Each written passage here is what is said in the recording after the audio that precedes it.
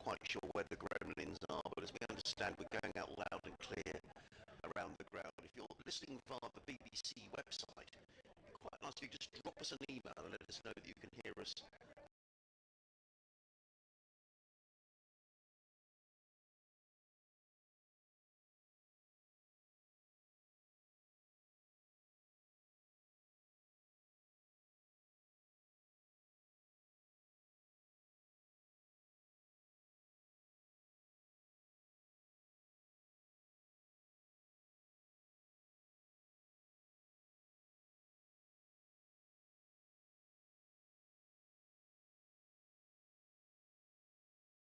A lovely morning. There was a little bit of a sort of sea fret, which reminded me of my upbringing on the east coast of Yorkshire. And when I walked in this morning, just across the sea, but it was a lovely sort of feeling behind it, all summery, and it is now pretty much blue sky. Bit of fret around still, but essentially we are set very fair. We are, and the players have made their way out into the middle. And Sussex in a very strong position here. Feels that way, doesn't it? John Simpson resuming on 180 not out. 385 not out against Leicestershire this season for John Simpson alone. Nathan McAndrew 51 not out. And that sort of partnership in the final session between those two players really did make it very much Sussex's day yesterday. They're resuming in a very, very strong position. There's a bit of a fret coming in now, actually. Yes, it's just blown in all of a sudden. Isn't it? It's just sort of. It will come and go. Yes, a little misty, but it's going to be very warm today, so I'm sure it's all going to.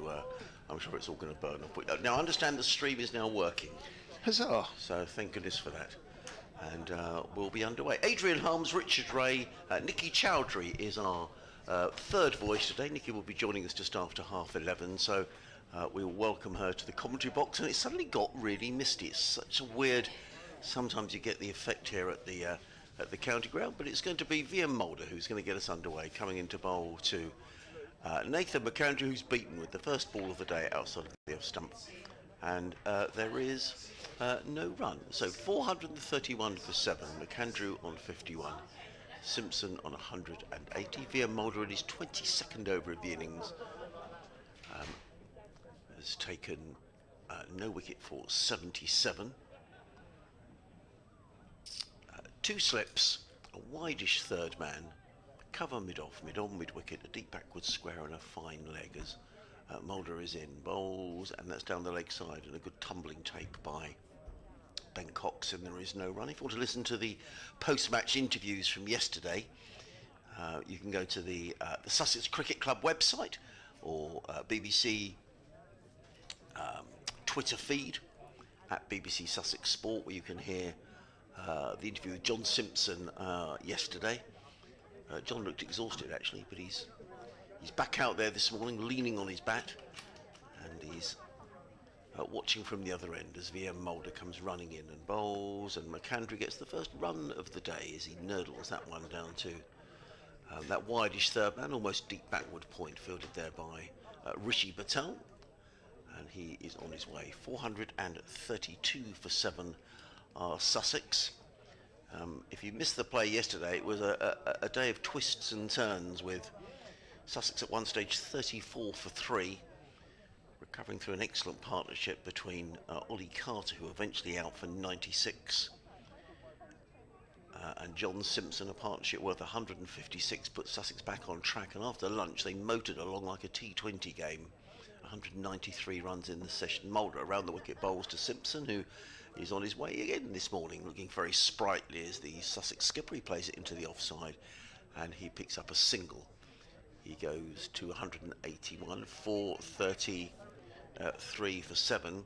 And there's just this mist just suddenly enveloping the ground. It's very much something that you get on the coast, often when there is warm weather around, and you get the sea fret, and it's almost like a mist is hanging over the ground at the minute. Just like home, just like the East Coast sometimes happens. In comes Mulder. in and bowls, and McAndrew is forward, plays that into the offside. He's kind of emerging from the mist, isn't he, is. from that top end? Well, the mist is getting worse, actually, and you can see the Leicestershire lads looking around saying, what on earth is going on? All these city boys, they don't know anything about these coastal towns. This is going to be mist to stop play, you know. No, it will blow over quickly. They won't put the lights on because we can't have lights here at home this season. It'll be fine. It'll be fine. I promise. It will burn off quickly, I'm sure. Mulder turns, comes running in towards us, bowls, and McAndrew lets that one go outside the off stump. There is no run. End of the opening over of the day.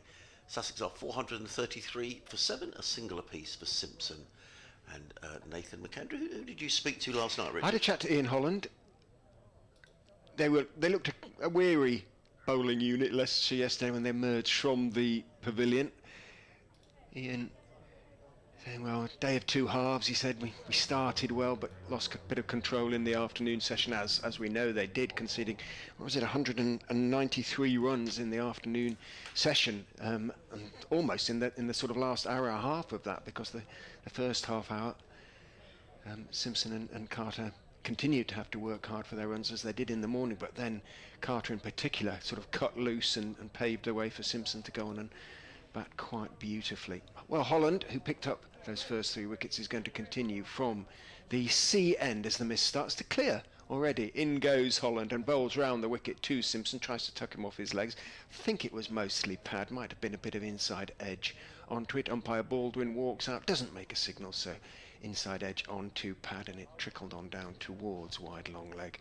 Simpson takes 1, moves on to 182. Some speculation, Adrian, will Sussex declare once they get the 450? I don't think so. No, I think they'll just bat and get. I just think they'll try and get 500 plus. Yes, I think they will.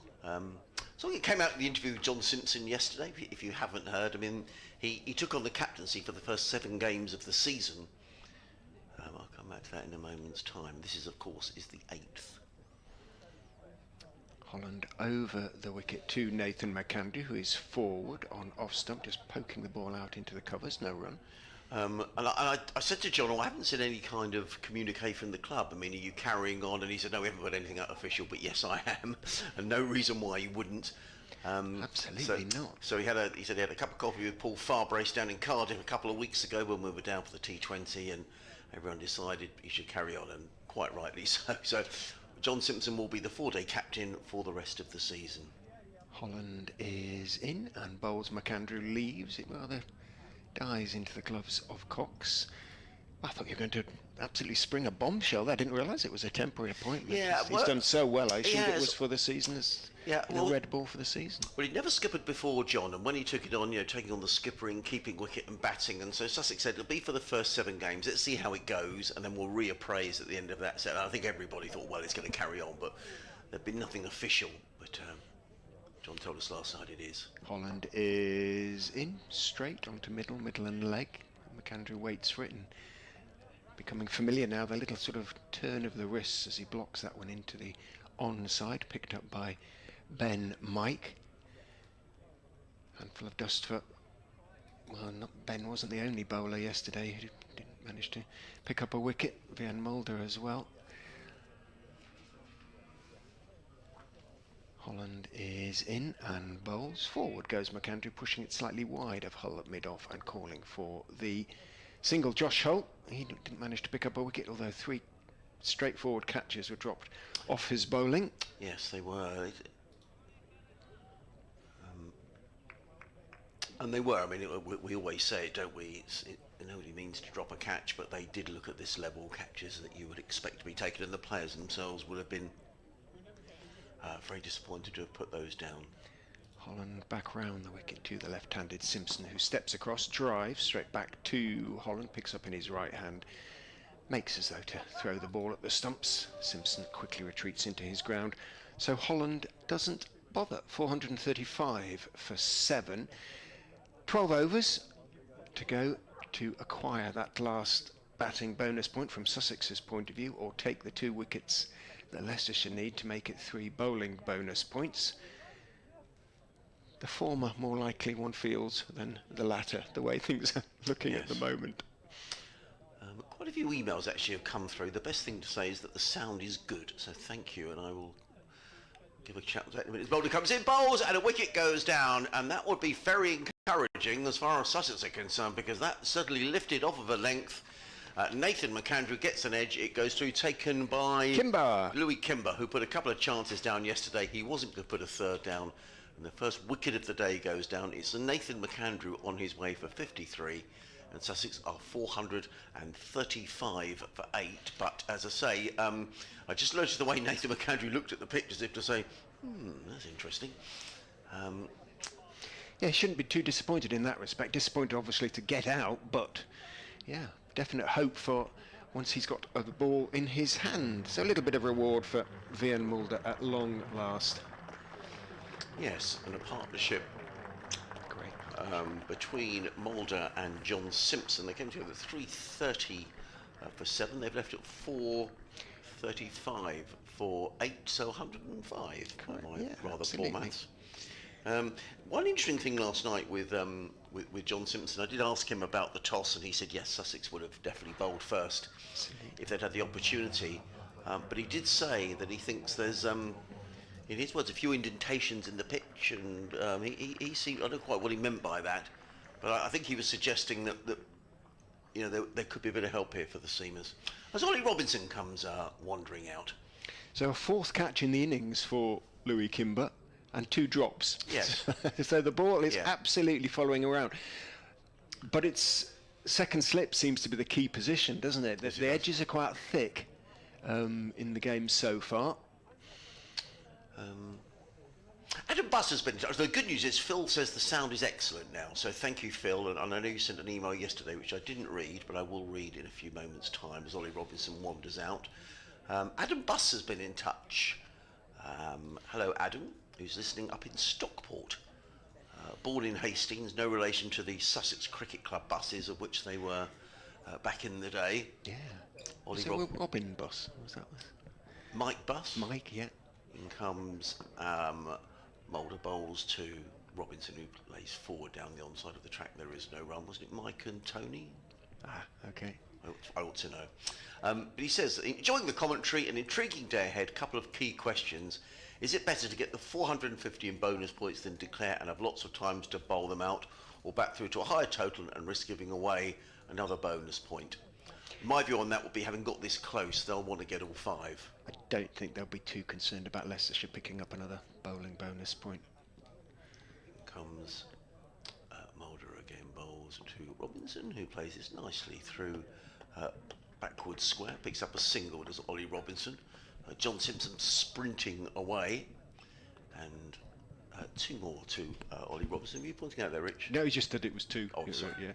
Robinson on his way, 4:37 for 8. I wasn't being rude. That's all right. Adam also says, also was really pleased to see Ollie Carter batting well, albeit with a few chances given. Do you think long term he could be an option for opening in county cricket, or is someone like Harrison Ward worth a chance with Dan Hughes isn't available? Just break off for a moment. As Mulder, the fret has completely gone now. Bowls to Robinson, who defends onto the onside, and there is no run.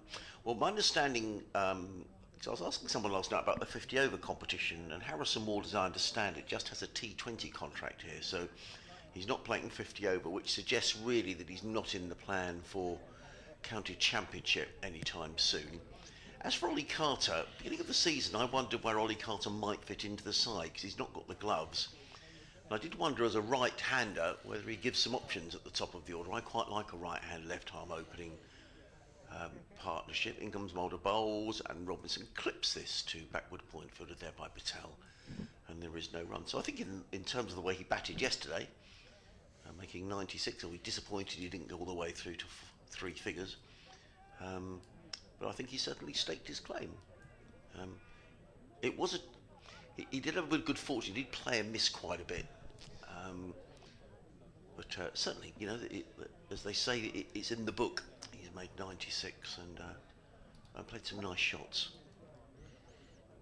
Comes Mulder bowls, and Robinson defends into the offside. There is no run. End of the over. A successful over for VM Mulder, picking up his first wicket. 23 overs, 1 maiden, 1 for 81. Sussex 437 for 8, so 13 runs shy of what will be a 5th batting bonus points. Gary Knight's been in touch. This was last night, so apologies, Gary. Another very good day for Sussex. I'm there tomorrow for hopefully see us add some more runs before our strong attack takes over. Looking ahead to next week, if Daniel Hughes is fit, leaves Paul Farbrace and co with an interesting selection decision, as it'd be very harsh to leave out Carter, says Gary Knight. Thank you, Gary, for getting in touch. Holland will continue from the sea end. Good morning to Matt, who's listening while driving his lorry. Come on, Sussex, he says. Round the wicket goes Ian Holland, bowls to John Simpson, who covers up solidly and off stump plays the ball out to mid-off, where Leicestershire's captain Lewis Hill is waiting. He'll be, I suspect, quietly pleased to hear that John Simpson would have batted, but I suspect would have bowled first as well. I think any county captain would have bowled first, but it doesn't look great when the opposition are 430 for 7 at the end of the day. In goes Holland, bowls, and this time coming up is Simpson, playing it back down the pitch to Holland on off stump. No real movement for Holland. This new ball is only sort of coming up to 20 overs old. That's a good point. Although it was changed after 14.4, wasn't it? So it's the sort of second new ball, if that makes any sort of sense.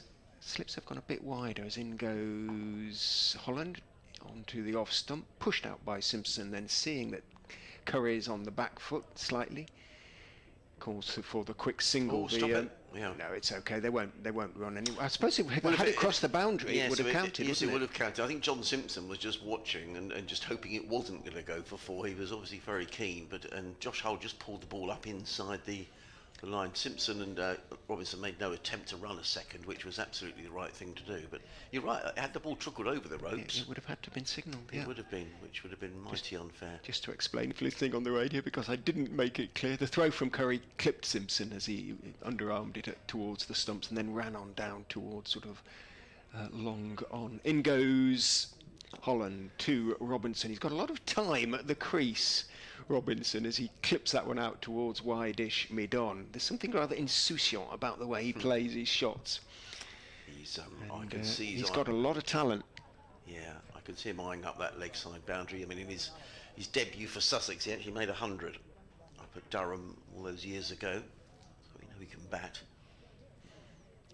Holland is in and bowls, and Adrian called it. He stepped across and clipped it out into the leg side. Didn't quite get it as well as he would have liked, and moving across to his right, Scott Curry made the stop in front of the electronic scoreboard, which is absolutely legible today. Yes.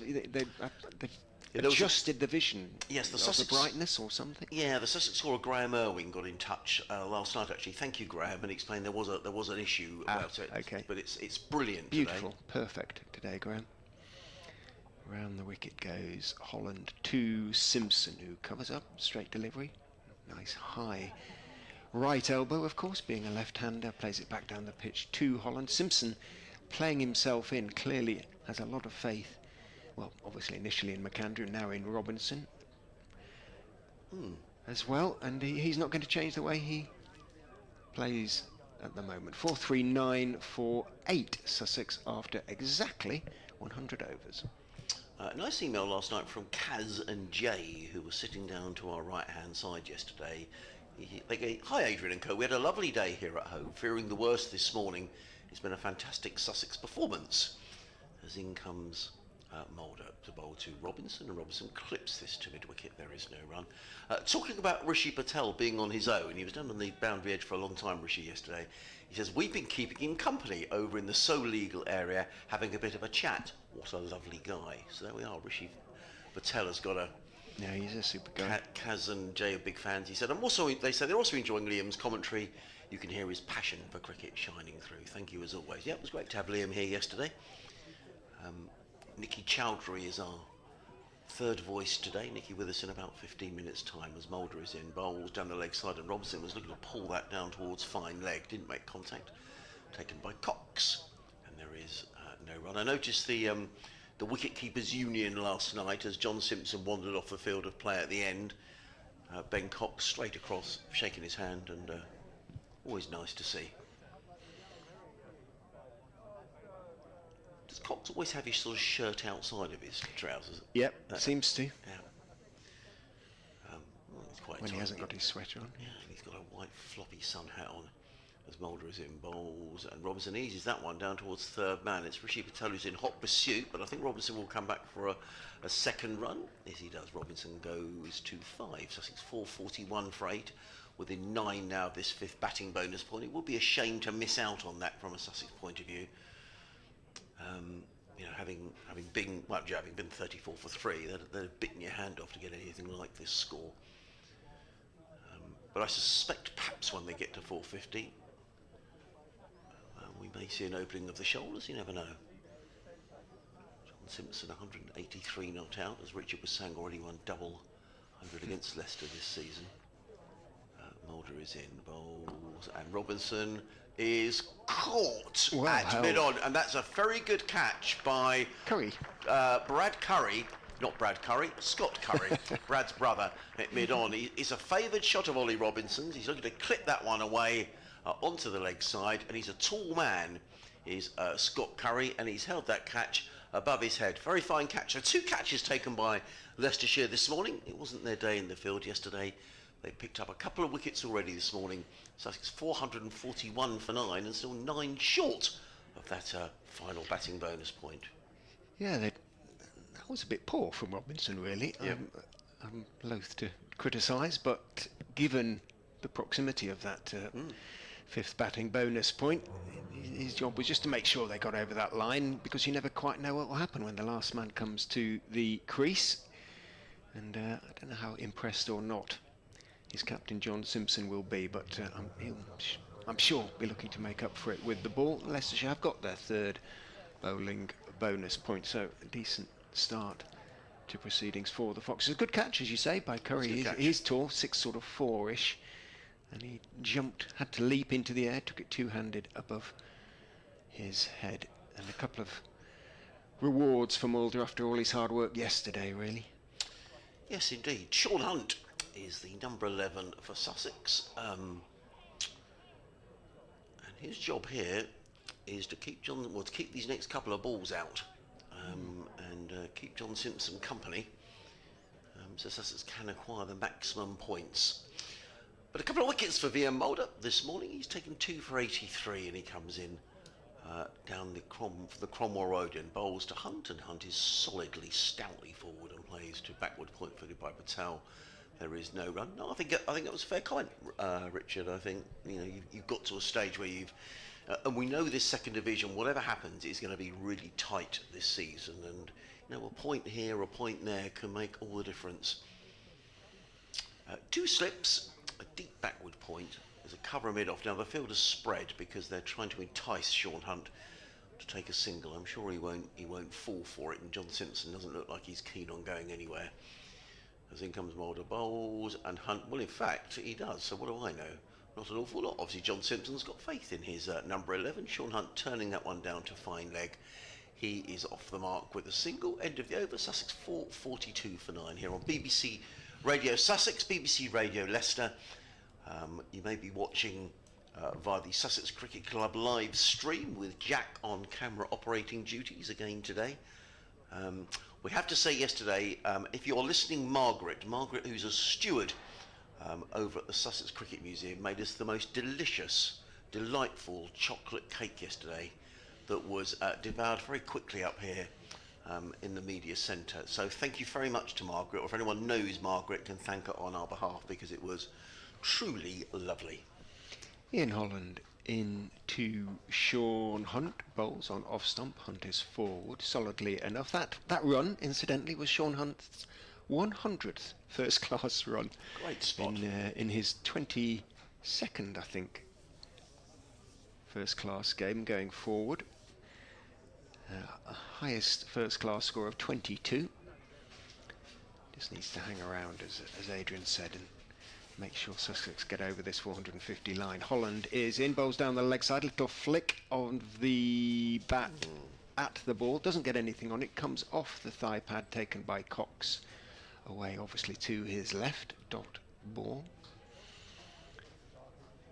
Holland's figures, 3 for 64.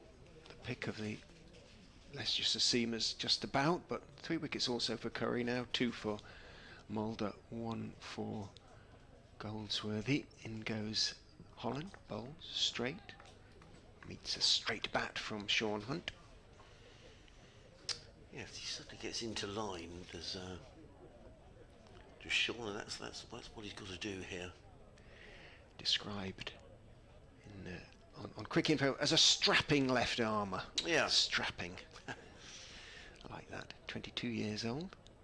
Came to the Surrey Academy. In goes Holland, bowls to the strapping Sean Hunt, who leans forward and turns the delivery out to mid-wicket, where Curry is the fielder. And somebody who works incredibly hard at his game. He's, by his own admission, Sean is no, just for the benefit of Leicestershire listeners, he did carry a bit of excess weight, Sean, and he's worked incredibly hard to get himself very fit.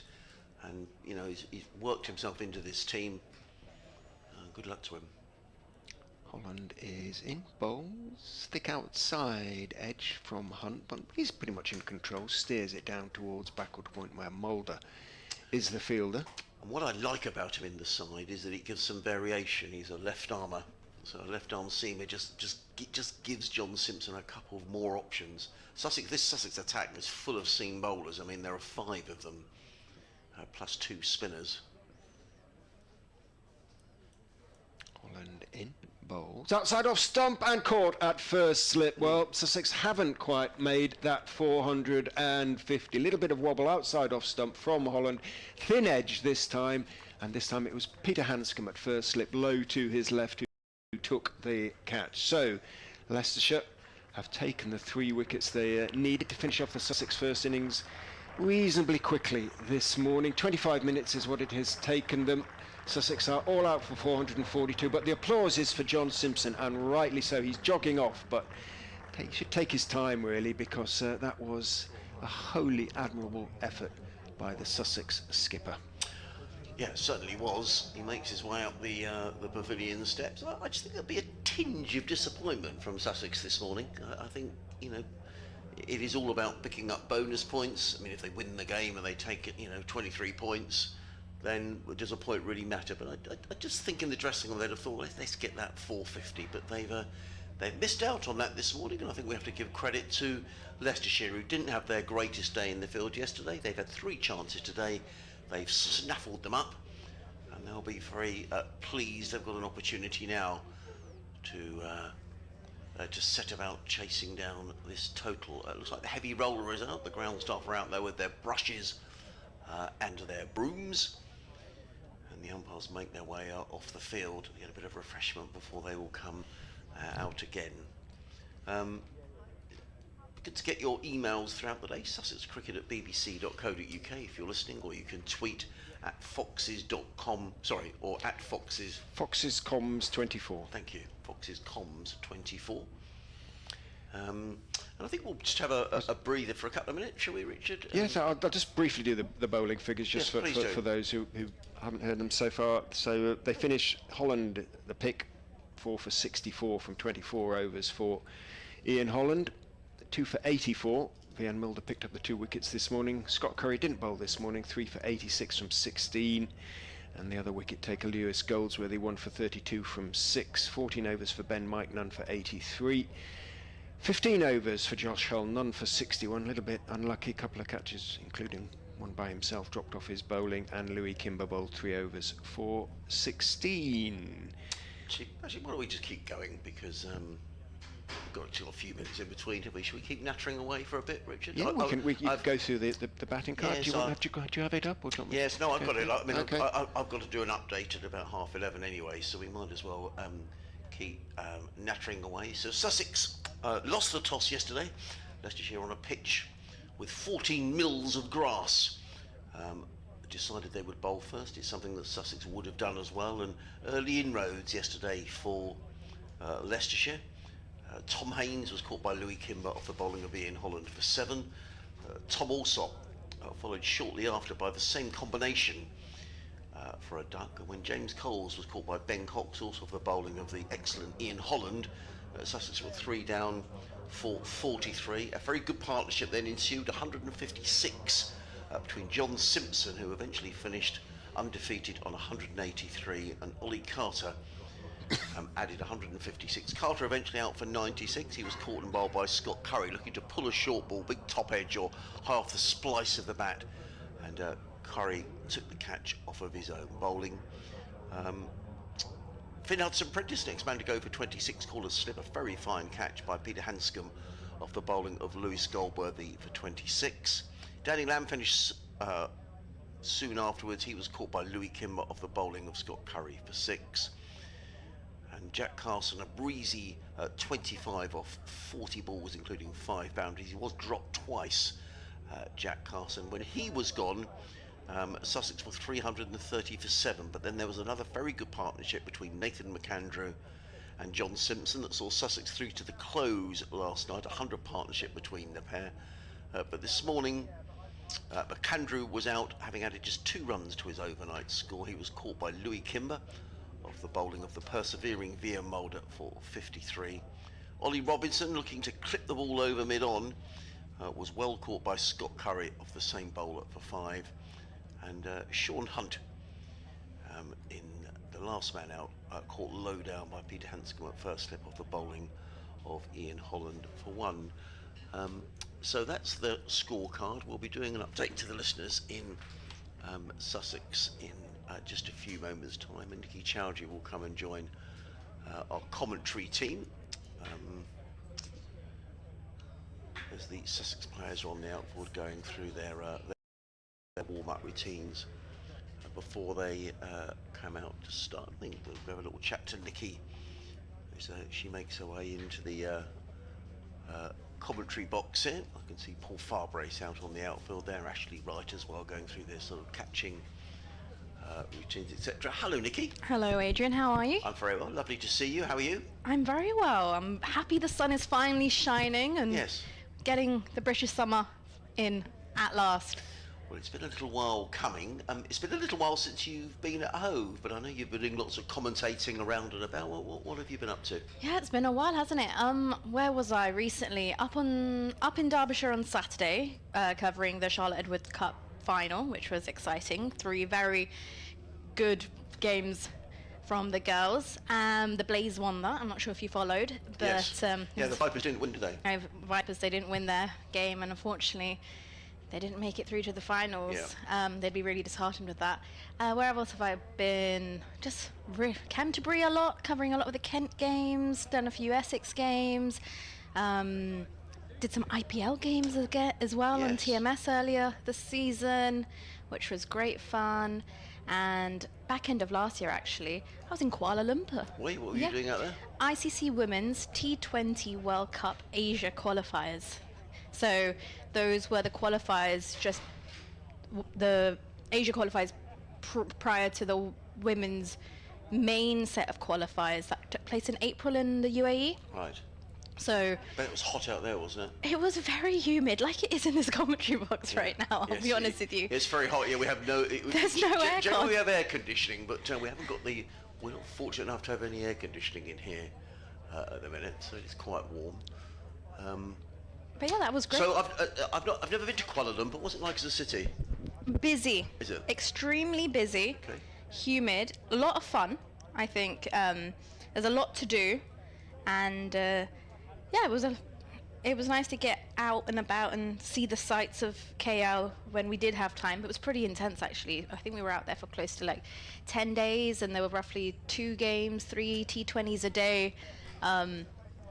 Yeah, lots of fun. Very busy, but I wish I could go again. Yeah, I bet you do. Let's talk about the Vipers up at Derby at the weekend, because we're very used to the Vipers winning, and whilst there will be disappointment that the Vipers didn't win, maybe it's, choose my words carefully, maybe it's good if things are spread around. It's a bit like Manchester City winning the Premier League, isn't it? It's other sides are winning, it perhaps shows the strength in the women's game. Yeah, definitely, and I think it's a huge credit to Blaze. They've played brilliantly throughout the entire tournament as well, so just the way they performed in the Charlotte Edwards Cup so far, it was really well deserved. I think it should have gone to them. They played some really good cricket.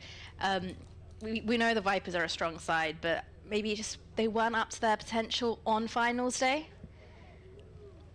They just had an off day. Just had an off day. Yeah, well, it happens. 160 was what they were chasing as well. So in the first game between Central Sparks and the Blaze, it was a target of 141, which the Blaze chased down rather comfortably, very disciplined with a couple overs to spare. And then in the second game when the Vipers took on the Southeast Stars, 160 is what the Stars posted. They had a great start. Sophia Dunkley was fantastic with the bat.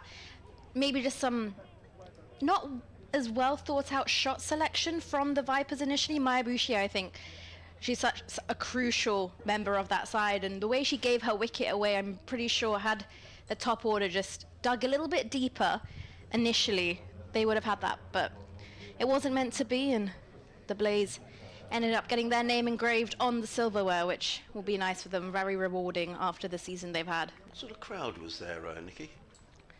Pretty similar to what we have now, I'd say. Okay. First game was a little quiet. It got a little busier, but Kevin James and I were discussing, obviously still not it wouldn't be at full capacity. And again, it was a Saturday where a lot of cricket fans would be playing cricket themselves as well. It was a sunny day, so other factors coming into it. But it was an all right crowd. It was. Good. Well, here at Hove, it was free entry yesterday, and there was a really good crowd here. Not such a big crowd today, although the corporate area is full away to our right-hand side. We've got an update to give to the listeners on BBC Radio Sussex in a few moments' time. But for the time being, it's the here and now, and we've got the sight of Ollie Robinson, who's going to be coming in from the Cromwell Road, and he's prowling around at the end of his mark, is Ollie Robinson. There are 4 slips in place. Tom Alsop at first, James Coles at second, Tom Haynes at third, Jack Carson at fourth. Finn Hudson-Prentice is at backward point, Danny Lamb at extra cover. Under the helmet at short leg in comes Robinson bowls. First ball of the innings to Rishi Patel, who plays that into the slip call and folded by Jack Carson. There is no run. Ollie Carter has got the dubious pleasure of being in at short leg. Nathan McAndrew way down the ground at mid-on, and Sean Hunt is down at fine leg with his hands on his hips. If you're just joining us, a very good morning. BBC Radio Sussex, BBC Radio Leicester, Adrian Harms, Nikki Chowdhury and Richard Ray, your commentary team. And it's going to be Robinson, who's on his way down the hill from the Cromwell Road end of the ground. He's in and bowls. Oh, that's a good delivery. That's a belter of a delivery from Ollie Robinson, and Patel was beaten outside the off stump. A bit of extra lift and movement from Ollie Robinson, and Rishi Patel is beaten by the second ball of the innings. Good delivery, Nikki. It was a great delivery. Just a bit of movement. I might have to stop you fanning yourself there because I can hear it on the microphone. Sorry about that. It's all right. Hopefully we'll get some air through the box as the day goes on. We've got the windows open at the back, so hopefully we'll cool down. There are now 5 slips in place. As in comes Robinson over the wicket, bowls. Oh, that's an absolute terrific delivery. Pitching around middle and leg, going over the top of off stump. And Patel's been beaten twice in 2 balls, and this is high-class bowling from Robinson. That's a beauty from Robinson. Gonna have to find ways of keeping ourselves cool here, Adrian. It's quite a warm day, especially when you're not used to it over the last few weeks, and then suddenly higher than normal temperatures. Gonna have to figure out how to keep ourselves cool in here. In comes Robinson, bowls, and he beats Patel for a 3rd time in the over. Now, for some reason, our line appears to have gone down, so let's see if we can re-sort that out for a moment.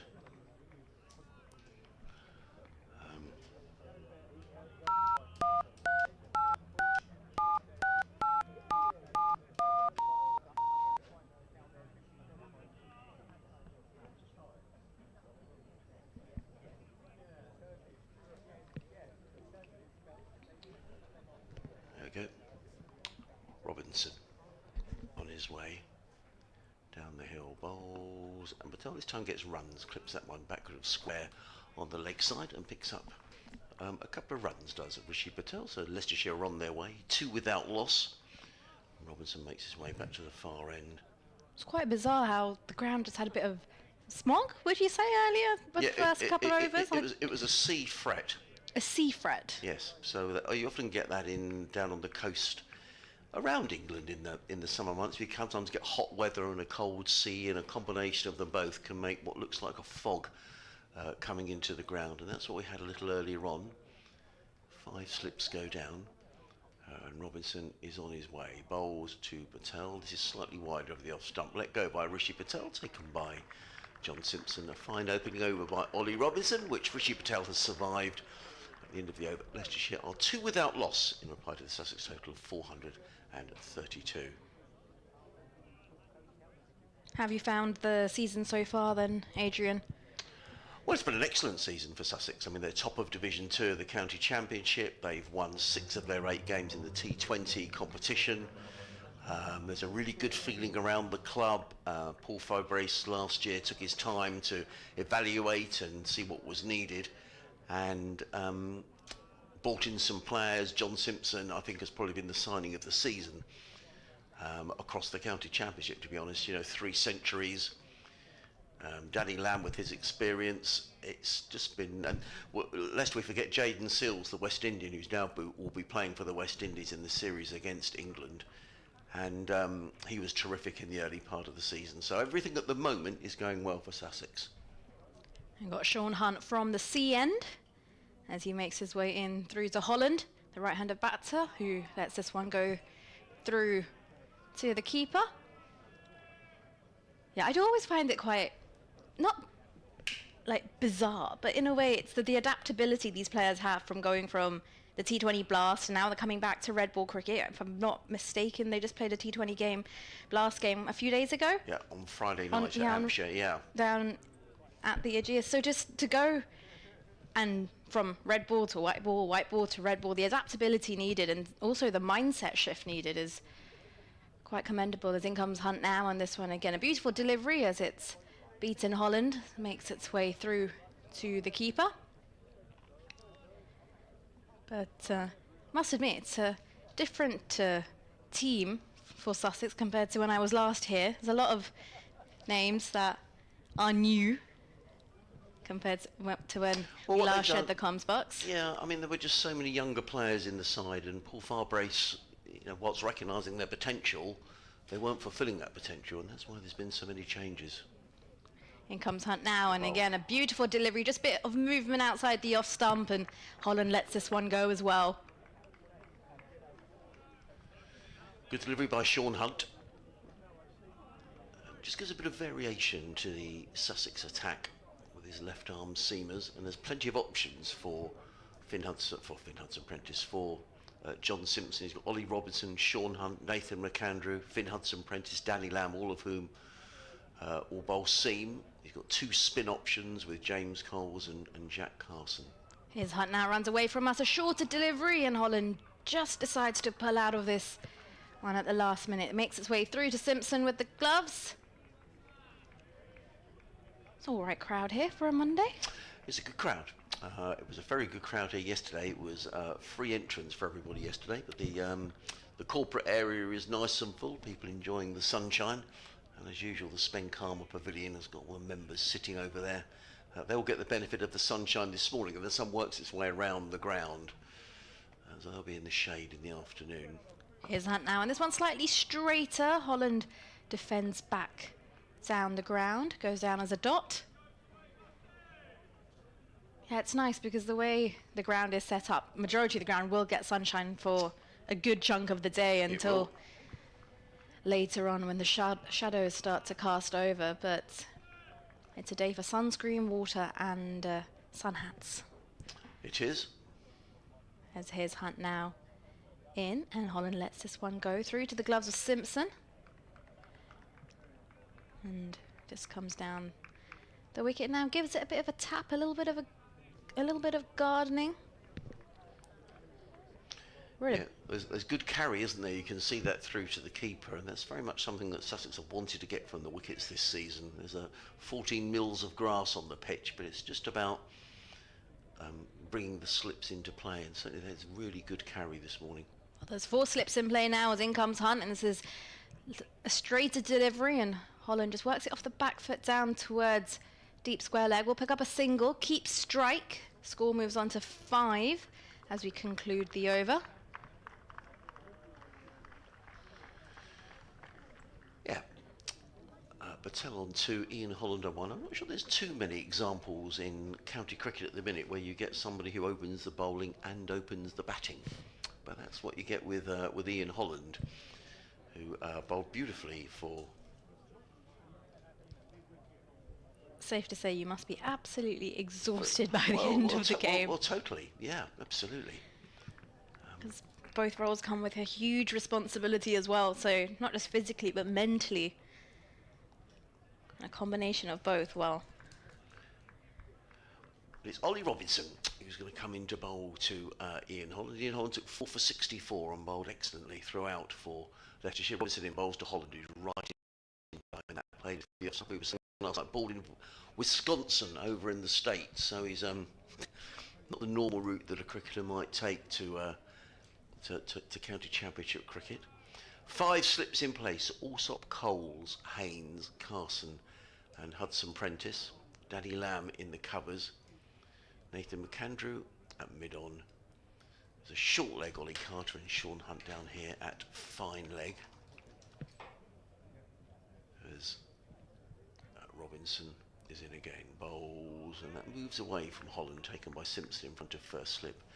And there is a no run. Sussex Cricket at bbc.co.uk if you'd like to get in touch. That's what Simon Goodman has done. He says, I'm watching and listening from the TGV between Annecy and Paris on our way back from a week's holiday in the French Alps. How lovely.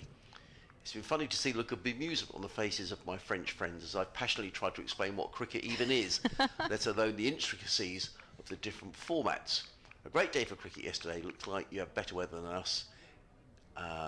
If I didn't have to work tomorrow, I'd certainly be coming along. Robinson in bowls to Holland, he nicks it behind, and Ollie Robinson is straight in the wickets. Second over, Holland nicks behind, Simpson takes a routine catch, and Leicestershire are 5 without loss, 5 for 1, and Robinson already in amongst this Leicestershire batting order. There was a great delivery there from Robinson, and I just want to say maybe a bit of lack of foot movement from Holland there as well. He seemed a little bit stuck, as if you just watch it back on the replay, he tries to make up for it after the ball's gone past him, but he's played it outside his reach, and well, Robinson strikes. Leicestershire, they lose their first wicket, 5 for 1 now.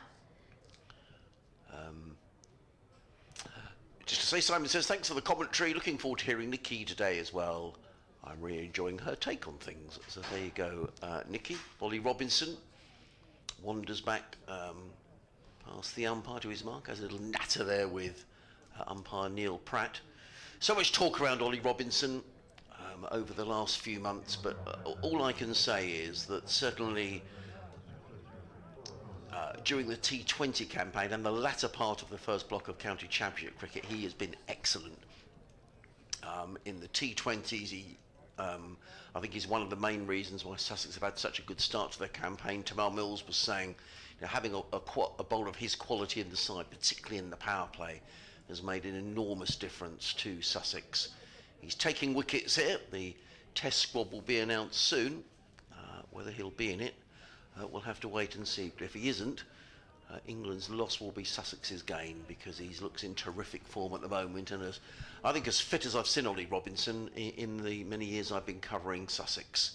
So 5 slips go down. The new man who's coming in is Lewis Hill, and Ian Holland, the man back in the pavilion with just 1 to his name. Hill waits, the Leicestershire skipper, and Robinson is on his way from the Cromwell Road end over the wicket and bowls down the next side. Is that another wicket? No, it isn't. They thought it was a wicket, or perhaps trying to convince umpire Pratt it was a wicket, taken down the leg side. I think Martin Mahoney's been in touch. Sorry, Nicky. He says, hi all, with regards to your interview with Paul Farbrace the other day, it was refreshing to hear him say that he hoped Ollie wasn't picked for the upcoming test squad. Yeah, I think that was slightly tongue-in-cheek, Martin. But, well, you know, there's a lot of young bowlers, aren't they, snapping at Ollie Robinson's heels, but all the time he's taking wickets, and in this sort of form, I would have thought it's quite difficult to leave him out.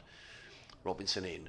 bowls down the leg side. We're disappointed with that, taken by Simpson, and there is no run. Sorry, Nikki, you were going to say something. No, I was just going to say with that delivery just after the wicket, it seemed to have caught something, but I think it was maybe the thigh pad as opposed to a little bit of wood.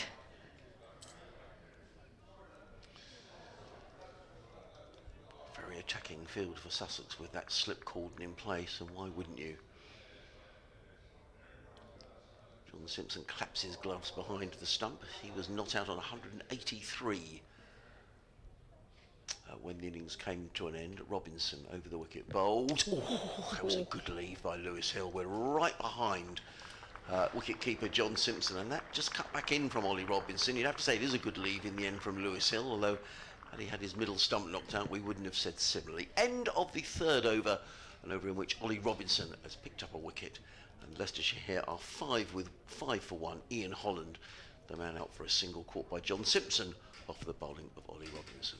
I was just about to say, had that leave not gone to plan, we wouldn't be saying it was a well-judged leave. It was rather too close for comfort, but in the end, worked out in Hill's favour. You follow the women's game closely, Nikki. What's been the reaction around to Sussex missing out on one of the women's teams? We'll be here all day, Adrian, if we start on that. As in comes Hunt now, and this time Patel's forward and drives through. This beats point, and it's going to go all the way down towards the boundary, and that is a boundary for Leicestershire. They move on to 9 for 1. I think there's definitely a bit of frustration, not just with Sussex, but there's been quite a few counties who obviously put their bids in, hoping that they'd be able to get a tier 1 county, and there's been some changes at the top level with who was going to proceed. I'm not sure if you are aware, but so the ECB always said that there would be 8 tier 1 teams now initially, and then after 2 years they'll introduce 2 more. As here's Hunt now from the C end, and this time a straighter line, and Patel defends as it's fielded at gully, and I believe it was Yorkshire and Glamorgan. Yes, Yorkshire and Glamorgan were meant to be added after 2 years, and then we've recently heard that they've decided that they will add Yorkshire after the first year of the new system being put in place.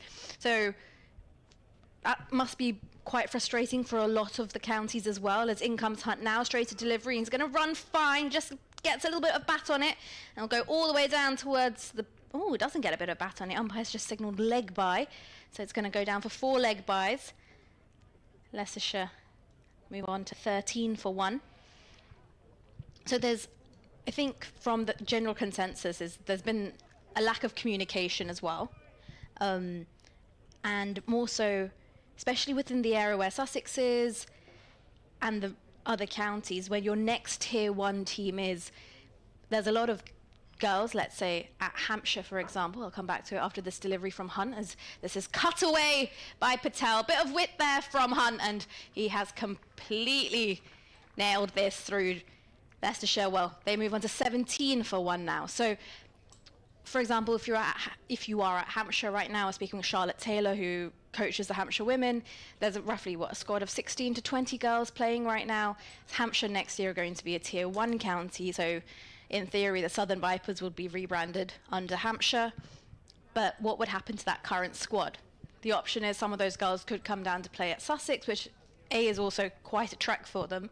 Secondly, Sussex also already have a squad in place, so that makes one area congested as well. So here comes Hunt now, and straight delivery, and Patel's back and across, defends into the offside. Was there, because we spoke to Georgia Adams, who was saying that, you know, Sussex supported women's cricket when not a lot of other counties wanted to, and it doesn't really feel as if the Sussex loyalty, and Georgia made that point in her interview, has really been rewarded. No, for sure, and also just looking at the amount of England players Sussex have produced. Totally, yeah.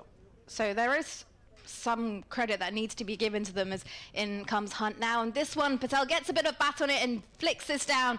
It's going to run fine, and expensive over this, because there was a no ball previously. He says 8, 12.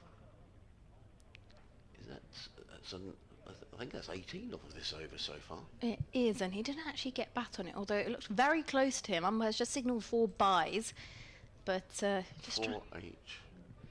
struggling to find his line here, Hunt, a little bit. I think that no ball might have just caused him to drift a bit. Leicestershire 23 for 1 as in comes Hunt now, runs away from us. And this is a better line. He just gets the outer edge of Patel, and this one runs down towards the boundary again. Talking about an expensive over, that adds another boundary to the total. 27 for 1 as we conclude the over.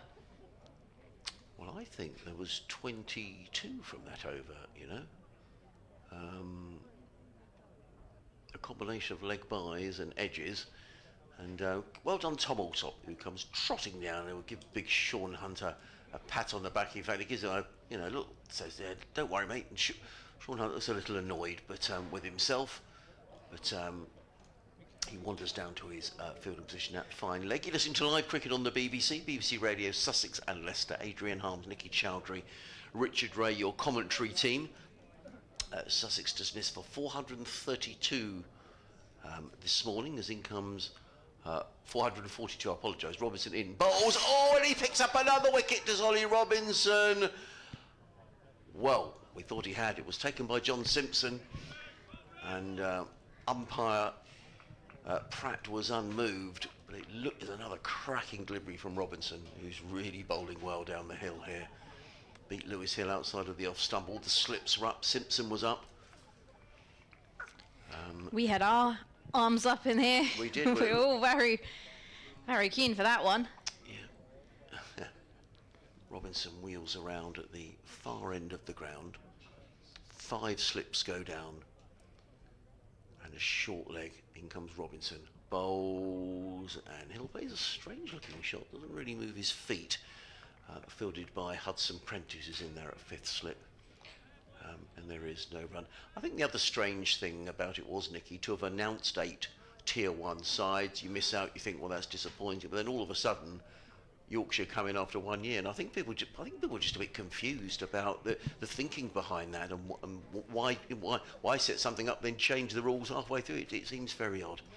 Yeah, exactly. Completely agree with you there. And also from a Tier 2 perspective, I'll get back to it after this delivery from Robinson. Robinson in bowls, forward comes Hill and picks up his first run, nudges that wide of Hudson Prentice at 4th slip, and Leicestershire to 28 for 1. I think if you were to pre-decide which 2 teams are going to make their way into Tier 1 after the initial 2 years, I think that's a bit unfair, because they've mentioned that Yorkshire and Glamorgan would get that extra funding so they can be at that level ready to go when they enter Tier 1. But if they're playing Tier 2 initially, surely that's not fair when they're competing against the other Tier 2 teams, because they won't have the same levels of resource, funding, and that makes a huge difference to the time, the effort, and the amount of hours players can also put in. Robinson in bowls. I didn't miss the off stump by very much. It was a good leave by Rishi Patel, who's 14 not out, 28 for 1. What you can hear is Nicky Chowdhury here on BBC Radio Sussex and Leicester on a glorious morning here at Hove. There's a bit of cotton wool cloud drifting in over the downs, but the forecast for today is very good, and indeed tomorrow, I think, becoming increasingly humid as the week goes on. But after the weather we've had certainly during the early part of June, it's just great to see some sunshine as Robinson makes his way down the hill. Bowls, and good judgment on this occasion by Patel, who watches that ball just sail past the outside edge, and there is no run taken by John Simpson. Just a shout out for the Cricket Museum if you're listening on the headsets around the ground, or you haven't been to Hove before and you want to get out the sunshine at lunchtime. Please go and have a little wander around the Sussex Cricket Museum. All sorts of memorabilia in there. It's a really good way to lose yourself for half an hour. And there's also a book sale today, so make sure you get over there and have a look at the cricket books that are up for grabs as well. In comes Robinson, bowls, and well, Patel takes that on. It was short outside the off stump and clubbed away by Rishi Patel, who's in very good form, having made 100 in the tied T20 game against Northamptonshire on Friday at the end of the 5th over. Leicestershire are 32 for 1. I'll do one more over with Nikki, and then I'll hand the reins over to, Richard's got his update to do at 12, then Richard Ray will be back with us. Okay. So yeah, I think overall there's a lot of questions being asked, and there's a lack of information that we have so far. From that point of view, it can be a bit frustrating. And if you are Sussex, you've obviously produced so many players through the system, gone on to play for England as well. And of course, look at the facilities you have. If Sussex did get a tier 1, the girls would be able to be playing here. They've got the facilities in place, as opposed to maybe some of the other tiers that have been announced, thinking they're still having to figure out their logistics. As here's Hunt now, and this time this is left alone by Hill outside the off stump into the gloves of Simpson. I had a nice email in from Selina Robinson, who says, "Dear Adrian, the whole Robinson family are glued to the cricket and enjoying the commentary." Thank you, Selina. Please can you give a huge shout out to Ollie's grandmother, Lee. She is very kindly putting up with us, myself and Paul, while we visit for a few weeks. She's avidly watching the cricket and hoping for plenty more wickets for Sussex. Thank you, says Selina. Hunt into Hill, and this one's just defended into the leg side. They look to take the single, but quick fielding at mid-wicket will restrict that. Leicestershire 32 for 1. So, Ollie's grandmother, Lee. Welcome to our commentary here on BBC Radio Sussex, BBC Radio Leicester. You're probably watching via the Sussex Cricket Club live stream with Jack on camera operating duties in the room next door to us. Hunt runs away from us now, and this is a fuller delivery. This is driven beautifully by Hill off the front foot. It's going to make its way all the way down to the deep cover boundary. It's an elegant stroke there from Hill. Slightly overpitched from Hunt. Leicestershire 36 for 1. Good shot, wasn't it? Hasn't quite got his line of length right here, Sean Hunt, but I think John Simpson will certainly give him 2 or 3 overs just to get into the groove. Of course, there hasn't been any championship cricket for the last few weeks, and Sean Hunt doesn't figure in the T20, so just perhaps getting his range. Sean Hunt in his 3rd over.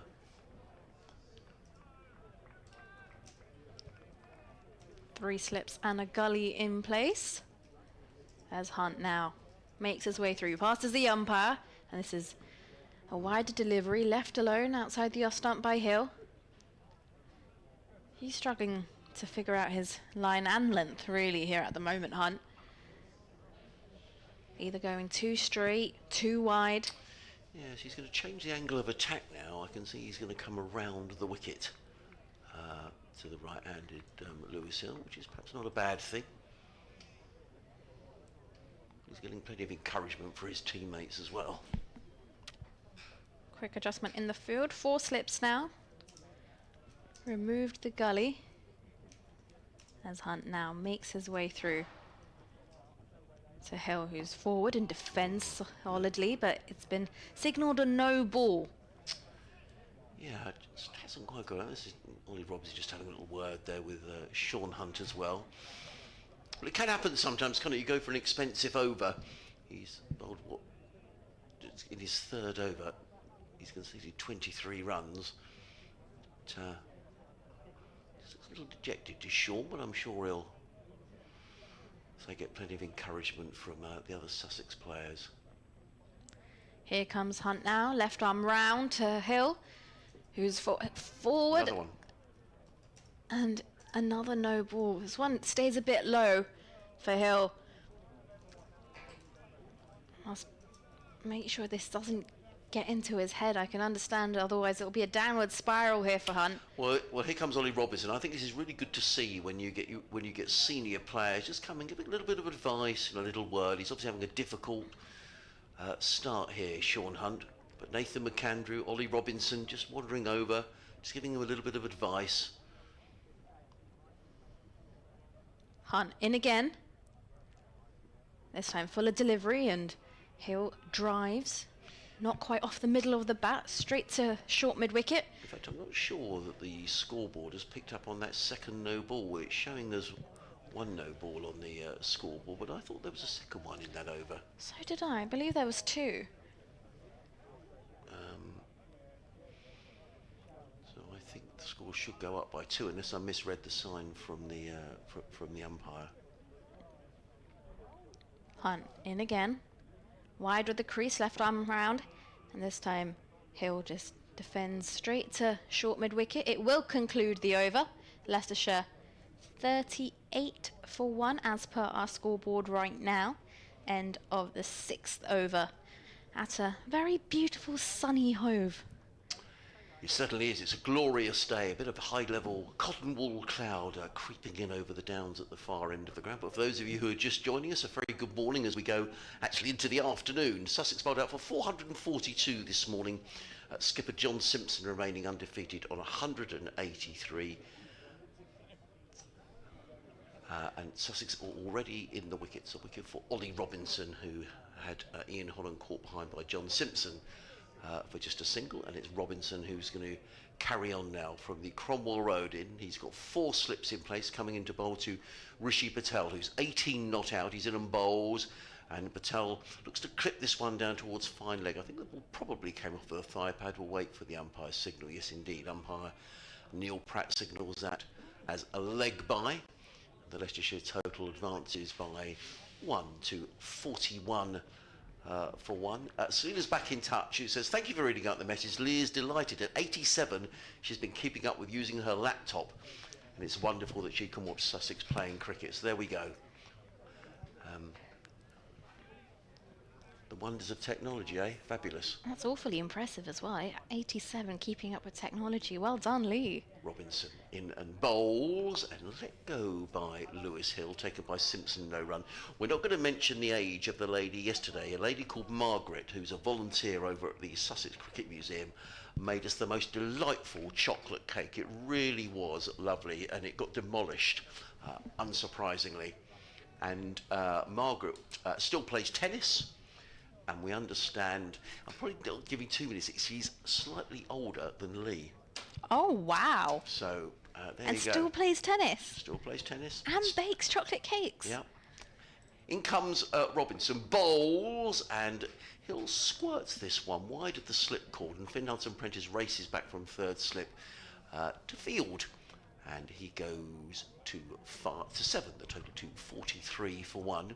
Yeah, and still volunteers at the Sussex Cricket Museum, so there we are. Well, that's brilliant. She's a busy lady. Well, Margaret, all I can say, if you're listening, is where's the cake today? Well, there we are. I think I think we might have. It was brought round by Keith Ridge, who's the curator at the museum. He said, "Can I meet you outside the back of the media centre?" And I thought, "Oh dear, what have I done something wrong?" And he was there with a lovely cake, so it made my day. 43 for 1 are Leicestershire. We're only in the 7th over of their reply. Having bowled out Sussex this morning for 442. Robinson down the hill, in and bowls. Oh, and that squirted away through the slip cord, and it was a little short, I think, of Finn Hudson-Prentice in there at 5th slip. We'll just have to wait and see the replay of that. My feeling was that it probably just dropped short of Finn Hudson-Prentice, but nonetheless it was a full shot by Hill. Yes, it did look a little bit short from where we are, but clearly it was struck firmly enough because he's still looking at his hands. Must have stung. Robinson is asking questions here. 1 for 11, 2 more balls remaining in his 4th over. Over the wicket, bowls, and forward comes Hill to a ball that would have knocked out his off stump had he not played it. And there is a no run. I'll make way at the end of the over. I'm sure people have had enough of me for this morning. And Richard will come back in and join Nikki Chowdhury. I wouldn't say that, Adrian. Everyone loves you. Do they? I hope so. I doubt it. Robinson wanders away to the far end of the ground. Wheels around and is on his way down the hill, coming in past umpire Neil Pratt. He's in and bowls, and he struck on the pad. That looks very out, and he is given out. And Lewis Hill is on his way, and Ollie Robinson picks up his 2nd wicket of the innings. Looked like it may have kept a little low, but Robinson is such a handful here, coming in from the Cromwell Road end. And Leicestershire are 45 for 2, and Lewis Hill, the skipper, is on his way for 9. He doesn't look very happy about it, Lewis Hill, but then I guess as a batter, you seldom are. But from where we're sitting, that looked like a pretty... and Hill is on his way. I think Rich doesn't think it was out, but the finger has gone up, and the second wicket goes down. That is the end of Ollie Robinson's fourth over. 4 overs, 1 maiden, 2 for 11. And I'm going to make way and leave you with Nikki and with Richard. Thank you very much, Adrian. We'll hear from you again very shortly, but by the reaction of Rich just next to me, who had a look at that dismissal on the replay, he doesn't seem like one happy bunny, and we'll get more from him and his thoughts on that in just a moment as he settles himself in. Leicestershire 2 down now, 45 for 2. Sussex are into the wickets early here on day 2 of this clash. Crowd's building nicely, the sun is shining. What more could you want? Looked a bit leg side. He whispers, but anyway. Afternoon, Rich. Good afternoon. What an afternoon it is. I'm going to have a change in bowling by the looks of it as well from the C end. He just didn't quite find a consistent line or length, really. Never really settled, did he, John Hunt, really? Sort of going round or over and overstepping a few times. Hopefully he'll come back for a better second spell. Sometimes it's the way of things. Fluffy cloud Adrian was talking about is sort of disappearing over the downs now, and there's barely a cloud in the sky. Glorious. Down here, it always seems to be when we come here. I love coming here. It's a nice ground to come down and work from. It's very picturesque, it's almost painting-like at the moment from where we're stood. Change of bowling from the C end. McAndrew into the attack.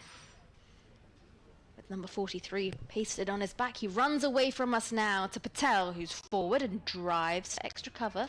Not with too much force, and it's fielded by Robinson. Leicestershire really shaken up the batting order. Lewis Goldsworthy has come in at 4.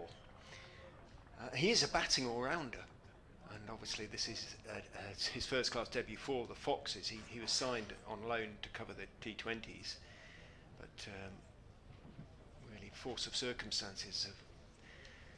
Leicestershire have extended that loan to cover these 2 championship games in the middle of it. Here comes McAndrew to Patel. 4 slips in place now, and Patel's leaves it one alone, and he's been bowled! He's been bowled. He's gone to leave this delivery, and his legs off stump has been taken out the ground. That is not the wisest of leaves, is it, Rich? Was it really? No, you can't argue that that was not a good leave, but yeah, that's a huge blow because Rishi Patel has been the sort of form batsman for the Foxes. He's got into big double figures in every innings he's played, triple figures in some of them. He was looking in fairly good order, but a complete misjudgment on his part. Well bowled. Nathan McAndrew, what a change in bowling, and suddenly the Foxes very much on the back foot. That was a great piece of bowling there, and Rishi Patel will have to go for 18. Leicestershire 3 down now, not the ideal start to this innings. A bit of misjudgment there from Patel. I think it was just the angle that McAndrew comes in and approaches the crease at. It's just a bit deceiving. So initially, on the first look of it, it looks like he'll be able to let it go through, but just with that angle, it wasn't to be. Bit of a brainstorm on the part of Rishi. So, can Leicestershire do what Sussex did yesterday? Sussex were in trouble at 34 for 3. Foxes likewise in trouble at 45 for 3.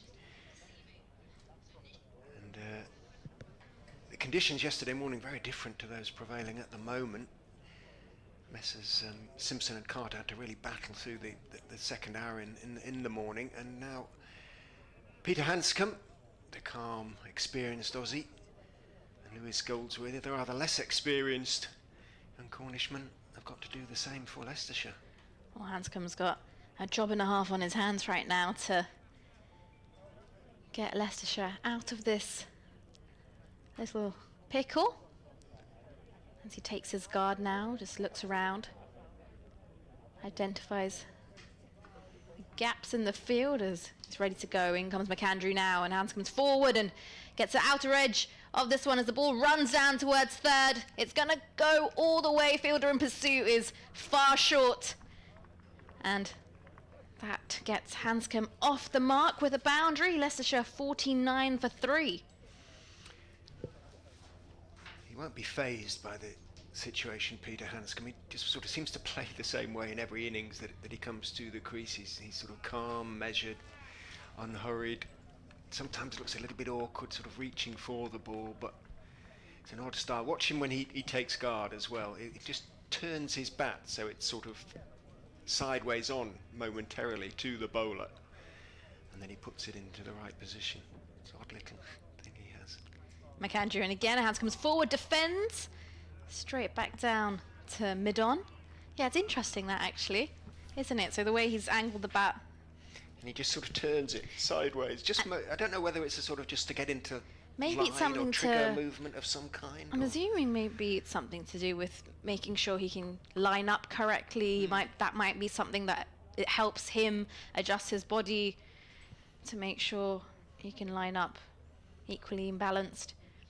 And he's moved his bat now, adjusted it. He's back into a more orthodox stance as in comes McAndrew for delivery, and this one beats Hanscom as it goes into the gloves of Simpson. It's a lovely delivery from McAndrew, slightly fuller.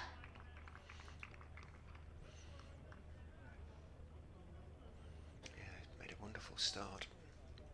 Rich, I'm not sure if you heard a bit of Adrian and I having a chat earlier about the tier system coming into the women's domestic structure. Am I right in thinking that Leicestershire did put a bid in? They did, but I think, I don't like to be cynical, but everybody sort of knew it would be the test match grounds would get them. Everybody knew it.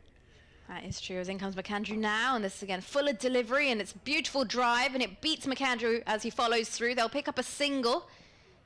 Oh, conclude the over as well. 8 overs gone, Leicestershire 50 for 3. Some nice looking shot there from Hanscom.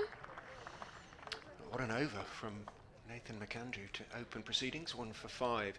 Yeah, Leicestershire did their best, and there was a sort of hope that the likes of Leicestershire or Sussex would get a side, and it would be great for the development of the cricket in the area, but everybody sort of feared that it would inevitably go to the test match grounds, and of course it has. And you might say as well, given where Leicester is based, not too far from Nottingham, so yeah, could they justify it? But again, trying to build the base for women's cricket and the trajectory the sport is growing on a whole.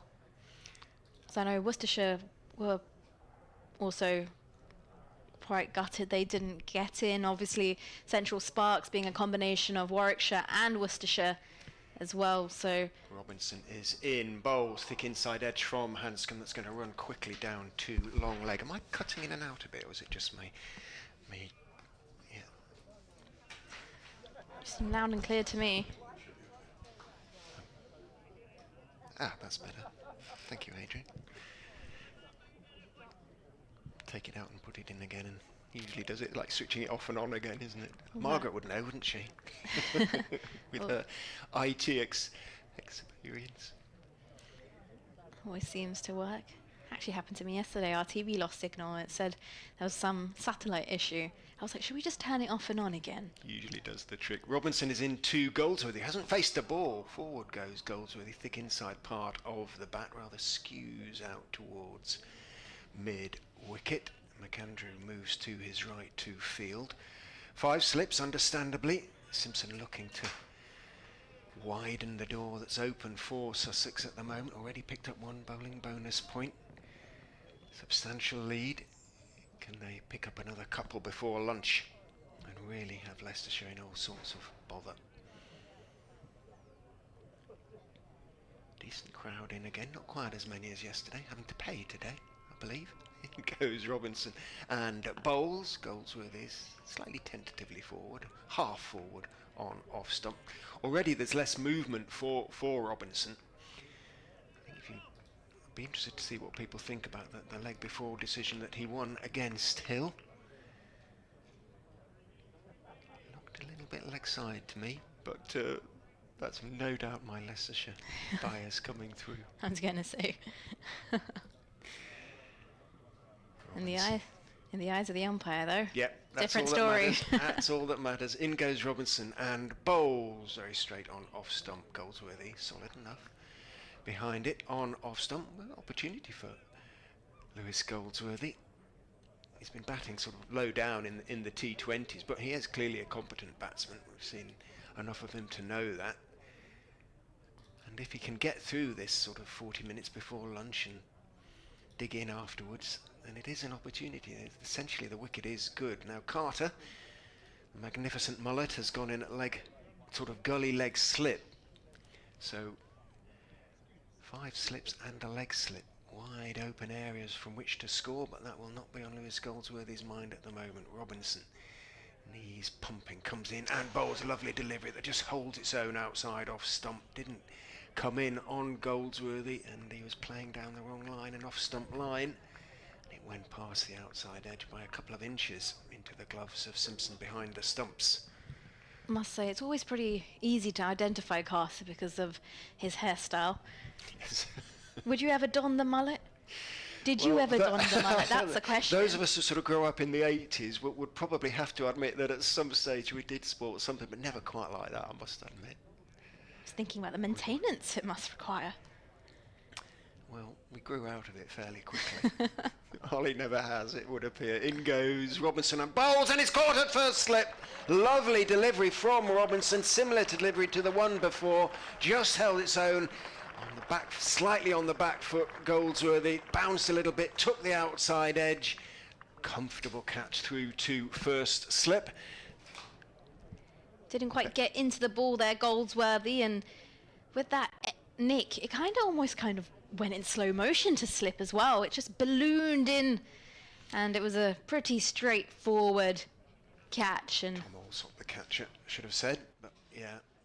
Leicestershire put a couple down like that seemed to take a long time to get to them, but Alsop made no mistake, and Sussex are all over Leicestershire at the moment. The Goldsworthy experiment, if that's what you can call it, has not worked. 5 balls faced, he's gone caught at first slip without scoring, and the Foxes in strife, 51 for 4.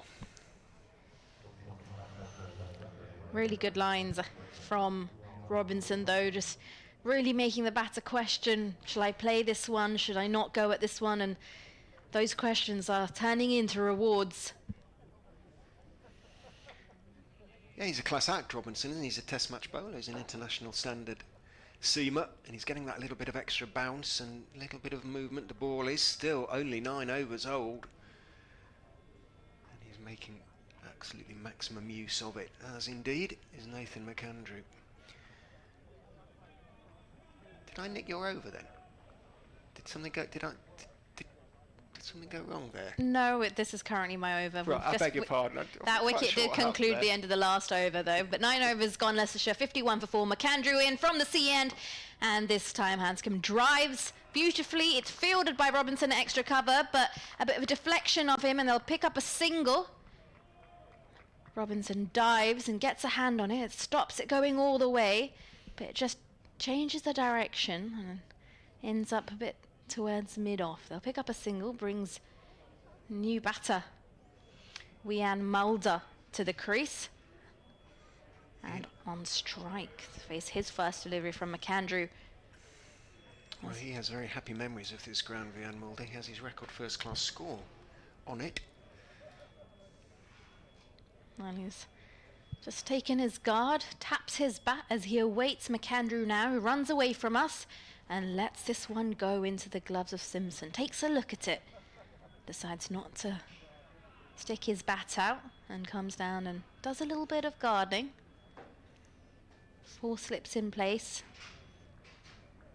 A point, extra cover, no mid-off, wideish mid-on, short mid-wicket, slightly squarer in between the more orthodox mid-wicket position and square leg. So bang in the middle. And we've got a long leg in place too, as in comes McAndrew now, passes the umpire, and this one's left alone by Mulder. 235 not out he made 2 years ago in a massive partnership with Colin Ackerman. A record partnership, I think, for the county championship. 5th wicket. I think it was the 5th wicket. I'll check that. Ackerman made a 300. Got a brilliant memory, Richard. Didn't happen. It doesn't happen very often for Leicestershire partnerships One like of the that, rare so they tend to occasions. stay in the memory. Yes. Here comes McAndrew. 43 pasted on his back is in, and this time Mulder is forward, defends with a full face of the bat into the offside. Will be a dot. Claps all round from the slip cordon. Struggling to get my words out. It was a really long day on Saturday, covering those 3 T20s. And then on Sunday I had a morning radio show, and just trying to get my words out since muddling things up. We'll go again. McAndrew in from the C end. And this bit of width, and this is punched through the offside. This is a beautiful looking shot from Mulder. He's got everything on it, slightly over pitch from McAndrew, and he will get punished for this one. Leicestershire move on to 56 for 4. Mulder gets himself off the mark with a boundary. So what's the follow-on target? 293? 293. Feels a long way off at the moment.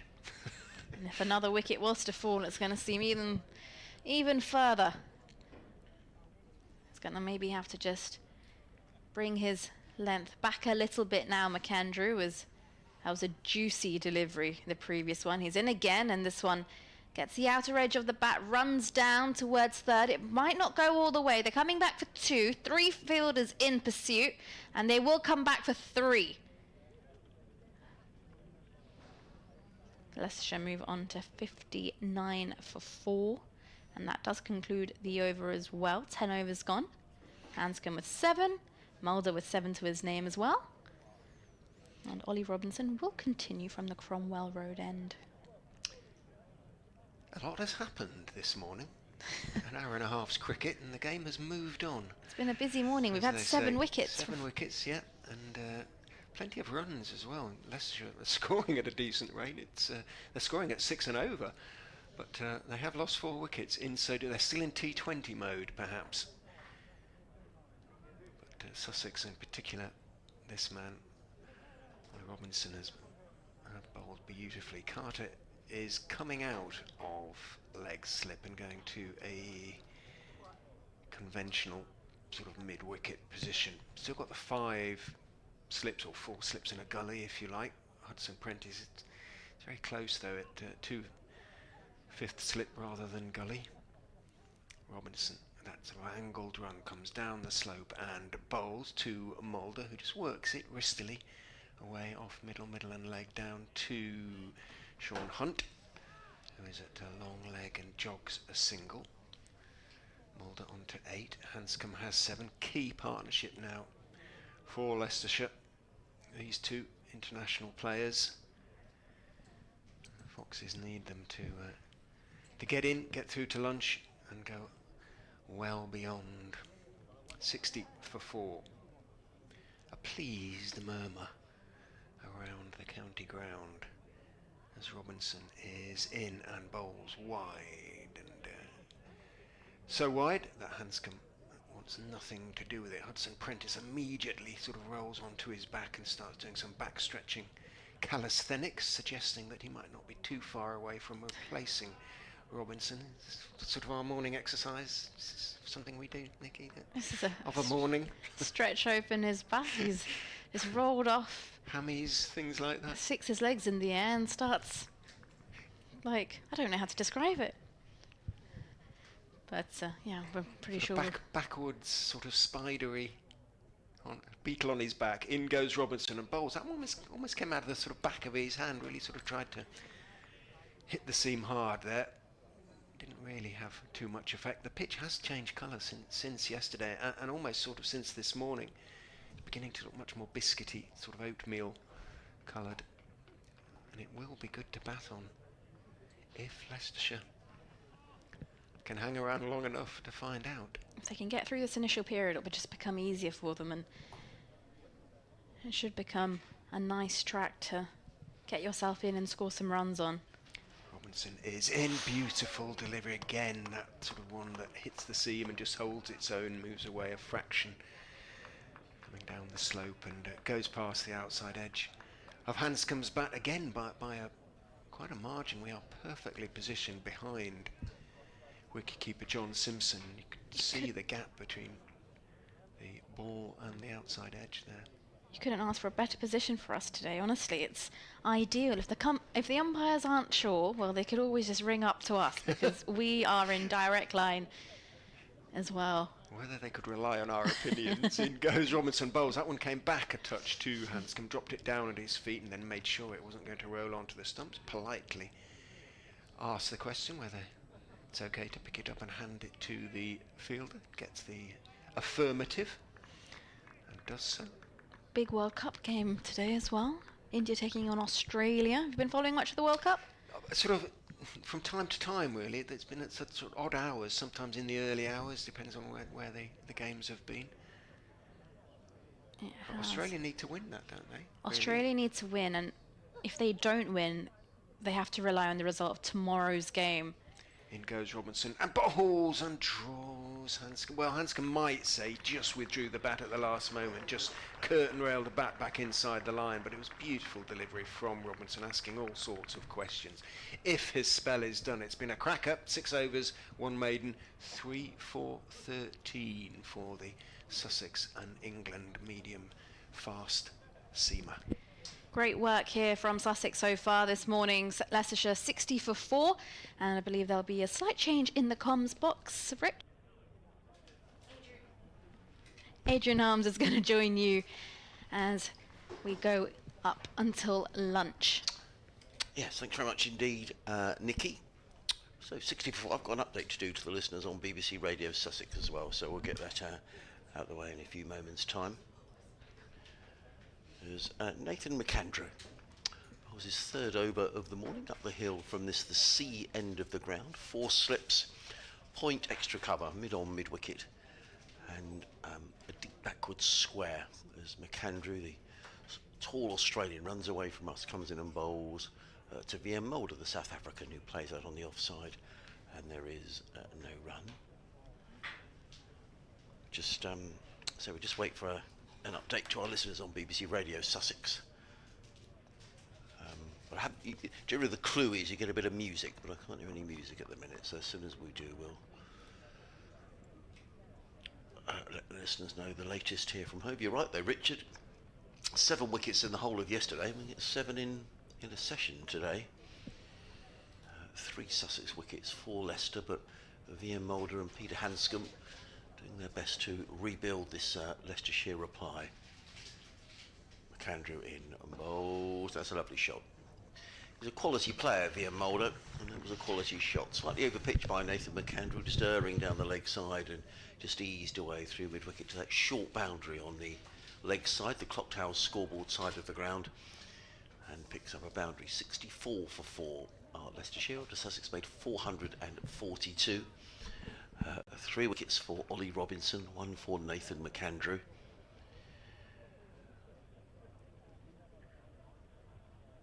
On what is a most glorious day down here on the south coast. Hot work for the bowlers, but certainly at the moment Sussex on top as McAndrew makes his way in again. Bowls and forward comes Mulder, plays to backward point, fielded by Finn Hudson-Prentice, and there is no run.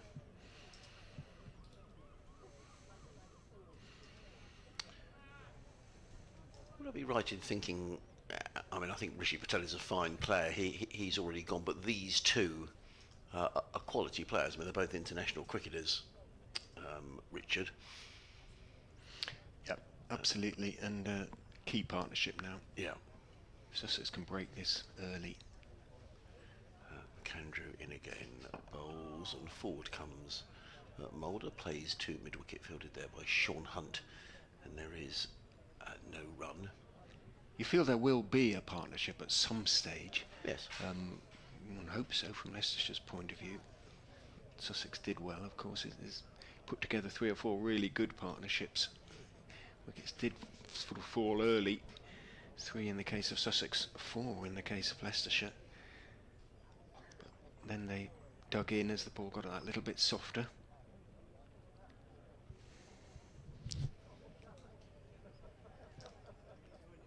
McAndrew in again, bowls down the leg side, good take by Simpson. There is no run. He was one out last night, John Simpson, and unsurprisingly he'd been out there for much of the day. But I was impressed by his running between the wickets. I mentioned that, and he was saying that was something that Sussex had worked on, during the close season, the pre-season, then going into the county championship. Just turning those ones into twos and the twos into three, and he really does scamper between the wickets. He said he thinks it might be a wicket-keeper thing as well, because keepers generally are quick and busy, aren't they?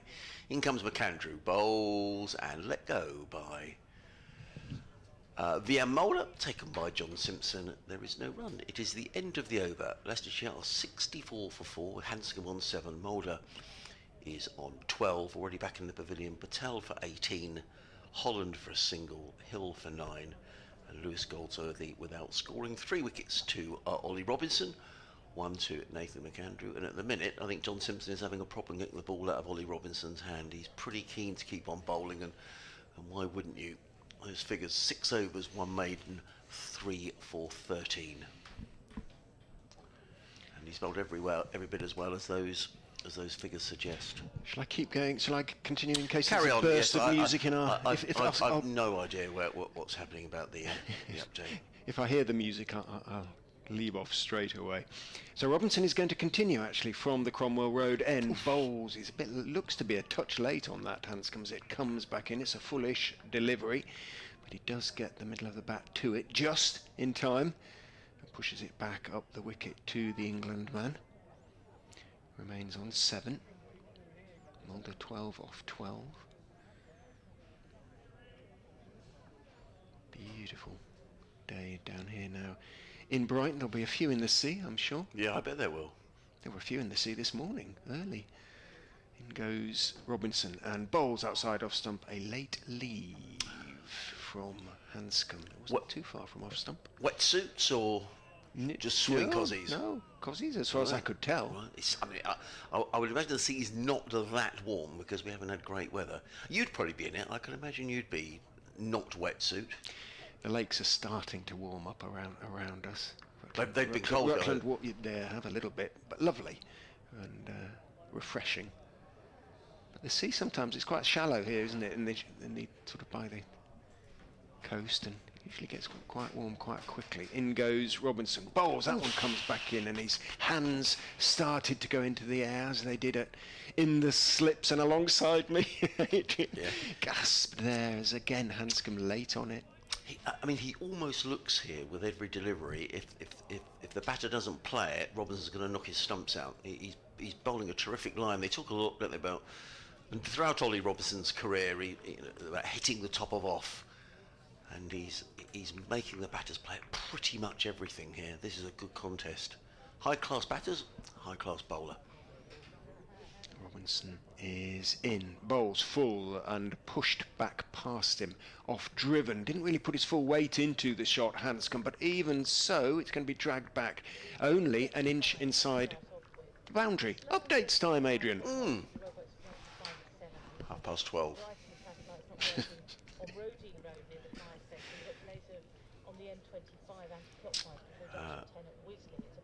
Just punched down the ground by VM Mulder. He's 12 not out. Pete Hanscom with him on 10.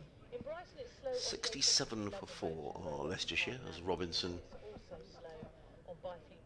Just saw Finn Hudson-Prentice warming up at 5th slip. I just wonder whether this might be the last over from Ollie Robinson before lunch. He's into his 7th over. Of course, if he gets a wicket, he'll probably want to stay on.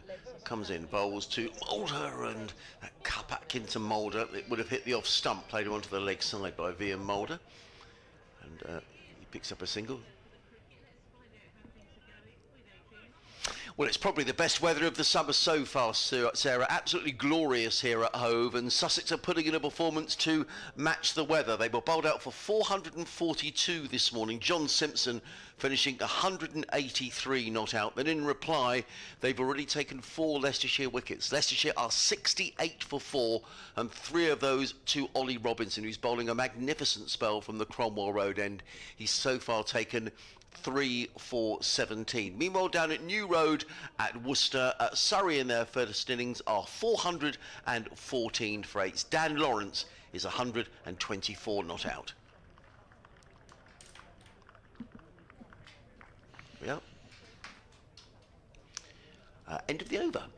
68 for 4. Mulder 13, Hanscom 10. Robinson 7 overs, 1 maiden, 3 for 17. And we have indeed going to get a change of bowling. I'm a bit surprised about it. I wonder if McAndrew's going to have a go at quite possibly the other end. Yeah. Hudson Prentice is going to come on as we forecast, and he's going to come on at this C end at Hove. So he's replacing McAndrew, who's only bowled the 3 overs, took 1 for 17 in those 3 overs. Robinson 3 for 17 off 7. Much muttering among Leicester supporters about the hill leg before. Thought it was missing? Backward, yeah. Down leg side was the general consensus. The Sussex supporters, I'm sure, will feel differently. That's the nature of things. Hudson Prentice then, with a little towel hanging out the back of his trousers, is in past umpire Baldwin and bowls down the leg side, long way down the leg side actually, to Ian Mulder, who doesn't even gesture at the ball, just steps inside and lets Simpson move to his left, take the ball behind the stumps. Yeah, I mean, Leicestershire just need to believe here, don't they, that if they can get through lunch, get to sort of 20, 25 overs, and batting may become a little easier. Hudson Prentice turns, runs in, bowls on off stump, worked rather by Mulder, off stump out into the offside, towards point.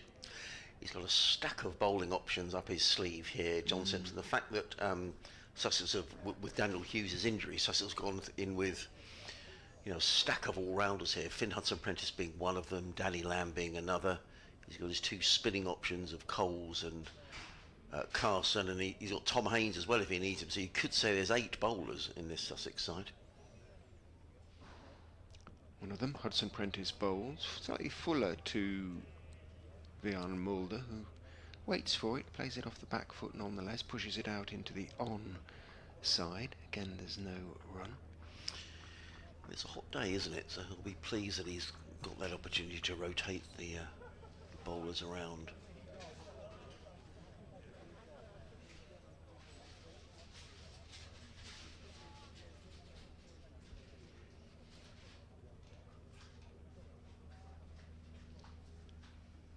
Prentice is in and bowls outside off stump. Play just inside the line of that one. Ian Mulder, let it go through. Nice shape from Hudson Prentice. Doesn't try and bowl too quickly, Hudson Prentice, just nags away. Yes. Looks for a little bit of movement. Robinson noticeably sort of kind of reduced his pace towards the end and was looking for movement, really trying to hit the seam and balls slightly differently, and he was getting genuine movement, really bowled beautifully. Hudson Prentice is in, bowls outside off stump and taken low by Simpson as it's allowed to go through by Mulder. It's been a good day if your name's Ollie Robinson, because the Durham Ollie Robinson made 198 for Durham, 574 for 9, and they share the same birthday, the 2 Robinsons. Not exactly in years, but they're both born on the 1st of December. The Sussex Robinson being the more senior of the 2. So it's weird, isn't it? It is. Very strange. Hudson Prentice bowls on off stump. Mulder leans forward and plays it out into the offside. Good start from Finn Hudson Prentice. A maiden In fact, it just settled straight into his line, and length gets plenty of pats on the back from the Sussex fielders. There was a lot of noise in the early hours sitting upstairs, and noise that Sussex were generating in support of Robinson, who seems to be known as Rig or Rigger. Yes. Yeah, I think that's always been his nickname here, Rig. I think because of his build, that he's Like an oil rig sort of thing. Yeah, very big guy. Riggy, Rigger, it was all happening out there. Yes, Sussex Ollie Robinson's 1st of December 1993, so he's 30. Whereas the Ollie Robinson for Durham, I think, is 1998, but also the 1st of December. Here comes the Sussex Ollie Robinson, over the wicket, comes in and bowls. A good delivery, which Hanscom is forward to and plays into the covers, no run. Yet again, a delivery that would have hit the stumps, and having to play that away into the offside. There is no run. Peter Hanscom just composes himself. Let's have a look at some of the other scores around the, particularly the second division, which is what we're interested in. Northants bowled out for 279 by Glamorgan yesterday. Glamorgan going along well in reply, 129 for 2. Marnus Labuschagne, 46 not out. Robinson in and bowls. Forward comes Hanscom. He's looking to play that into the offside, but he gets a thickish inside edge. The ball squirts away through the mid-wicket region for a single. Hanscom goes to 11, the total to 69 for 4. Lord's Middlesex bowled out for 433 this morning. Ryan Higgins, such a fine cricketer, 163. Toby Rowland-Jones making 52. In fact, Middlesex were in all sorts of trouble there. 230 for 7, so that's some achievement to get to 433. In reply, Derbyshire are 10 without loss. Robinson in bowls, clipped away by Mulder through mid-wicket. They're going to pick up 1. They'll think about 2. There is a second. Well, there wasn't a second. That was a good bit of fielding actually by Finn Hudson-Prentice, who's chased back quickly, a sliding stop, and prevented the second run being taken. 70 for 4. Mulder goes to 14. In the game up at Scarborough, there was a massive opening stand yesterday between Finlay Bean and Adam Lyth, worth 307. Since then, the Yorkshire innings has rather fallen away. They're 441 for 9. 3 wickets there for Ajit Singh Dale, former Hampshire man. He's a very fine young quick bowler. In comes Robinson over the wicket. Bowls, clipped away by Mulder down towards fine leg. Sean Hunt is quickly round, but it's the move to his left to field the ball, gets in a good throw, but not before Mulder comes back. Sorry, Hanscom comes back for a couple of runs. He goes to 13, and Leicestershire to 72 for 4. So that's the scores in the second division of the Championship. Elsewhere, Durham 579 for 9 at Chelmsford against Essex in the first division. Lancashire 150 for 1 after Kent made 244 yesterday at Canterbury. Luke Wells, former Sussex player, 77 not out.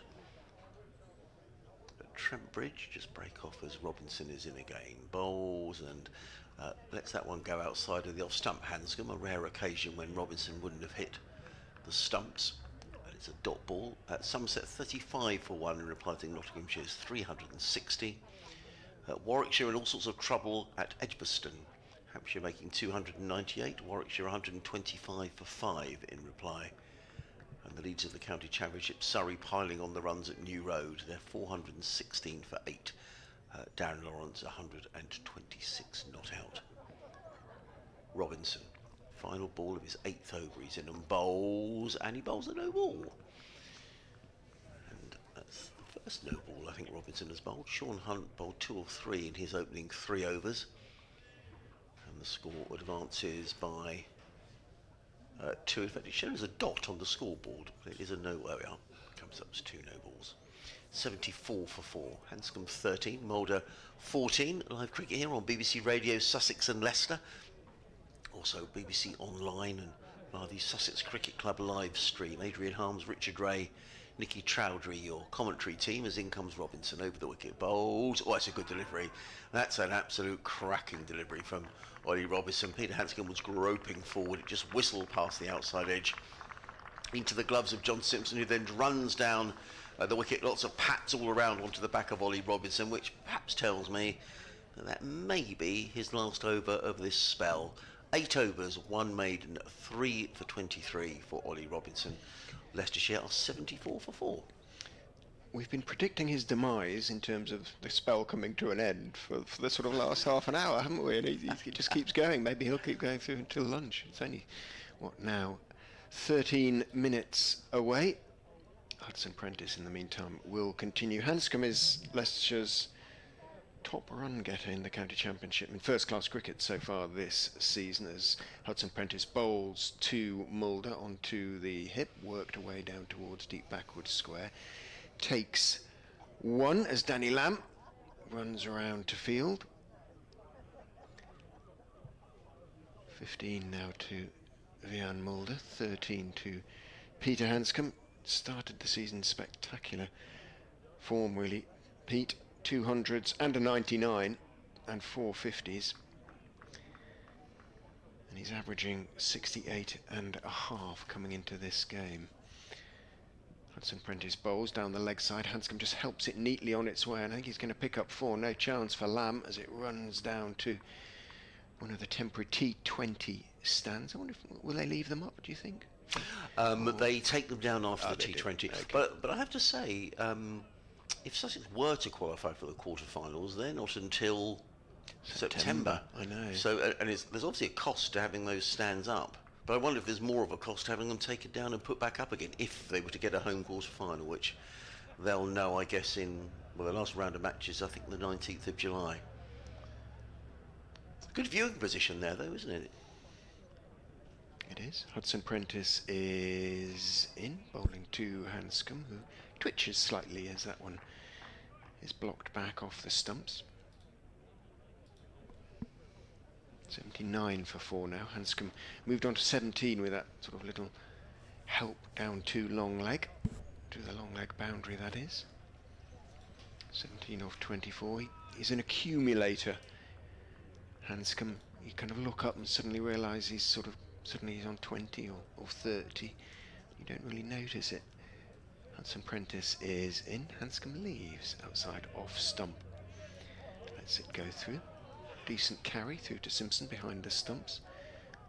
Mulder, different sort of batsman, all sort of square-armed, or square-shouldered muscle and timing. Hanscom lets the ball come on to him. Mulder tends to go out and meet it, bristling at the challenge. Hudson Prentice turns. Runs in and bowls. Hanscom leaves again. Good carry taken around about chest high to his left by John Simpson behind the stumps. It's been a feature of the game, hasn't it? And I think we were saying yesterday, Richard, that it's something that Paul Farbrace is very keen that the slips get brought into play, and there is a bit of bounce. There was a very good game here against Yorkshire, which was over in 3 days. But, give me a game of cricket like that than over the ball fest we saw at Lord's. I mean, that was awful. Hudson Prentice in. Bowls. It stays a bit low. Hanscom is hit amidships, I think, rather, and there's a sort of choked off appeal, suggesting he might have got a little bit of bat onto that, or it was going a long way down the leg side. Couldn't quite tell because we are so straight behind the bowler's arm. Umpire Baldwin is sort of in the way. Hanscom is staying down on one knee like a knight at arms, paying obeisance to his monarch, and he's still down there breathing slowly and carefully, and he's moving across to his left now, staying on one knee, and he's staying down. Then he gets a consoling pat on the back even from Vian Mulder. And Hanscom is still down on one knee, not amused in any way, shape or form. Neil Pratt walks across and solicitors inquiry as to Hanscom's well-being. I think he wants a bit of attention. Yeah, I think he is waving to the Leicestershire balcony, to the Leicestershire physio. Quite what can be done in these circumstances. Yes. It's just time, isn't it, really? It's damned pain. Cricket is such a sporting game, isn't it? But it's the one thing when players do get hit, some are unfortunate, that generally there is limited sympathy from the other side, probably because everyone's been in the same position at some stage in their career. But he does look at a good deal of discomfort, does Peter Hanscom.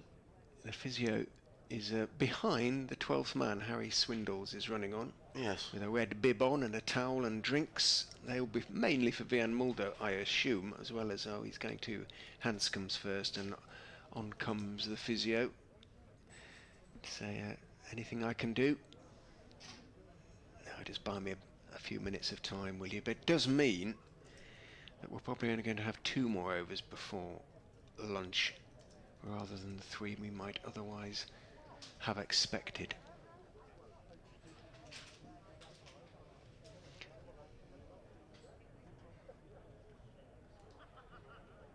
We are finally going to get a change. Yes, I think Nathan McAndrew's coming back on, but you predicted that actually. It looked possible, didn't it? Yes. But then Robinson said, "Oh no, I'll do one more."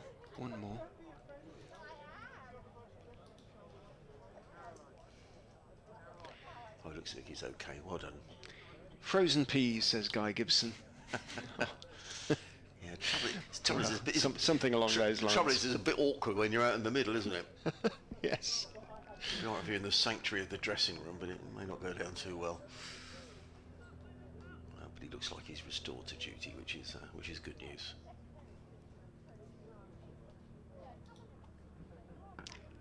Is it me? To be honest, I'm not quite sure. Go on, you go, Richard. You McAndrew go. bowls and it's blocked out by I'm just Mulder into the compiling my sort offside. of lunchtime report. So Right, you are.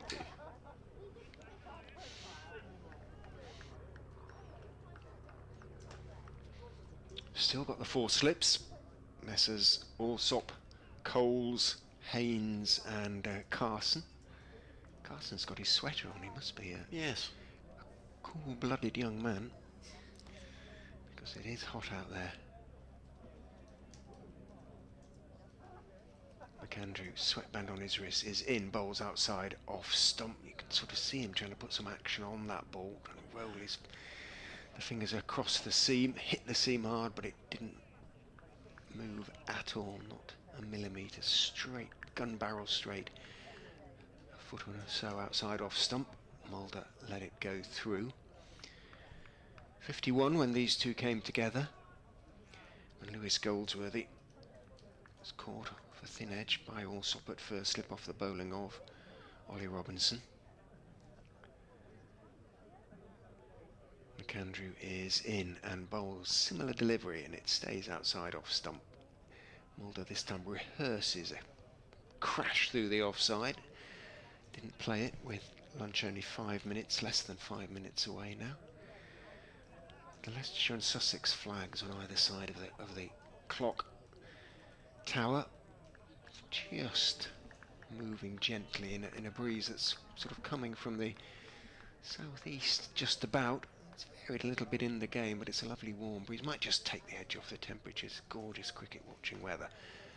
As McAndrew leans forward, gets into his run, bowls outside off stump, getting a little bit closer, but again Mulder isn't to be tempted. Lets it bounce through to Simpson. Everything Simpson does is very neat. Long sleeved shirt, into his white gauntlets, reflective sunglasses, immaculate Sussex cap. And his wicket keeping reflects that. They're being very neat, nothing too showy, just melts into the gloves. McAndrew is in, bowls outside off stump, thick outside edge as Mulder leans forward, bounces a couple of times. Good stop diving to his right by Jack Carson. He gets a congratulatory low 5 from Hudson Prentice coming in from backward point. Saved Hudson Prentice a chase down to the sort of wide third man boundary. The ball is thrown to Lamb, but Lamb wasn't ready for it, he wasn't looking, and somebody gave him a late shout and he ducked out of the way because he'd no idea where the ball was. McAndrew and the bowlers won't be that impressed with that. No. Trying to keep it to pristine as McAndrew is in and bowls to Mulder on off stump. Mulder just half a step forward, guiding it down towards backward point where Hudson Prentice is the fielder. A maiden over for Nathan McAndrew. 4 overs now, 1 for 17 his figures. 2 planes quite close to each other really. One presumably sort of heading out away from Gatwick. Yes, I don't know whether they both come out of Gatwick or whether one might come out of Heathrow, who's going over this neck of the woods. Looks like a holiday flight up there, doesn't it? It does. Hopefully none of the chaos at Gatwick there was at Manchester yesterday. That miserable, didn't it? Oh. They had a big power cut, didn't they? And complete chaos as a consequence. People having holidays, I mean, and it is awful, isn't it, when you get to the airport and you massive queues and they're like, well, this is going to be the last over before lunch. It's going to be Finn Hudson-Prentice who's going to bowl it. He's coming running in to bowl to Peter Hanscom. Hanscom defends the ball, come a little low, and he plays it out onto the onside, and there is no run.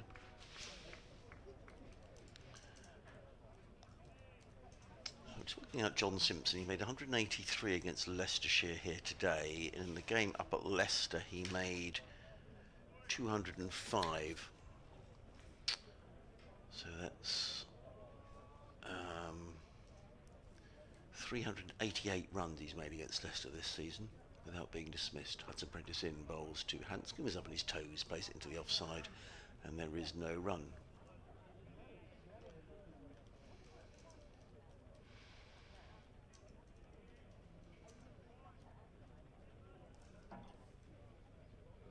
Still an attacking field, as you would expect from Sussex. The fourth slip field, yes, I thought for a minute Tom Haynes had gone wandering into gully. In fact, he is just 3 slips, my eyes deceive me. 3 slips, 3 men saving one on the offside. Mid on, square leg and a fine leg as Hudson-Prentice is in, bowls, and Hanscom is solidly forward, plays out into the offside, and there is no run. Total remains 79 for 4 as we approach lunch. 3 balls to go.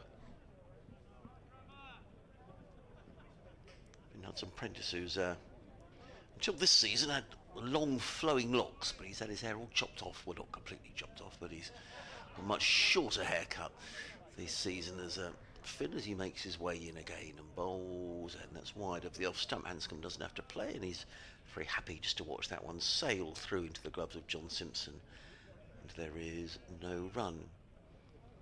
It's funny, Richard, mentioning the aeroplanes. Suddenly there seems to be aeroplanes filling the sky in the distance, one going out, heading over, or going, where are we looking from here, going east. Another one looks like it's coming into Gatwick away in the distance. There's Hudson-Prentice. Comes in to bowl the penultimate ball before the lunch break. The 3 slips go down. Hudson-Prentice on his way, bowls again, that's wide of the off stump, and again Hanscom has nothing to do with that, lets it go through to Simpson, and there is no run. Just to reiterate, the Sussex Museum is open at lunchtime if you're looking to get out of the heat. Go and have a wander around the museum, and it really is well worth a look. It's just underneath the Spenkarma Pavilion if you're visiting the ground for the first time. There's also a book sale today. The museum completely run by volunteers. All the proceeds from the book sales go into improving the museum, and they do have some excellent publications over there, so if you're a cricket fan, go and have a look around. In comes Hudson-Prentice, bowls down the leg side, taken by Simpson. Finn Hudson-Prentice is annoyed with himself that he let that one slide down the leg side, and that's going to be the last ball before lunch. 3 overs, 2 maidens, no wicket for 5 for Finn Hudson-Prentice. Leicestershire 79 for 4 at the break. Peter Hanscom on 17, VM Mulder is on 15. Very much is Sussex morning with Ollie Robinson giving a timely reminder to the England selectors with a terrific spell.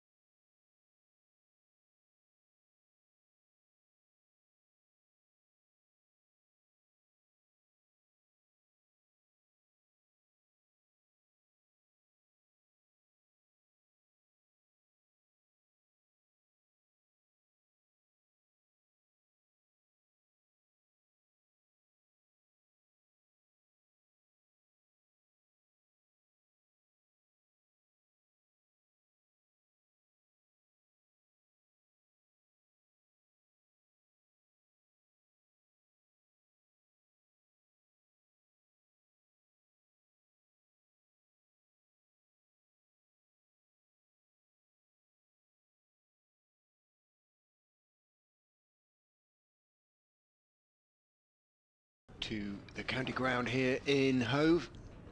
Glorious sight, not a cloud in the skies. The two umpires, Paul Baldwin and Neil Pratt, head out into the middle as this Vitality Championship second division game between Sussex and Leicestershire is about to resume. Day 2, of course, second session. Sussex very much on top, albeit that they lost their last 3 wickets even quickly this morning. 442 all out as a consequence, just missing out on a 5th batting bonus point. Well, they have made up for that quickly by taking a bowling bonus point already. In fact, they've got 4 Leicestershire wickets, 79 for 4 in their reply. The Foxes, they were 51 for 4. Ollie Robinson, the main man as far as Sussex is concerned, picking up 3 of those wickets, Nathan McAndrew the other. But 2 international batsmen at the crease at the moment, in Peter Hanscom of Australia, who is 17 not out, and Vian Mulder of South Africa, who is 15 not out. An awful lot depends on them as far as the Foxes are concerned. 293 is their target, simply to avoid the follow on. Adrian Harms of BBC Radio Sussex, Nikki Chowdhury from BBC Sport and all sorts of other outlets as well, and myself, Richard Ray, from BBC Radio Leicester, your commentary team for today's play. What do you reckon, Nikki? Are they going to avoid the follow on, the Foxes? I think it's... If there's another wicket to fall now, I think that's pretty likely that they're not going to be able to. But it's also after lunch, resettling as a batter, getting yourself back in the zone. Sussex been bowling well initially.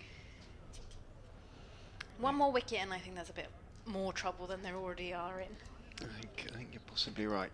Into the all-rounders, if another one goes really well. Vian Mulder would be classified as an all-rounder, but South Africa, I think, see him very much as a batting all-rounder. Nathan McAndrew taking up the attack from the Cromwell Road end is in and bowls to Mulder. It comes back in. There's a momentary confusion between Hanscom and Mulder. He sends Hanscom back.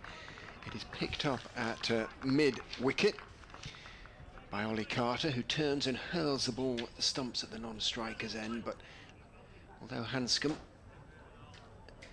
had to scramble, I think he had scrambled back into his ground. The throw missed. It was good backing up actually by is that Robinson? No. But doing the backing up made sure that there were no overthrows as a consequence. So momentary excitement, or immediate excitement post-lunch. McAndrew in again to Mulder. A little bit of extra bounce and it came back in, and Mulder took his bottom hand off the bat and rather shuffled the ball back down the pitch towards the Aussie. Occasionally there has been a little bit of extra bounce and carry. Mulder got it from that sea end. Macca, that's an unoriginal nickname, but understandable enough. But Wigger was good for Ollie Robinson, the oil rig. McAndrew, Macca is in and bowls outside off stump, in the air, cut and a little bit loose from Mulder. He's going to pick up 4. He sparred away outside off stump, got a thick top edge. It flew over 4th slip, stroke 3rd slip. Haynes runs back to the 3rd man boundary, but a little bit loose from Mulder. He might claim he knew exactly what he was doing, I suspect. Quite. Plays it exactly where he wanted to. However, he picks up 4, moves on to 19, 83 for 4. Still got the 4 slips, Sussex, understandably enough. As McAndrew, shortish run is in, bowls. It seems back in to Mulder, who rehearses the pull, having sort of gone down on one knee and turned the ball out to Carter at mid-wicket. Seems like he's got a bit more movement coming in from the Cromwell Road end as opposed to what he had just before lunch. He was bowling from the sea end and had a bit of a swap as Finn Hudson-Prentice came into the attack. Just seems like there's a little bit more just off the surface. Hoists up the sleeves on his shirt, stops at the end of his run-up before leaning forward, getting into his run and bowling. Seams down the leg side this time, and Mulder lifts his bat out of the way of the ball. Taken on the run by Simpson. Nobody in the flats. Well, maybe one or two watching the cricket on the first floor of the flats on that Cromwell Road side of the ground that I can see. Maybe not so many people working from home on a Monday where they could sneak off to the balcony and have a quick watch over the ground. McAndrew is in and bowls outside off stump. Again, good lift, but outside off stump, allowed to go through. I can see Adrian spending his retirement in one of those, perhaps in due course. Probably got about 4 or 5 of them already. He wishes. 83 for 4 at the end of the first over after lunch. I wouldn't, if I had a flat around this ground, I would be so distracted. Work from home would probably be the worst thing I could possibly do in the summer. You'd just be distracted watching the game. And there must be a premium. Do you think it adds about sort of 15%, 10% to the price of a property if you've got views over the county ground at Hove? Must do. I've always wondered what the flats around Lords are then in that case. I don't even Too many think some of zeros. those. Yeah, absolutely. Here we go, Hudson Prentice from the sea end. His first over back after lunch to Hanscom. Crouched low in his start, and this time just gets the outer edge as it dribbles the third slip. And stayed low. There's no real excitement about that, but it was a sort of genuine edge, and it wasn't that short of Haynes, was it? But no real reaction from anybody. Nicely taken by Haynes. It was on the ground. It was along the ground pretty much most of the way. So if it was slightly more upish, I guess there would have been a bit more sense of excitement. Hudson Prentice turns and is ready to go again. Steams in, and this one just comes off back at Hanscom off the surface. I think it catches him on the thigh pad, and it's just been signalled a no ball. Been a few overstepping from that end. Yeah, I was going to say, more so from this end as opposed to the Cromwell Road end. Not sure if there's something. Have you played at Grace Road at all? Have you played at Leicester? My gosh, I haven't. No, I haven't. It's a slightly similar position in that there's a slope down the ground. Here's Hudson Prentice in once more, and this one left alone by Hanscom into the gloves of Simpson outside the off stump. And it takes a fair bit of sort of getting used to. So from the pavilion end at Grace Road, it's sort of slightly up as it is here from the sea end. And I played in a, believe it or not, a Lords versus Commons game that was played on the ground a couple of years ago. And going up the hill, first delivery, I didn't think I was going to get there. I didn't realise, having watched it as long as I have, that how difficult it is just to adjust initially to the slope. 3 slips in place, in comes Hudson Prentice again, left alone outside the off stump, and this one stays low as it makes its way through to the gloves of Simpson. Yeah, it's funny that, because sometimes you feel like you're just being pushed back and you're never going to reach the crease, and eventually you get there, requiring more effort. You get tired out even quicker than normal. But put it this way, I had to move my markers quite a few inches nearer to these stumps. it also makes a difference with your footing and your run-up as well, doesn't it? It does. Hudson Prentice in past the umpire now, is through, and Hanscom drives, and Hudson Prentice sticks a foot out to stop the ball, but it in fail, and it's going to go all the way down to the long off boundary. A beautiful drive there from Hanscom. Hit rather hard as Ollie Robinson retreats to do the fielding, pick up the ball. Leicestershire 89 for 4, first boundary after lunch. Robinson too has got a sleeveless sweater on. Must be. I guess they've got used to it over the first half of the season, the players. Acclimatised to the colder weather.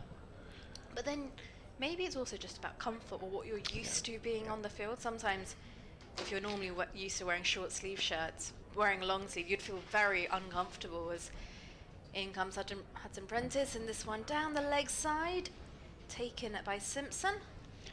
Sometimes for bowlers it's about sort of keeping your back warm as well, isn't it? I know some like to have one all the time. Whether the sort of modern materials have quite the same thermal impact as the old cable knit jobs, I don't know. They must be enjoying the weather. It's Let's hope it stays for the rest of the season. In comes Hudson Prentice, this one down the leg side, and Handsome gets a little bit of bat on it, runs it down. It's fielded out in the deep towards a long leg, and they will get a single. It will conclude the over as well. 20 overs, Leicestershire 90 for 4 wickets lost so far today. And 3 in Sussex's innings. We've had 7 wickets fall already.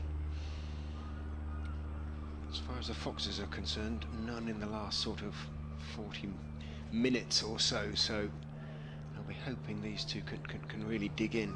Came together with a score on 51, so they've added 39. He says, hopefully. Maths isn't always brilliant, it sounds about right. So far for the 5th wicket. McAndrew, 1 for 21 from his 5 overs so far, will continue from Cromwell Road end, still with 3 slips in a gully really, as in he comes and bowls outside off stump, gun barrels straight, and allowed to go through by Pete Hanscom. He's enjoyed his time since arriving from Victoria so far this season. Pete, family with him, including a new little one, which always helps, I think, an overseas, isn't it? Overseas player to sort of settle in. You're not going to hotels or sort of empty flats and what have you. Going home to the family. Otherwise it can start to feel quite isolated, especially with the way this game is itself. You're not performing on the pitch. McAndrew bowls, good lift, comes in a little bit from outside off stump, but a safe leave, as much because of the lift as the direction. And Hanscom let that one bounce through to Simpson. As a player, it must be really difficult, especially with the amount of travel they do these days, playing in various franchise tournaments as well. It's constantly on the go. Probably forget what their own bed feels like. Yeah, Mulder in particular always seems to be in a plane somewhere, or going somewhere. Obviously, in goes McAndrew and bowls. Comes back in to Hanscom, who covers up all care and attention as he drops it out into the offside. I said to Lewis Hill, Leicestershire's captain, you'd think with all that travelling, Vian would get tired. Hilly said, yeah, he said, but he goes first class. That's so, true. yeah, it does make a difference for sure. Don't really feel jet lagged then, do you? Are you planning on getting on a plane anywhere later this year? I've done enough of that over the years. I did Formula 1 for a few years, so 60 odd flights a year, and Oh wow. by the end I didn't want to go anywhere near another aeroplane. In goes McAndrew and bowls short, pulled. Oh, great diving stop away to his left at mid wicket. Fine piece of work. Is that Carter there? I think it is. Flung himself to his left and, well, save 4. Basically, they did pick up 1 because he couldn't expect him to hang on to the ball as well. But he saved 3, Ollie Carter, and Hanscom on to 23 with that single. That was a great stop. Almost goalkeeper-like there from Carter. There's probably some football today as well, isn't there? I would imagine, talking about the Euros and what have you. A lot of sport going on. McAndrew is in and bowls. Seems back in, but he started it on the wrong line, really, from middle towards leg, and Mulder able to work it down to Hunt at fine leg. Good throw from Sean Hunt. Struggled a little bit, say, with his lines, lengths, and indeed his run-up this morning, Sean Hunt, but he'll be looking to come back strongly. Mulder on to 20, both batsmen in their 20s now. Fox is on to 92 for 4. Another 200. Less than 200 to avoid the follow-on. 199 will do it. A lot of runs. McAndrew. Slightly angled run is in. Bowls outside off stump. The outswing. It does drift away, but it started wide. Went wider. End of the over. Leicestershire 92 for 4. So Rich, does that mean obviously you've done so much travelling previously, just not interested in...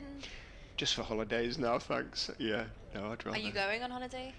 Well, once the season's finished. Once the season's finished? Once the season... There isn't much time, is there, during? We had a week off in May, but I think that's essentially it. Otherwise, sometimes you get 3 or 4 days clear, but you'd rather just be at home and then get yourself together and ready to go again then really, otherwise it becomes a bit rushed. Admit work.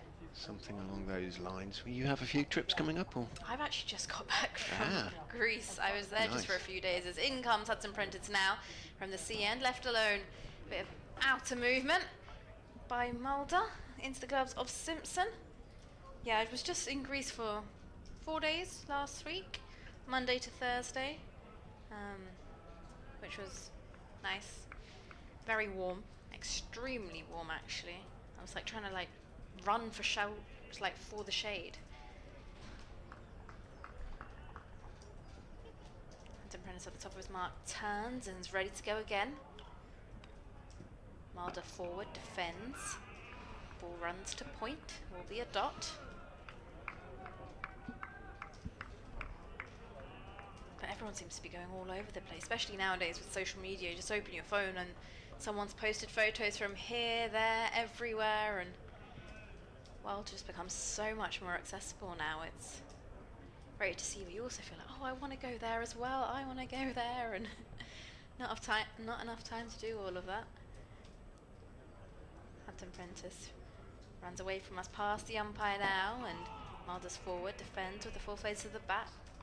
Ball rolls to Carter at short extra cover as he casually strolls to pick it up and flicks the ball back to Ollie Robinson at mid-off. He's giving the ball a bit of a shine. Rubs it on the back of his thigh, and Hudson Prentice makes his way back to the top of his mark. Retrieves the ball from Robinson. Ready to go. 3 slips in place. Point, short extra cover, mid-off on the offside. As Mulder taps his bat and eagerly awaits, and this time just runs this down towards third. This will go all the way. Had a bit of late movement from Hudson Prentice, and Mulder did a good job to watch it right till the end, and he played it well. He played it late, and that brings up a boundary for Leicestershire. And the score moves to 96 for 4. Mulder with 24 to his name, Hanscom with 23. Also was on a little lap just before the day started, and nice to see there's little pots of sun cream around the ground for the spectators to help themselves to if they've forgotten their own bottle. As in runs Hudson Prentice once more, and this time defended by Mulder. Straight into the offside, no run. So if you forgot your sunscreen, you're sorted, you're covered. A really good initiative on the part of Sussex. Wholly admirable. And presumably the sponsor who's supplying said sun cream. And it's for the frequent warnings over the loudspeakers as well. Slap it on. It's good for people like me who always forget to carry my sunscreen. As in runs Hudson Prentice, and this time Mulder lunges forward in defence to conclude the end of the over. Just 4 off that over from Hudson Prentice. Leicestershire 96 for 4. Are we content with their start after lunch? The Foxes, just sensible play from these two highly experienced internationals, and just sort of put that in some sort of context. Peter Hanscom, who is 33. He's played 20 tests, 22 one-day internationals, 177 first-class games, over 10,000, getting on for 11,000 first-class runs, as McAndrew is in, bowls to Hanscom, who does his very best to make me look an idiot by jabbing horribly at a delivery outside off stump and very nearly edging it through to John Simpson. Walks off a most un-Hanscom-like poke at the delivery. All that could have happened there really was that he edged through to Simpson, or one of the slips. Fortunately for him, he didn't. Yeah, it was very unlike Hanscom there as well. He was quite far away from the ball, and as it passed him, he then realised and shuffled across to cover the line, but almost too late. goes McAndrew outside off stump, and Hanscom flays away outside off stump and misses. Really, it was a slightly more legitimate shot, if you like. It was wide and there to be hit away from McAndrew, but wasn't much foot movement. He was reaching for a little bit, Peter Hanscom, and again fortunate not to edge through. So a couple of really poor shots from Peter Hanscom, who's 23 not out. Hopefully that's out of his system now, from Leicestershire's point of view, that is. McAndrew is in, bowls, and normal service is resumed. Hanscom is solidly forward on off stump. Mulder, who's 26, has played 12 tests, 15 one-day internationals and 8 T20 internationals. He's played exactly 100 first-class games fewer than Peter Hanscom. He's on 77, but they are both very experienced international batters in that respect.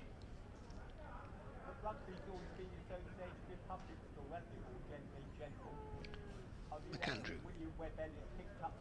maybe 10-12 paces, bowls fullish to Hanscom, who has off-driven him. He wasn't quite at the pitch of the ball, hence the oohs and the ahs from behind the stumps. He's going to pick up 3, Hanscom, though, as Robinson has a long chase back up the slight slope towards the Cromwell Road end, and one of the temporary T20 stands over there, where the deck chairs used to be, and no doubt will be again eventually.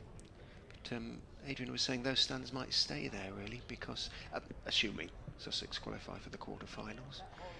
Oohs and ahs there from the Sussex players, just because Hanscom actually drove that as the swing broke, so it did look a little bit in fortune, but McAndrew bowls, and Mulder is sort of half forward, a little bit tentative, thick inside part of the bat, and he, unimpressed with his efforts there, Mulder rehearses the firmer, straighter shot as the ball trickled out towards mid-on.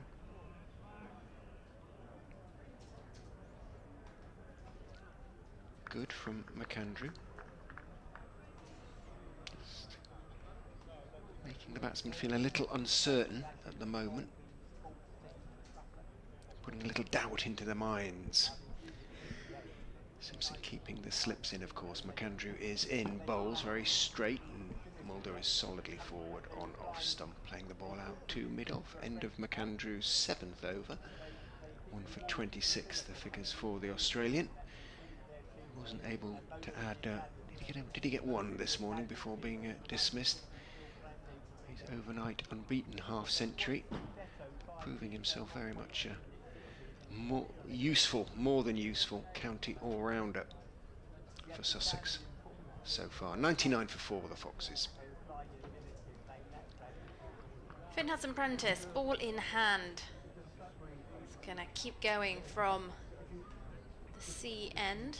Not a cloud in sight now. Gorgeous, isn't it? It is absolutely lush as in runs Hudson-Prentice now. Passes the umpire, and Hanscom drives beautifully through the offside. This beats everyone. Ollie Robinson in pursuit of the ball, but he might as well save his legs. That's run down towards the boundary. Over pitch delivery there from Hudson-Prentice. Leicestershire, they bring up 100, 103 for 4. Lovely shot. That was very pleasing aesthetically. Red ball running across the green lush outfield.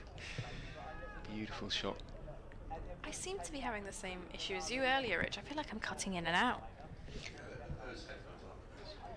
Headphone issues. Yeah, it's an odd feeling, isn't it? You have to, yeah. Here's Hudson-Prentice in again, and this time Hanscom defends. As I could get my own, actually, from next door. Do you think that'd be a good idea? We can try that. Because I don't need mine for updates next door anymore, so we'll bring mine across and see if that makes life simpler. Hopefully should do the trick. Ball just taking some time to be passed around the ground. Hanscom taps his bat.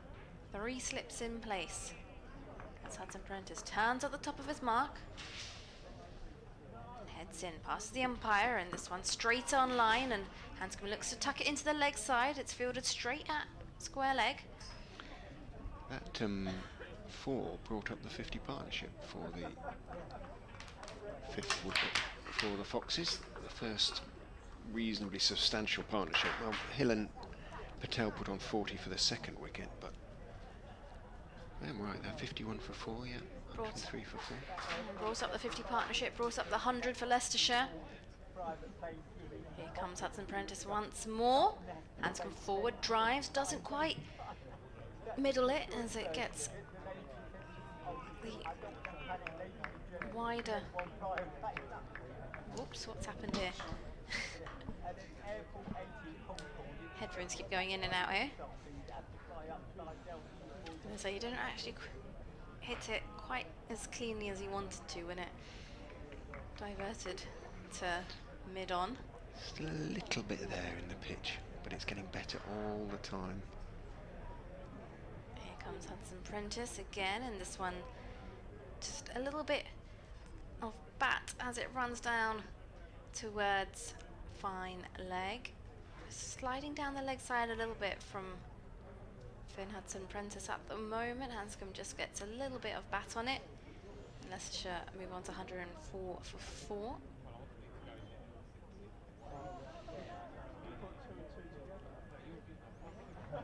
A long leg, mid wicket and mid on the leg side.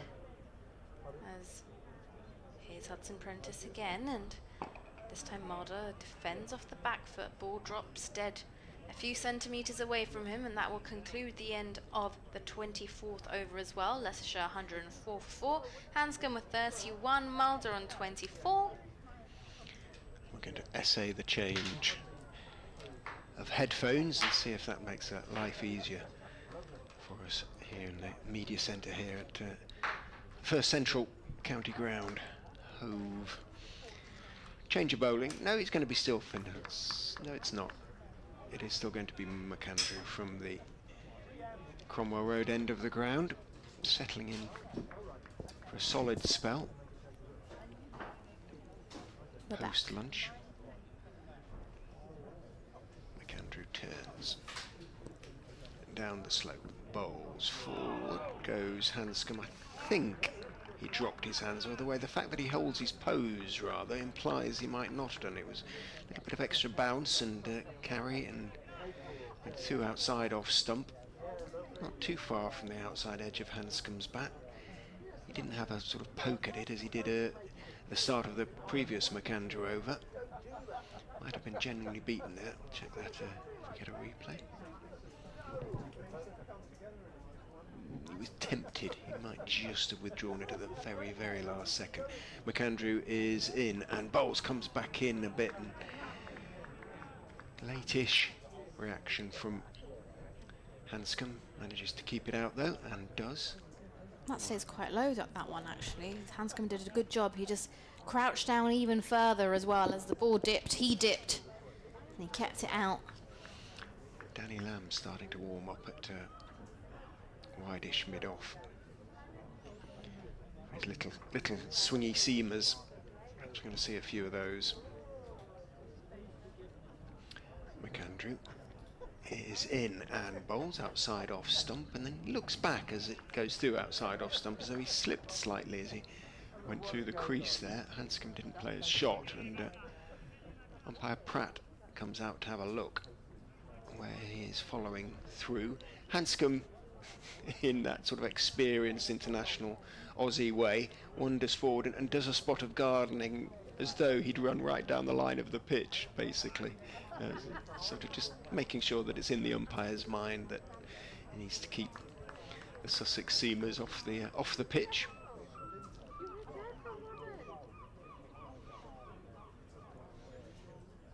Hanscom is in and bowls on off stump, or bowled, but Hanscom.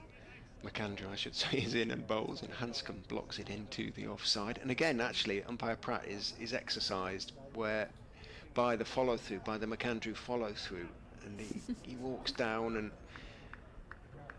examines carefully. Not really an issue for the two right-handers from that side, but Just trying to think if there are any left-handers to come in the Leicestershire lineup, actually. Hunt could be in the game there. Might help him a bit. In goes McAndrew and bowls. Foolish and driven. Just lent into the firm push through mid-off. Hanscom, I think it's going to go the distance. It is. Lovely shot from Peter Hanscom. He doesn't overhit the ball. Rarely do you see him really follow through to any great extent. He knows it's all about timing. And he timed that one very sweetly to the long off boundary for 4. He moves on to 35, 108 for 4. Sounds a bit like a drone or something. It does, I'm not sure. Or a drill, maybe? It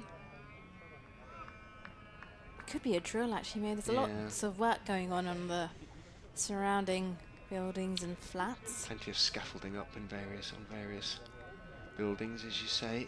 Lots of roadworks going on everywhere as well. In goes McAndrew. Bowles seems back in. Dropped out towards short leg. Carter comes in, underarms the ball at the stumps. He misses them, so we'll never know whether Mulder had made his ground. But the lack of reaction, again, from the Sussex fielders, and indeed Mulder himself, implies that he had probably made his ground. So Hanscom keeps the strike, moves on to 36. Leicestershire on to 109 now for 4. Both batters just coming together out there in the middle. I did see Hanscom, as he made his ground at the other end, signal up to the dressing room. So he probably required something. And you may have just had the announcement round the ground. We have a change of bowling from the C end. Finn Hudson-Prentice to be replaced by Lamb. Number 10 on his back. Ollie Robinson just coming over to have a quick chat with his new bowler. And a few of them actually coming together now. Simpson with the gloves. Harry Swindles, Leicestershire's one-day cup final hero, acting 12th man in this game, comes jogging out with replacement everything for Hanscom. It must be quite hard actually, because when you signal up to the dressing room, they're a few hundred yards away. You can't really hear them. You know, what do you need? So you just bring everything out. Do you need gloves? Do you need a snack? Do you need water? Do you need a new bat? New inners? What could it be? You just bring out everything. Is there not a sort of semaphore of sort of signals? Maybe they have gestures. Yeah, maybe they do. But I couldn't tell from over here what he was doing. He just kind of just put both hands up, and don't know what that means. He did bring out 4 or 5 bats, a towel, gloves. Maybe that's a towel. Swin. Who knows? Got to be a bit careful with their over rates. -2 Sussex, but I guess the spinners will be bowling plenty later on. Here comes Lamb from the CN now.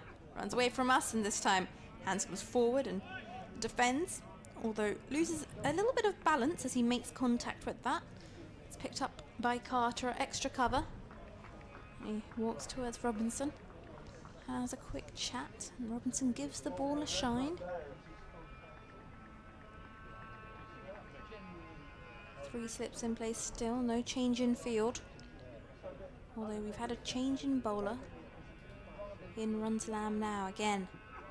This one straighter, and Hanscom forward, defends.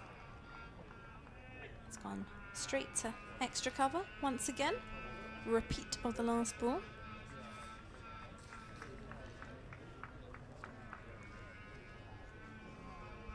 There's definitely some drilling going on. Fun, isn't it? Hopefully it will stop soon. It's one of those sort of irritatingly pitched whines that you don't want to go on too long. Lamb into Hanscom now and looks to drive, although doesn't quite time it correctly, and it rolls through to mid-on.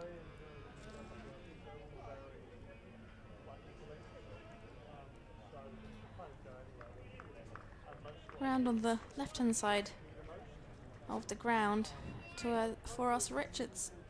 Seeming a little bit busy under the score box. Lamb in, and this time Hanscom gets a bottom edge as it trickles down towards the deep. Long leg comes round, does the fielding, they'll get a single. 110 for 4. Where the scorers are now, that's where the press box used to be when I first came here. Used to be sitting up there, sideways on. I don't know where the commentary position was. Was it the same place, Adrian, up on the pavilion? You've only ever commented from here, okay.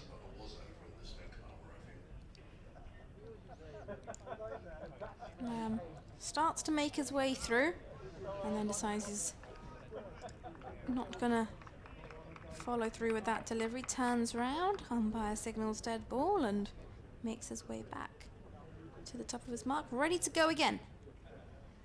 Lamb in now, Hanscom forward, Mulder forward and defends into the offside.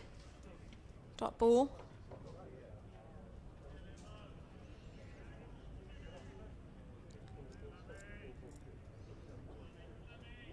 Where are you off to next then, Rich? We have Middlesex at home in the county championship next, so that starts next Sunday. Lamb in and Mulder now forward and defends into the leg side. It's stopped at mid-wicket and that will conclude the end of the over as well. 26 overs gone, Leicestershire 110 for 4, Hanscom with 37 and Mulder with 24. So they're two big games, these two, really, that have sort of been shoveled in the middle of the T20s, because Sussex first, Leicestershire third at the moment, and Middlesex second, so not necessarily season defining, but it'll be interesting to see what the positions are. Am I off? No, it's going to be me. Oh, okay. I'm just saying we'll make way for Adrian Harms and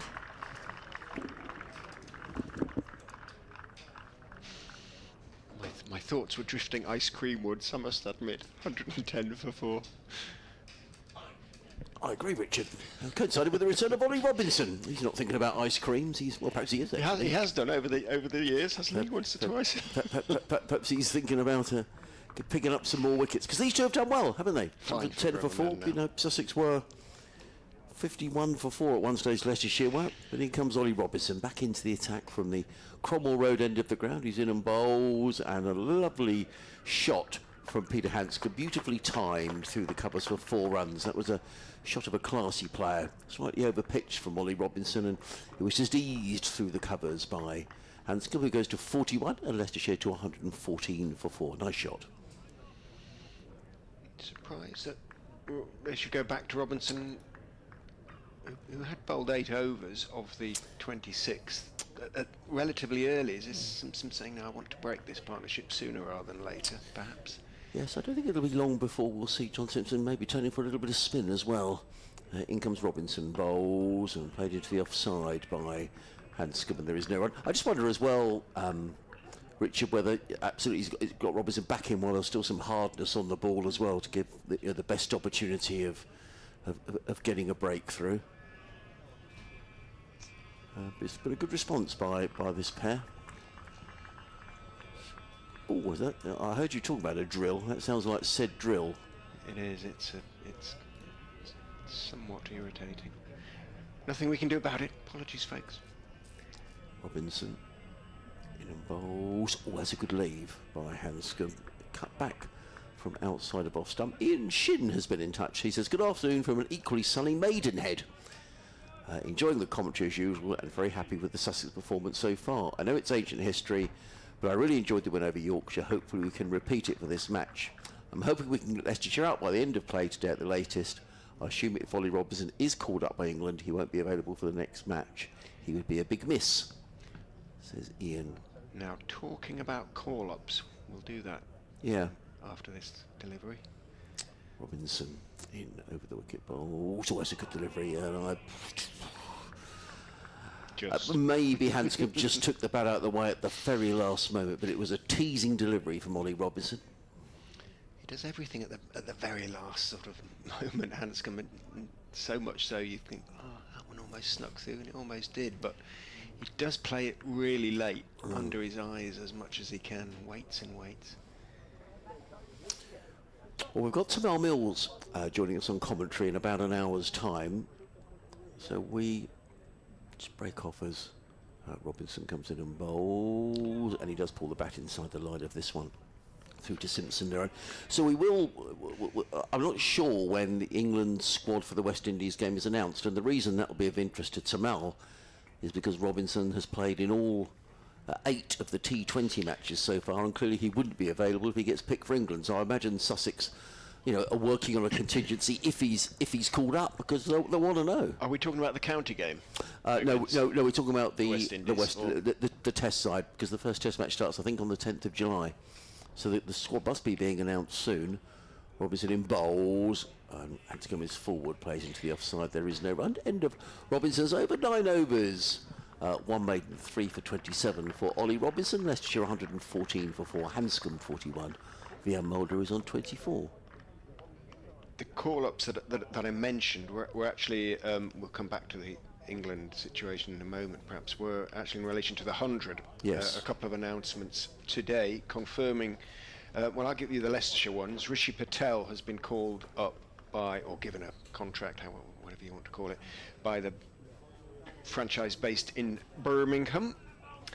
And Scott Curry has been, I shouldn't be surprised, but I'm sort of disappointed from a Leicestershire point of view, has been called up as well. Lamb is in from the CN, bowls on off stump, worked by Mulder out into the offside, picked up by Carter, and there's no run. Curry has been called up as a replacement by the side based in Manchester. So Leicestershire, having already lost Rahan Ahmed and Josh Holt, will also lose Rishi Patel and Scott Curry to the 100.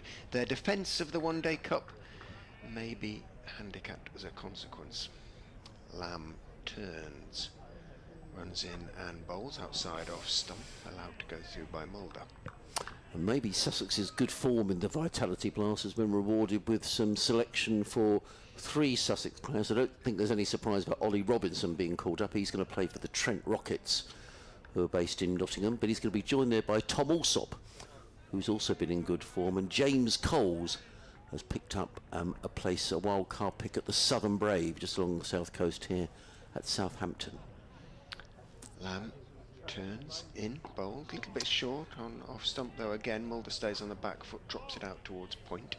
I don't think in the One Day Cup we would have seen Robinson anyway. I suspect had they been available we would have seen both Alsop and James Cole. So as Richard was saying, in terms of the Leicestershire lads who'll miss out on the 50 over cup, so will now Coles and Alsop. But I think very much Sussex are using it, as many counties are. There's a lot of younger players who they want to have a really good look at over those 8 games.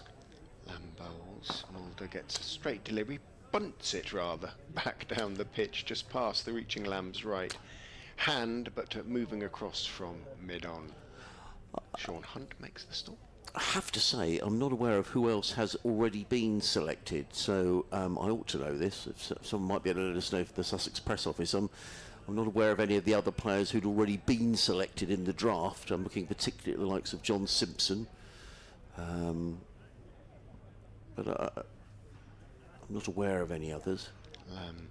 Bowls on towards the midriff of Mulder, and as you'll have guessed from Adrian's sympathetic exclamation, Mulder, well, he isn't staying down on one knee, so perhaps it wasn't quite as painful as it might initially have appeared. Sussex are -2 on the over 8, which we'll need to keep an eye on. So yes, I think Sussex will still be fairly strong in that One Day Cup if the likes of Simpson and Lamb are available. Tom Haynes. Lamb bowls, and Mulder again is hit amidships. A little bit of movement and bounce for Lamb. His appeal is muted. That from behind the stumps is not muted, but when the bowler doesn't really go up, you know it's done far too much to be hitting the stumps. End of a good over though, a good maiden from Lamb. He found a little bit of something extra towards the end of it, and he made life literally rather uncomfortable for Vian Mulder. 114 for 4 remains the score.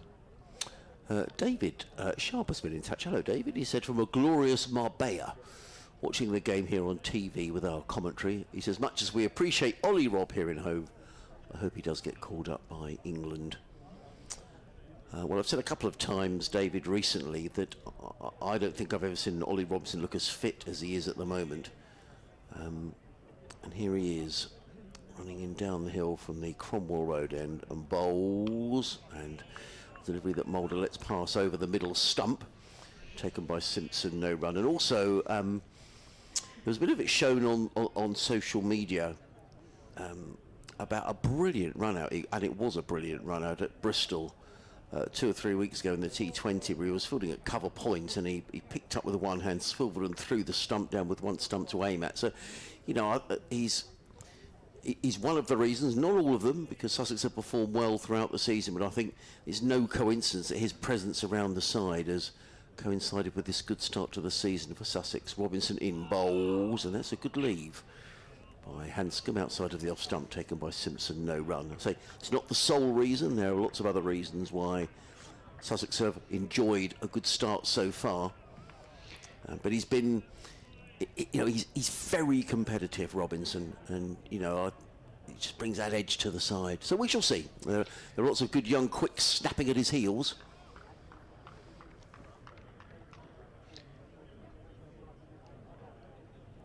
Three slips go down. Lovely sunshine over the wicket bowls, and again a good delivery that would have hit the stumps, but forward comes Hanscom, plays it down the track, no run. Question for you, Adrian, from Hamish, an Aussie in exile in Aberdeen. Do you know how long Dan Hughes is staying at Sussex? Yes, my understanding is he's here right till the end of September. So he's with Chetishwar Pujara going back. I think that's quite a coup to get him right through to the end of the championship as well. And I'm not aware he's been picked up in the 100, so presumably he'd be available for a bit of 50 over as well. Robinson is in bowls, let go outside the off stump, and there is no run. Just a shout out actually to Derek Lloyd, who I'd never met before, but he introduced himself to me in the cafe at lunchtime.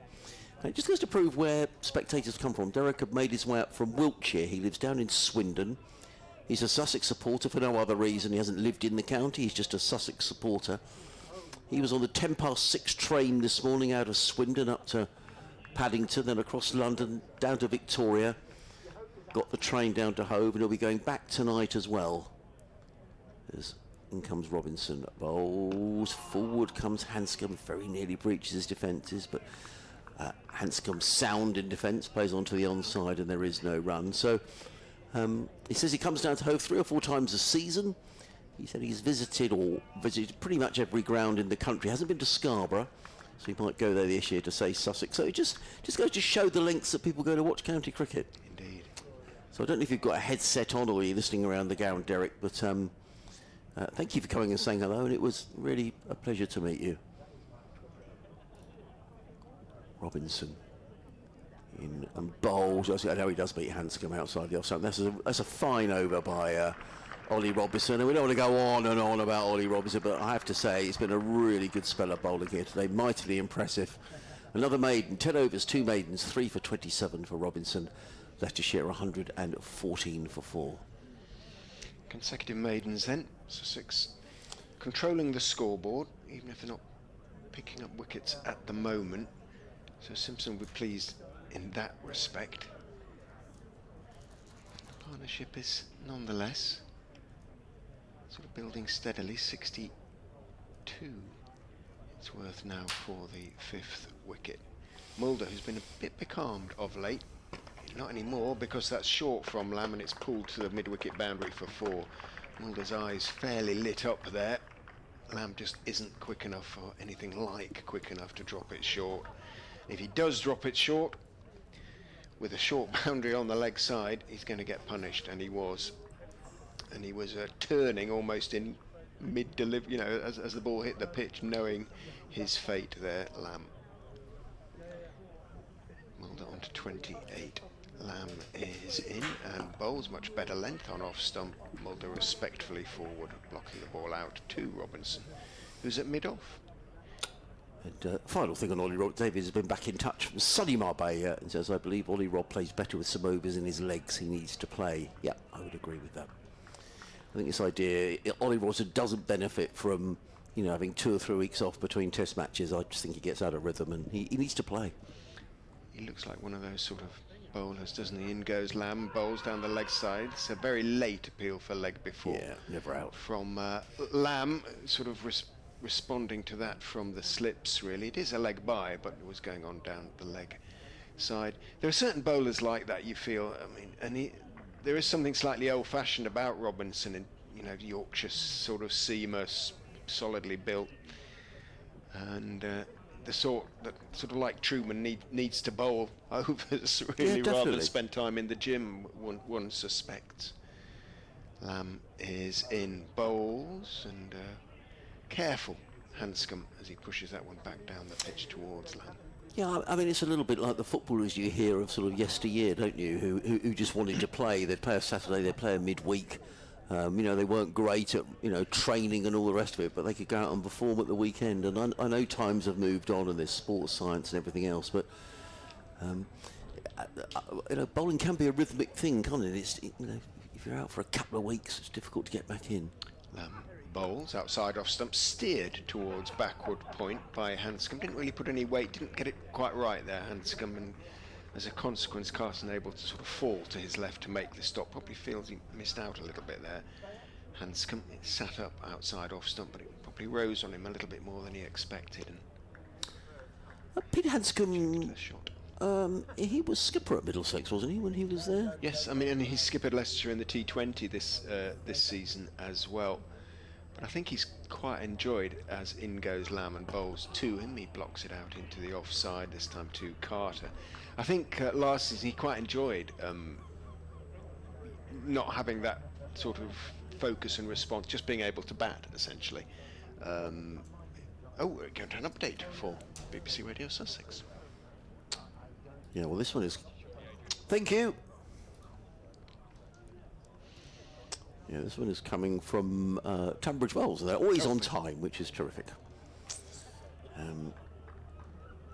So we're going to update. Luke Wells going along very nicely for... I have to give the Kent score now, as well as Surrey and Sussex. A break in play, which is opportune. There's I think some replacement gloves are brought out for Wiam Mulder and Peter Hanscom. Leicestershire backroom staff making their way around the ground. A little happier at the minute, I would think, than they were just before lunch when Leicestershire were 51 for 4. These two have really got their heads down. I don't know if you can describe Lewis Hill as backroom staff. Oh, was that Lewis Hill? The skipper will be pleased. Okay, let's get the latest from the cricket. Adrian Harms is watching day 2 of Sussex's game with Leicestershire at home. How are they getting on then, Adrian? Yes, Leicestershire are continuing their recovery here. They were at one stage 51 for 4 with 3 of those wickets taken by Ollie Robinson. They're now 119 for 4. That recovery led by Peter Hanscom and Wiam Mulder. Earlier on today, Sussex bowled out for 442. The skipper, John Simpson, finishing 183 not out. Kent are under the pump at Canterbury, all out for 244. Lancashire going along very nicely in reply. They're 209 for 1. The former Sussex player, Luke Wells, is 95 not out. And meanwhile, Surrey have been bowled out for 490 down at New Road against Worcestershire, with Dan Lawrence making 175. Worcestershire in reply are 4 without loss. Thanks, Adrian. We'll catch up with you later. Thank you. Yes, I should have... please tell me that it was Lewis Hill and a member of the backroom staff. Yes. Thank you. Ooh, a little burst of Across the Universe from the Beatles, that I suspect. Wow, you've got a good ear for music. The Beatles, Across the Universe. It was only 3 notes, but I think it definitely was. In comes Robinson, down the hill, bowls and let go outside the off stump by Hanscom. Had it dated from post-1980, I'd have struggled. In fact, it was Wiam Mulder. I do apologise who let that one go. These two have sort of weighed up the conditions, haven't they? I mean, they'll know that the threat early on with the hard Duke's ball is from Robinson. I was just thinking, really. I mean, Mulder, last time he batted on this ground, made 235 not out, I think. Let me just check. Robinson in bowls. And Mulder plays that deftly to backward point. Good tumbling save by Hudson Prentice. It was a good stop because Had he not stopped it, it would have just raced away for 4 runs. But it's good attritional cricket at the minute. I think probably these two thinking if they could just see Robinson off in this spell, that they can get Leicestershire. Oh, there's a very noisy bird somewhere. Yeah, 235 not out because he didn't play in that sort of epic game last year. Mulder wasn't in that game, was he? So that was an epic game. It was. But he's sort of doing a Simpson, isn't he, in a way? Yes, he is. Robinson in bowls. All model with a play and a miss. Well, Robinson goes past the outside edge just as you think that maybe these two are steering Leicestershire into calmer waters. Mulder plays an expansive drive and he's fortunate not to get a little nick on that. The slips are already. Simpson takes 123 for 4. The flags are pretty much limped to the flagpole on the clock tower scoreboard. There may just be enough of a slight breeze just to make watching very pleasant here today. 3 slips go down. Robinson is in bowl, so that's a good delivery, but he's going to, well, Mulder's going to get 4 runs. Robinson looks disappointed. Nothing wrong with the delivery, and he was forward Mulder. He edged the ball through the slip cordon and picks up a boundary to this very short boundary at the at this end of the ground. You say this end, that means nothing to our radio listeners. I apologise. We're looking up the hill from the C end of the ground, and where the corporate hospitality is and the clock tower scoreboard are short boundaries. This week, bit of a debate going on. I think they've just brought out a drink for Ollie Robinson. John Simpson is in discussion with him. The Sussex over 8 is -2, not a concern at the minute, but I'll just be keeping half an eye on that. Robinson figures 11 overs, 2 maidens, 3 for 35. Leicestershire 127 for 4, considering their very good recovery with this pair at the crease. Is into Hanscom, defends on off stump, leaning forward rather than stretching forward. Carter feels, got to be a little careful, I guess, with Robinson. Bowled 8 overs in his first spell. He's only bowled a 3 in this, his second. He has looked, by a margin, the most threatening of the Sussex seamers thus far, as you would expect to be the case, but maybe just 1 or 2 more in this second spell. Lamb is in, outside, some grunt of effort from the Lancastrian. It does seem back in, but from outside off stump, and Hanscom has nothing to do with it. Into the 40s now, Hanscom on to 41, Mulder 36. And Leicestershire probably need them to sort of take the score past 200 or more if they're going to have hopes of matching the Sussex first innings. Takes his bottom hand off the bat there, Hanscom, as he rather pushes that one, shovels it almost off his pads out towards mid-wicket, where Finn Hudson-Prentice is the fielder.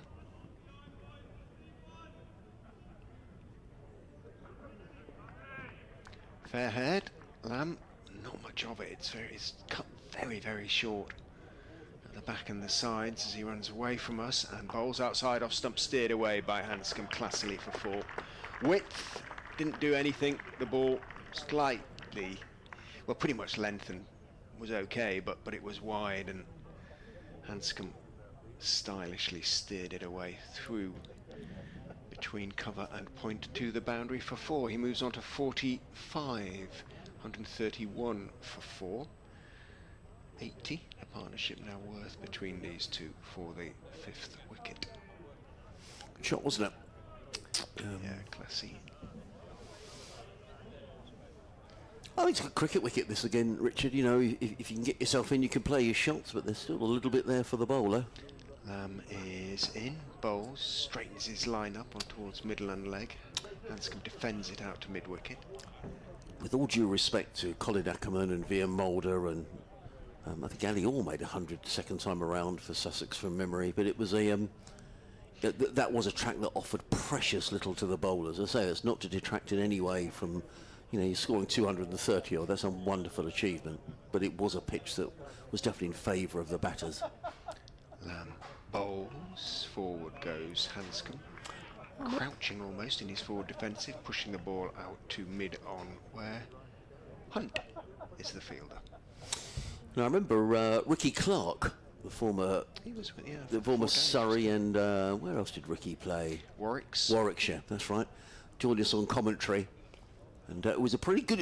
It was a good job we had Ricky with us. Between the three of us, we managed to.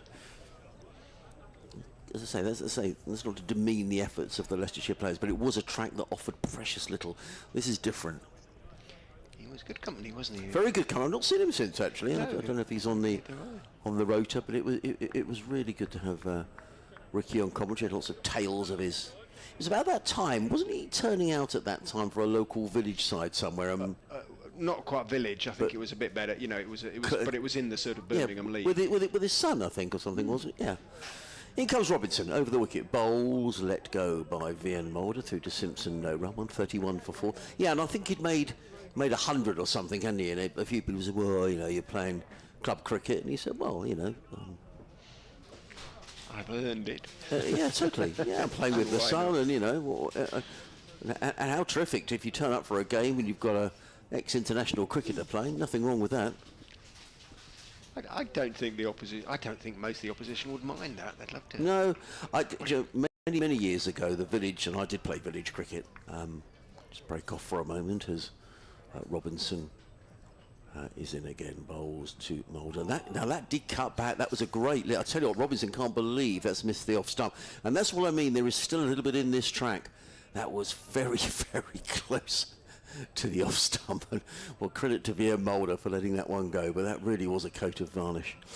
It was a limited overs cut competition that our village was involved with, and the opposition turned up, and Adam Hollyoak, before he really made it at Surrey, he was sort of in and around the Surrey side, turned up and played, and clearly they won.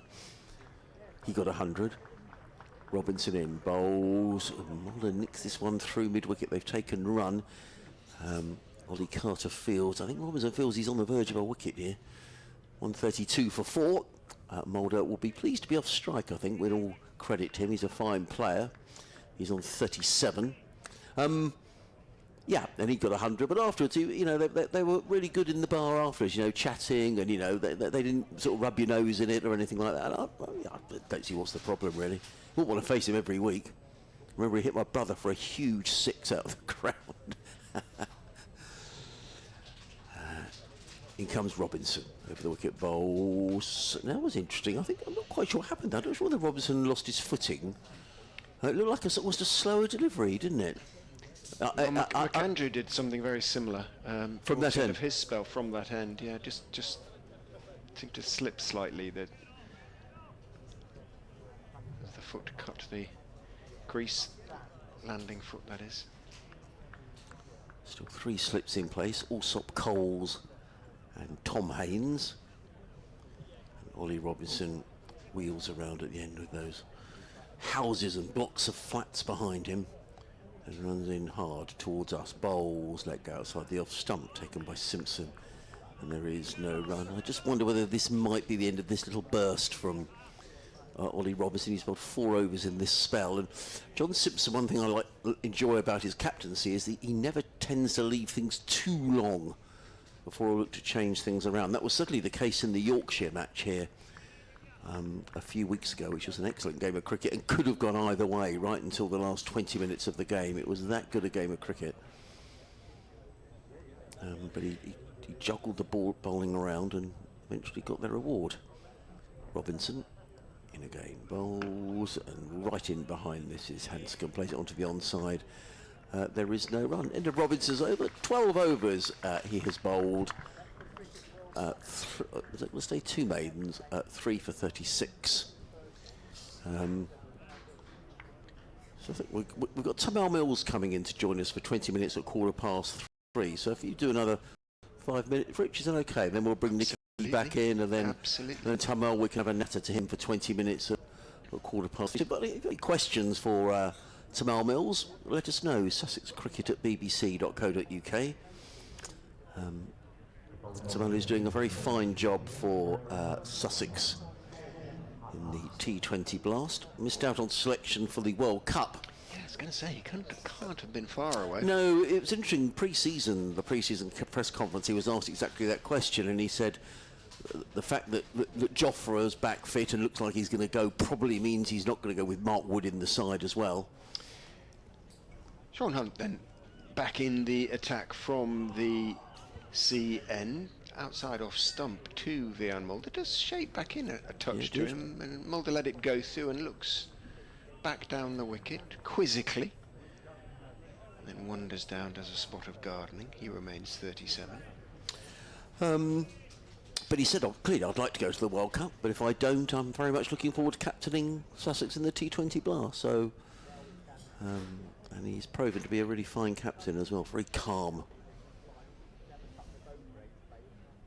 Hunt is in, bowls outside off stump, steered by Mulder on the back foot, but only as far as point. Rapid to Mole, and he gets it right, isn't he? Yeah, well, very much so, and I think this is variations as well, Richard. You know, he'll bowl a slower ball, and then the next one comes through like a rocket. Be interesting to know when he last played first-class cricket, because obviously he's back. Long time let ago. him play it. Yeah, that's a good question. Because I'm going to ask about his fitness. 5 or 6 years now. What do you Yeah, think? at least. Something like that. At least. Yeah. Now, what is the problem for umpire Baldwin? He's on to the scorers at the moment. Vian Mulder's going back, talking to John Simpson. We're looking back. Is there looking quizzically at the media centre? Whether I'm hoping it's not our some sort of. I'm hoping it's not our microphone. You know, there's someone moving around at the back of the box. The window is open. It's pretty much closed in the media centre. Who's in the way? It's not us. They can't see us, Rich. Yeah, they can't see us through the glass. I'm wondering whether it's our microphone hanging out the window, but I mean, it's been out there for a day and a half. What's the issue? We don't He's all right now. quite know. Is the window open in the press box? No, the lad moved it right across. So, anyway, whatever it was, Mulder's prepared as Hunt is in. Bowls as a shout for leg before, pitched outside leg, I'm afraid. Would certainly probably, says rapidly hedging his bets, have gone on to hit leg stump. But for me, it pitched just outside leg, and I think for umpire Baldwin as well, and Hunt. But again, the batters aren't happy with The line has something just gone down, I think. at this end of the ground. Something is distracting. Oh. I'll keep going because we'll be still on the stream, won't we, as we're connected by cable to the stream. So hopefully we'll be back on via Wi-Fi shortly. In goes Hunt and bowls, pushed out into the offside by Mulder. Fielded at point, and there is no run. Already this is a better from Sean Hunt than it was in his first spell. His first spell, 3 overs, none for 25. Yeah, and went for something like 18 in an over. He did, yes. Mixture of leg bys and wide, and no balls. He had a couple of no balls as well, didn't he? And he goes and bowls to Mulder, who is clattered amidships again. Bounces out into the offside. There's going to be a few bruises. Both Hanscom and Mulder have worn a couple, as they say. yeah, it's much better from Sean. It's difficult, isn't it, when so he doesn't play in the T20 side, Sean Hunt. He would have played some second 11 cricket, but coming into the side after a bit of a break, he might have been a few nerves as well with those opening overs. He's only a young man, 22, I think. I'll double check. He is in and bowls. Mulder drives for 4. Lovely shot. Punchy. Very typical Vian Mulder cover drive. Doesn't sort of flow. There's a sort of undercurrent of violence every time Mulder punches those sort of shots away through the offside. He's a strong man. Nicest possible man you could meet. Out of the middle, but combative, you might say. And that was a lovely punchy drive through the offside. And the groundsman has come out now because, as I say, Robinson and McAndrew, who both slipped slightly in one deliveries, and he's now just brushing up the loose earth where the foot lands. And that's all he needed to do, apparently. And it is going to be Ollie Robinson. Richard's going to have a break for a little while, and Nicky Chowdhury is going to rejoin our commentary here on BBC Radio Sussex, BBC Radio Leicester, on the most idyllic afternoon at Hove. In fact, I can't see a cloud anywhere, not even away to the downs up in the distance. But Ollie Robinson is going to make his way in from the Cromwell Road end, bowls, and forward comes Hanscom and plays into the offside. And there is no run, 136 for 4. Hello, Nikki. Hello, hello. It's absolutely gorgeous out there. I went up to the viewing balcony during that little break, and it's very sunny. And it's a beautiful view from up there as well. Yes, it is. No, it really is a good view from the top. Was there many people up there? Yeah, there's a few. There's a handful of them. Yeah, generally they're members and people who've got their seats up there. It gets very warm up there, though. It was quite toasty. I did think I should head back inside. Robinson in and bowls, and a nice looking shot by Peter Hanscom, who drives into the offside, and having hit the ball then sort of holds the pose. It was a textbook cover drive from the Australian. 136 for 4. The flags, the Leicestershire and Sussex flags, fluttering away on the clock tower scoreboard, which still is a little bit more breeze, which I'm sure is very welcome. Sussex still with the 3 slips in place, a third man. There's a cover mid-off, mid-on. 2 men set back on the leg side as Robinson, 3 wickets to his name, is in and bowls wide of the off-stump, let go by Hanscom. It's been a feature of the way that Peter Hanscom has batted that he's left very well, if that makes sense. It's kind of a major part of this role, though, isn't it? He does that well, so no wonder he's on 45 at the moment. Leicestershire just about making their way out of the pickle they were in earlier. Well, these two have added 85 for this 5th wicket. Leicestershire were in all sorts of trouble on 51 for 4. They're not out of the woods yet, but these two are battling away. Nathan McAndrew warming up, I can see it mid-on, as in comes Robinson. Bowls, that's a good delivery, and forward comes Hanscom. Plays it back to Robinson. There is no run. 1 more ball to go, no, 2 more balls to go in the over. Bringing up to date with scores elsewhere. In a Mo, Glamorgan 230 for 4, trailing Northants by 49 in Cardiff. Middlesex 108 for 2, in reply to Middlesex's 433. Gloucestershire 38 without loss, in reply to Yorkshire's 456. Robinson wheels around. He's in and bowls. Well, that goes a little low, and Hanscom did well to keep that out. Plays it into the cover, spotted by Carson. There is no run. A century for the former Sussex player Luke Wells. 101 not out for Lancashire, who are going very well against Kent. 225 for 1. A big partnership there with Josh Bohannon. Those two coming together when Lancashire was 7 for 1, now 225 for 1. So Kent under pressure down at Canterbury, having a difficult season at the moment. Robinson in and bowls, and Hanscom shuffles across his piece, plays it to mid-on. It's another maiden over from Ollie Robinson. 13 overs, 3 maidens. He's taken 3 for 36, 136 for 4. Leicestershire in reply to the Sussex total of 442. A long conversation going on there between John Simpson and Ollie Robinson. Every time that happens, we say, "Oh, that's probably the last one." But actually, we'll have to see. It looks like he's got a jumper there, Ollie Robinson, which is quite surprising. Puts on his shades. Now, the umpire's having a word to Ben Gibson, the head groundsman here, about something or another. I'm not quite sure.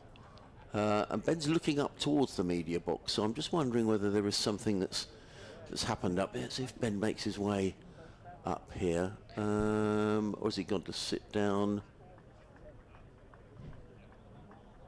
Well, he seems to be. He's no hurry to come up here, so I don't think it's anything that we're doing. And in fact, our effects microphones are some way to the right of where we're sitting, so I would be surprised if it was them that's causing the problems. Here comes Sean Hunt. It's going to be Hunt from the C end. And he goes to Mulder, who lets this one go straight into the gloves of Simpson. Yeah, I was going to say, I'm quite confused what it could be, because we're directly in line with the stumps. So there's nothing from this area that's pretty much should be in the vision or blocking the view, unless there's a reflection of some Well, sort. they're still looking, aren't they? I can see Peter Handscomb at the non-striker's end. He's making another sign towards them. So there is certainly something that is distracting the batters. I don't quite know what it is. But here in the media centre, we're behind tinted glass, so we can jump up and down all we like and they won't see us. Promise. Here's Hunt, left arm over, and Mulder's forward and drives to Ollie Robinson at mid-off, fielded rather casually. He No. flicks the ball and gives it a shine. Sorry to interrupt, Nicky. And a no ball, and that's not the first time that Sean Hunt's bowled a no ball today. He's just overstepping that crease. We've had a few from this end as well. Maybe it's something to do with the end. Yeah, I'll be disappointed, Sean, because he'll know this ground well. Here he goes again, turns on top of his mark, makes his way in, and Mulder tries to pull this one. This stays low, and he doesn't quite connect it, and it comes off his thigh pad. Goes into the offside, goes down as a dot. I wonder what it is. I don't know, but it's clearly something as I think sometimes when you're the batter that you can get distracted. Something gets in your mind about something's in your line of vision. But as I say, we are absolutely wicket to wicket here. I'm looking straight down behind umpire Paul Baldwin, but it's not us. Hunt in again. Mulder forward, drives, and good piece of work from Hunt as he does the fielding. That was struck rather powerfully by Mulder. Hunt does well to keep hold of it, otherwise that was going to be racing down towards the boundary. Yeah, we are in perfect line. Almost, we can make the decisions from here, although that's definitely not going to be happening. No. I can see Finn Hudson-Prentice warming up. Still no sign of any... Oh, Jack Carlson's limbering up at backward point, which is interesting, the off-spinner. Hunt in, 2 slips in place, and Mulder forward defends, and the ball dies a couple of feet away from him. I mean, Sussex will have a plan here in terms of how many overs they want the seamers to bowl. Jack Carlson just sort of rubbing his hands on the floor there. I just wonder... Look at Finn Hudson-Prentice, he's sort of hopping up and down. Yeah, he's got one-legged hops going on. Yeah. Oh, dear. Oh, and the ball just got chucked over to him, and a dreadful throw from it was Ollie terrible. Oh dear! If looks could kill, that was definitely one, wasn't it? Finn looked at Ollie Carter as if to say, "What is all that about?" That wasn't the best throw. It was chucked literally at his ankle, and whilst mid hopscotch, that wasn't easy to get. In comes Hunt now, shorter ball. Good ball. Oh, a bit of movement off the surface, and Mulder lets it go. Well, that was a good delivery by Sean Hunt. He just nipped away from the right-handed Vian Mulder. And now he just comes and does a little bit of gardening, as though to say, it wasn't you, Sean, it was the surface getting a bit of that movement. Yeah. We could carry again through to John Simpson. Hunt gives the ball a shine on the back of his thigh and in again. And this time Mulder drives beautifully on the up, and this is going to make its way all the way down to the deep cover boundary. Bit of width there, a bit too full from Hunt, and Mulder has made the most of that one. That will conclude the end of the over as well. 36 overs gone, Leicestershire 142 for 4. Well, I think we can safely say that Ollie Robinson isn't going to bowl the next over because he's going off the field. And I'm not sure who is coming on as a replacement. Dan Ibrahim was in the squad, but that doesn't look much like Dan Ibrahim to me. I think it may be one of the younger Sussex players who's coming out as 12th man. I don't know if the lads in the media office here at Hove could let me know who it is, but Robinson is definitely going off the field. And Finn Hudson-Prentice is definitely coming in to the attack again from the Cromwell Road end. Yes, so he's changed. What about Henry Croker? I can't quite see from here. I think it's a player with no name on his shirt, which suggests it's one of the younger players.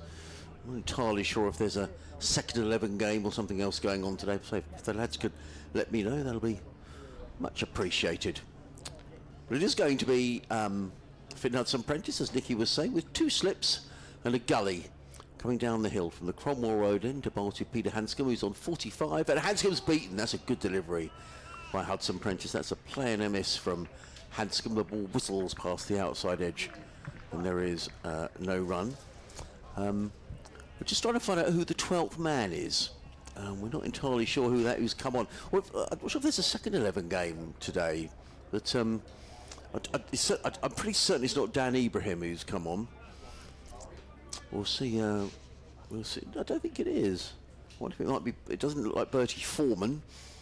But anyway, Ollie Robinson is off for the time being, as Hudson Prentice is in over the wicket bowls, driven uppishly by Peter Hanscom, and it was only just short of Nathan McAndrew at mid-off, who stays down on one knee. That was a full shot. It very nearly carried to mid-off. And there is no run. In fact, the player has got a number on his shirt. I'll just wait for him to turn round, and we may get a clue. Gonna have to watch them closely at the end of the over. Yeah. I think there's a 6 on there. Okay. Charlie Tier, thank you.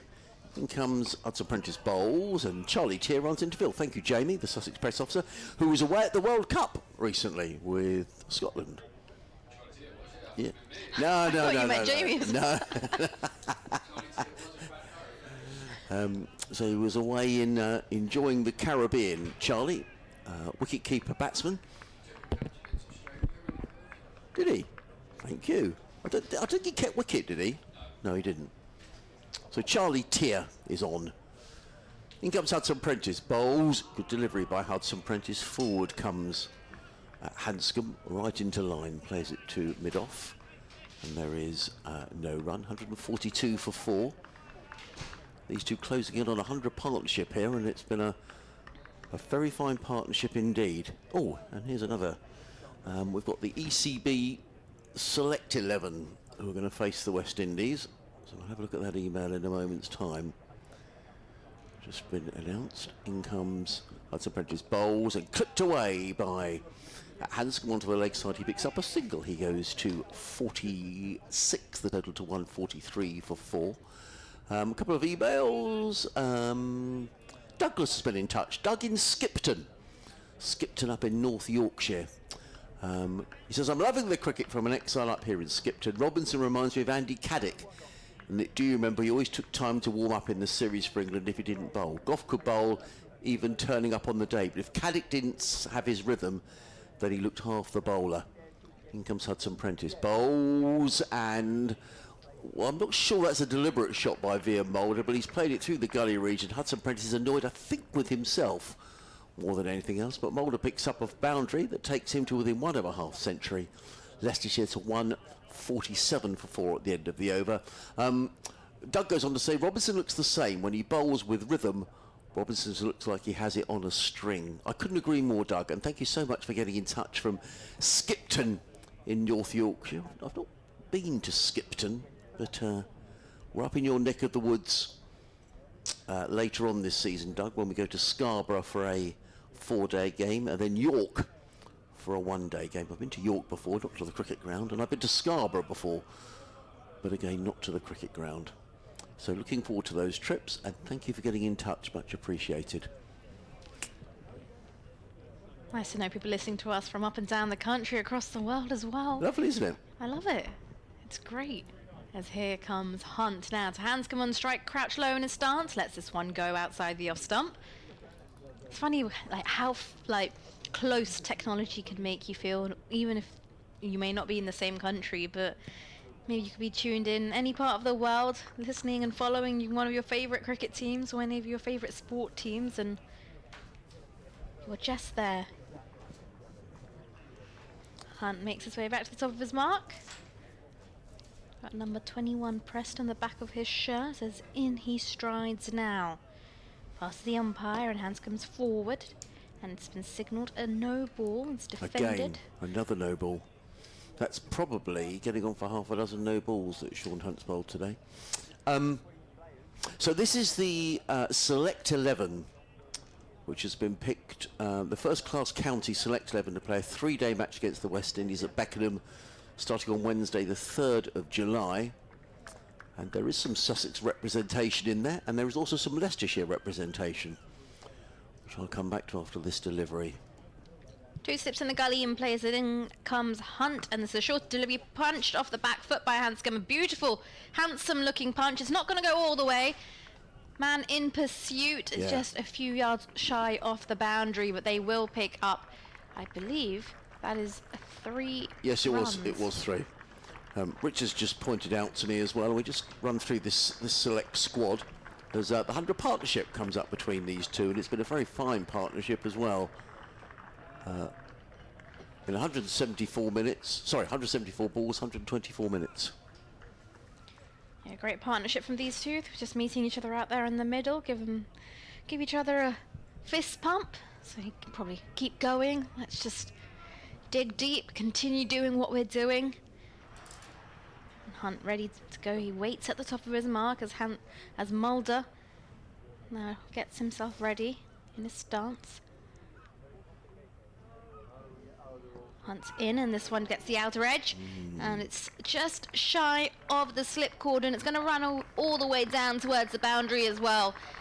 And that adds 4 to Leicestershire's total. That takes them to 156 for 4. And Wian Mulder brings up his half century, 53 off 78 deliveries here at Hove. He's played a beautiful innings so far. He's really played the role that his team needed after some early wickets this afternoon.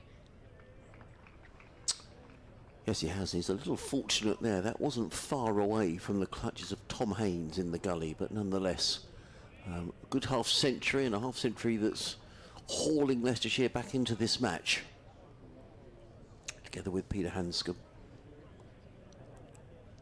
Here's Hunt in again, and Mulder just defends this with a soft defence into point. So this select 11 is Farhan Ahmed from Nottinghamshire, Sonny Baker at Somerset, Harry Duke from Yorkshire, Bertie Foreman from Sussex, Ben Geddes from Surrey, Josh Hull from Leicestershire, Eddie Jack from Hampshire, Will Luxton at Yorkshire, Ben McKinney from Durham, Jamal Richards at Essex, Hamza Shaker from Warwickshire, Harry Singh from Lancashire, and John Turner from Hampshire, all in this squad. Hunt to Mulder, and I believe he just gets a tickle on this as it's slightly sprayed down the leg side. They'll come back for 2. It's gone fine. Long leg comes around to do the fielding and doesn't get a tickle on it as umpire signals leg by.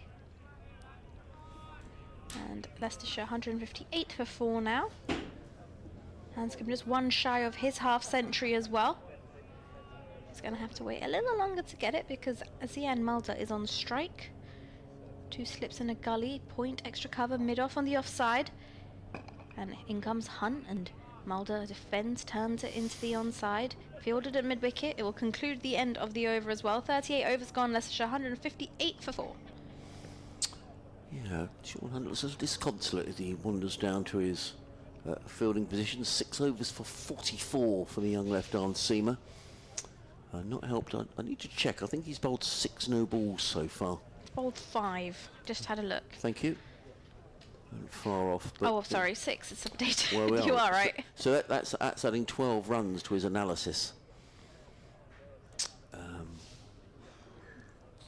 So he comes down to fine leg, just a ponder. And Finn Hudson-Prentice is going to carry on from the top end of the ground. That's the Cromwell Road end, with 2 slips and a gully. Hudson-Prentice in bowls, and forward comes Hanscom. Played to mid-on, fielded by Nathan McAndrew, and there is no run. He's playing beautifully straight, is Peter Hanscom. He's on 49, his partner Via Mulder is on 53. 158 for 4.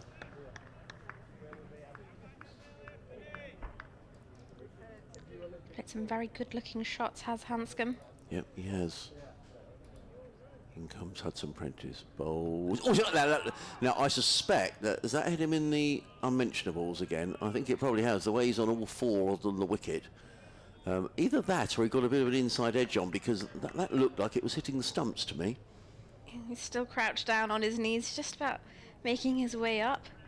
He adjusts his protection. That's painful. He just takes a little stroll towards the square leg umpire. Hudson-Prentice wheels round at the end of his run and is in again. Bowls, that's a good delivery, and Hanscom is right in behind it, plays it into the offside. And there is No run, 2 slips and a gully, third man. Cover mid-off, mid-on, mid-wicket. Is there a deep backward square? No, there's a fine leg. So you can see the line here that Hudson Prentice is bowling. He's in his 8th over, figures of 0 for 26.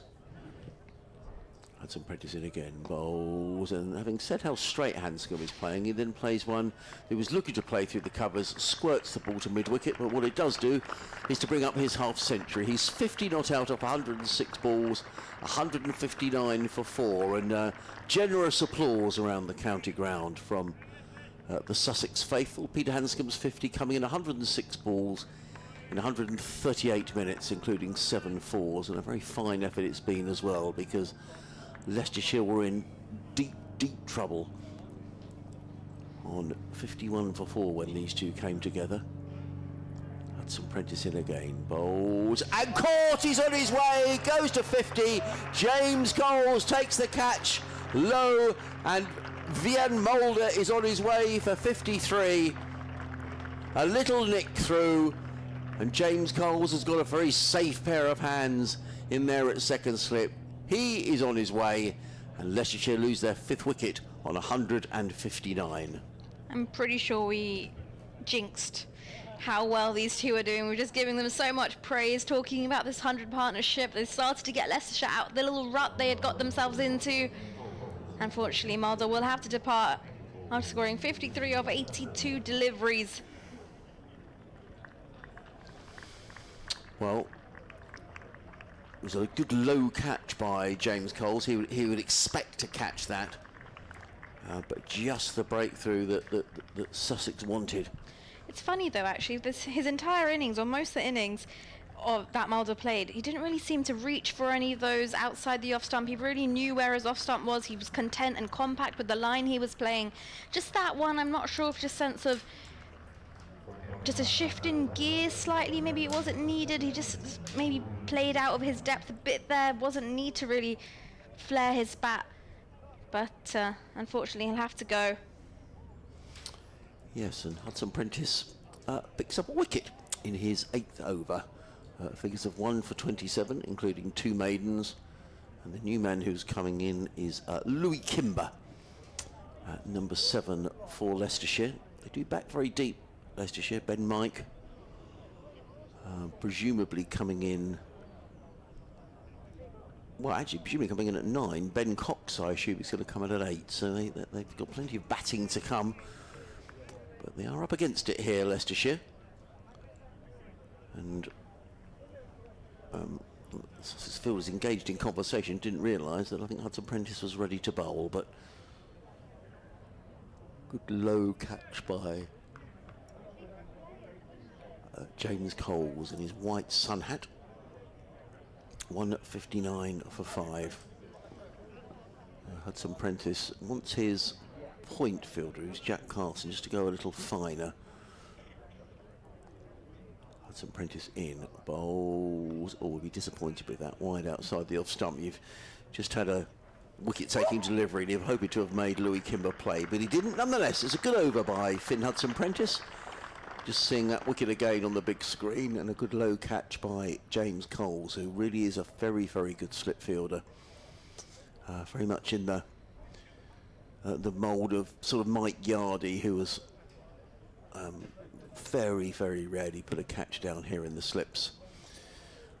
They're going to persevere with Sean Hunt, whose 6 overs have been expensive. 6 overs for 44, not helped by 6 no balls. But John Simpson, credit to Simpson here, he probably doesn't want to keep whisking him out of the attack, because that's probably not going to do Sean Hunt's confidence any good. Hanscom is 50 not out, Hunt is in, bowls, and forward comes Hanscom, plays into the offside, and there is no run. Finn Hudson Prentice is just trying to attract the attention of his skipper. I think they're just looking towards the leg side and thinking, oh, is he going to have to look to chip one through that onside? Either way, the field has stayed as it was. Sean Hunt wanders back to his mark, literally front of us. Has a word to Nathan McAndrew. And he's on his way from the C end of the ground. Inland bowls. Forward comes Hanscom with a model forward defensive shot. Plays it out into the offside, fielded by Ollie Carter in the covers. And it's another dot ball. Sorry, is this your over, Nikki? No. Yes, it is. I'm sorry. It's all right. You're in the flow, so I didn't want to interrupt. No, you go. That's bad from me. It's all right. You're forgiven as Hunt takes the ball and he runs past the umpire now. It's a short delivery, and Hans comes back and across, defends into the offside. Picked up by Carter at extra cover. Important wicket in that last over that Finn Hudson-Prentice got of Mulder. Well, it was just after these two. I mean, it was a very good partnership, wasn't it, of 108 between the pair. And just as Leicestershire were looking to get themselves back in the game, a wicket's gone down. Here's Hunt in, and this time Hanscom just turns this into the leg side. It's gone straight to mid-wicket, who fields it one-handed as he tosses the ball to Finn Hudson-Prentice at mid-on, who's giving it a shine. Hunt, ball in hand at the top of his mark now, ready to go. 2 slips in a gully in place as in he comes. Hanscom lets this one go outside the off stump. He looked slightly tempted. It was a slightly wider delivery from Hunt. Hanscom not tempted. He didn't give in, and he lets it go. Hasn't quite got his range right here, shorthand. I'm sure that these low balls are probably playing on his mind a little bit. He just hasn't quite got his line right in this over.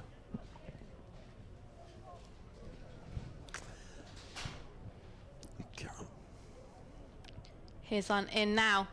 Hanscom forward, drives through into the offside. It's not going to beat the inner ring, and that will conclude the end of the over as well. 40 overs gone, Leicestershire 159 for 5. Hanscom with his half century, 50, and Kimber yet to get off the mark. We're going to have a little change in the commentary box. Nicky's going to make way for Tamal Mills. Delighted that Tamal can join us here on commentary, looking very summery in his shades and his black shorts as he comes and sits down with us. It's going to be Finn Hudson-Prentice who's going to carry on from the Cromwell Road end of the ground. Great to see you, Tamal. Hello, good afternoon. Yeah, good to see you. Joe, I've known you for so many years, and someone rang me up the other day and said, how do you pronounce Tamal? Is it Tamal or Tamal? And I said, I have to ask him.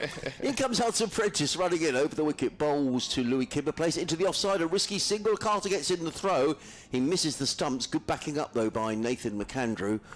The net result of that is that Kimber picks up a single and Leicestershire to 160 for 5. Yeah, I'm definitely Tamal. Thank you. Yeah, I'm sure I've been saying it correctly. I'm sure you'd have told me if I got it. I've gotten. It used to bother me when I was younger when I get called all sorts, but I've gone a bit long in the tooth now, and yeah, I'll, as long as you're in the ballpark, I'll tend to respond.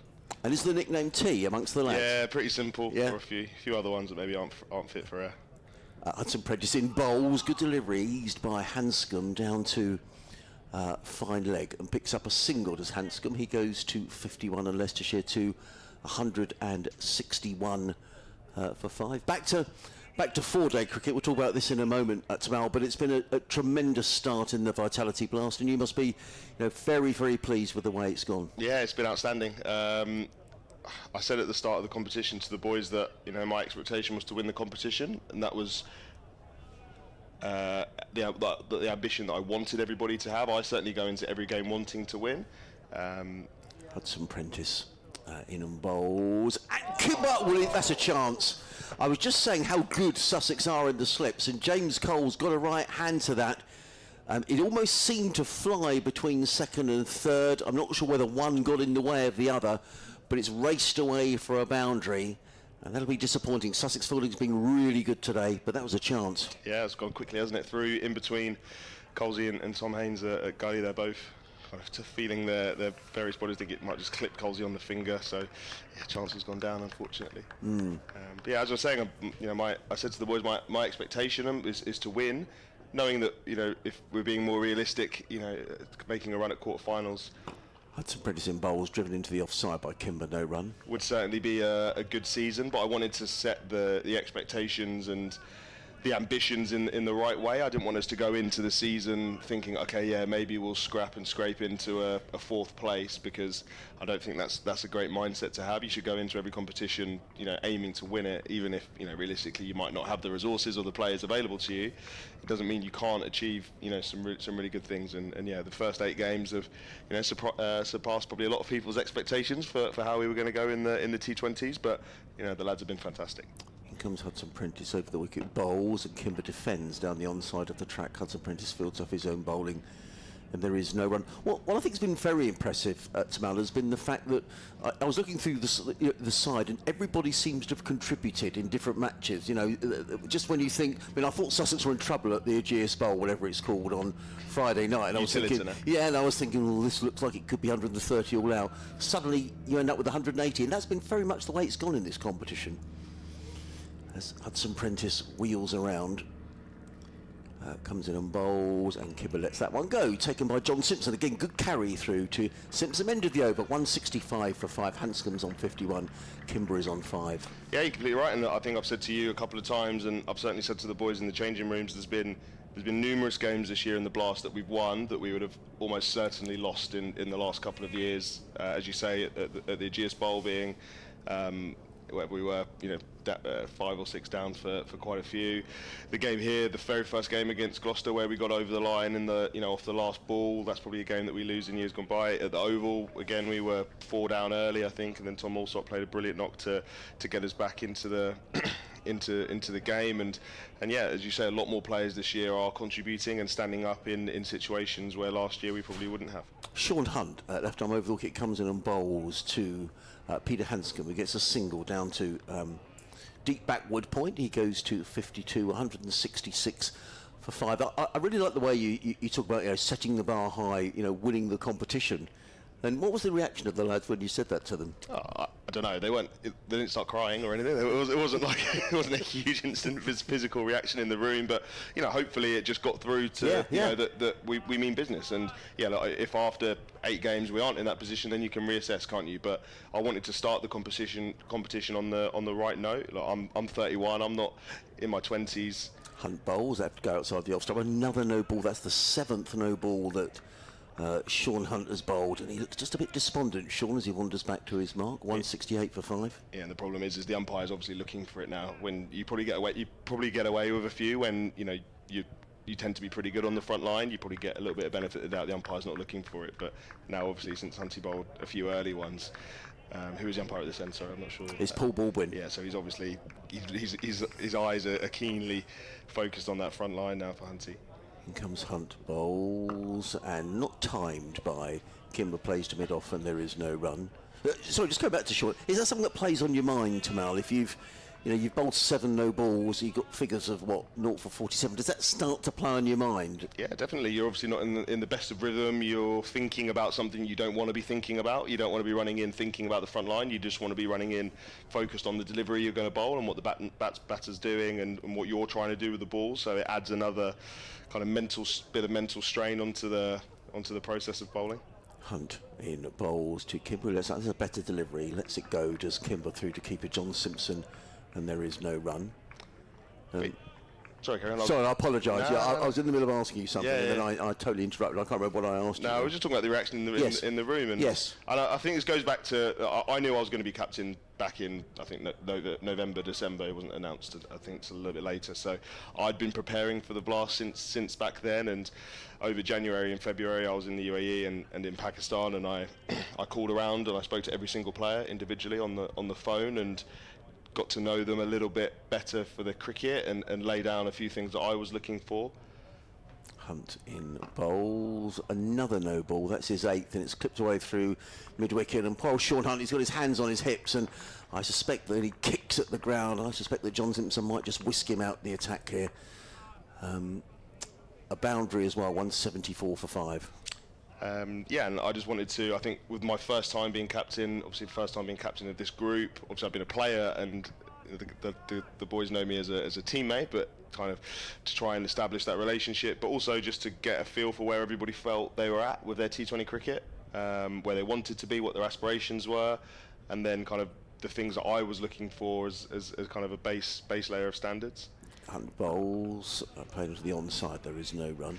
So the process of the season for me really started in January, February, just getting to know everybody a little bit better from a cricket point of view, making sure we're taking the T20 cricket seriously, and a lot of credit I think has to go to Fabi and to the coaching staff. The boys put in a lot more work this winter on T20 skills than we have done in years gone by. With proper dedicated sessions and hours, in indoor school, and then when the boys went on pre-season, properly dedicated to T20 skill. Hunting bowls, clipped to mid-on, fielded by Hudson Prentice, no run. So yeah, I think we've taken the competition a lot more seriously this year in terms of, as I say, preparation, both physically in the cricket in the winter, but then also mentally. So I think coming into the Blast this year, we were in such a better place than we have been in years gone by, and that doesn't guarantee you success on the pitch, as we know. But I'd like to think it's played a big part. Hunt around the wicket, comes in and bowls to Kimber, who's beaten. That's a good delivery, and Simpson again takes that about waist high. Good end to the over, and good to see Nathan McAndrew just running across and giving Sean Hunt a bit of a tap on the back. It hasn't been his day today. 8 overs, 1 maiden, 0 for 53. Leicestershire 174 for 5. Hanscom on 52. Kimber on 9. You're listening to live cricket on BBC Radio Sussex and BBC Radio Leicester. Myself, Adrian Harms, delighted to be joined by Tamal Mills. You talked about you spoke to the players. Would you have had individual plans for each of those players as well?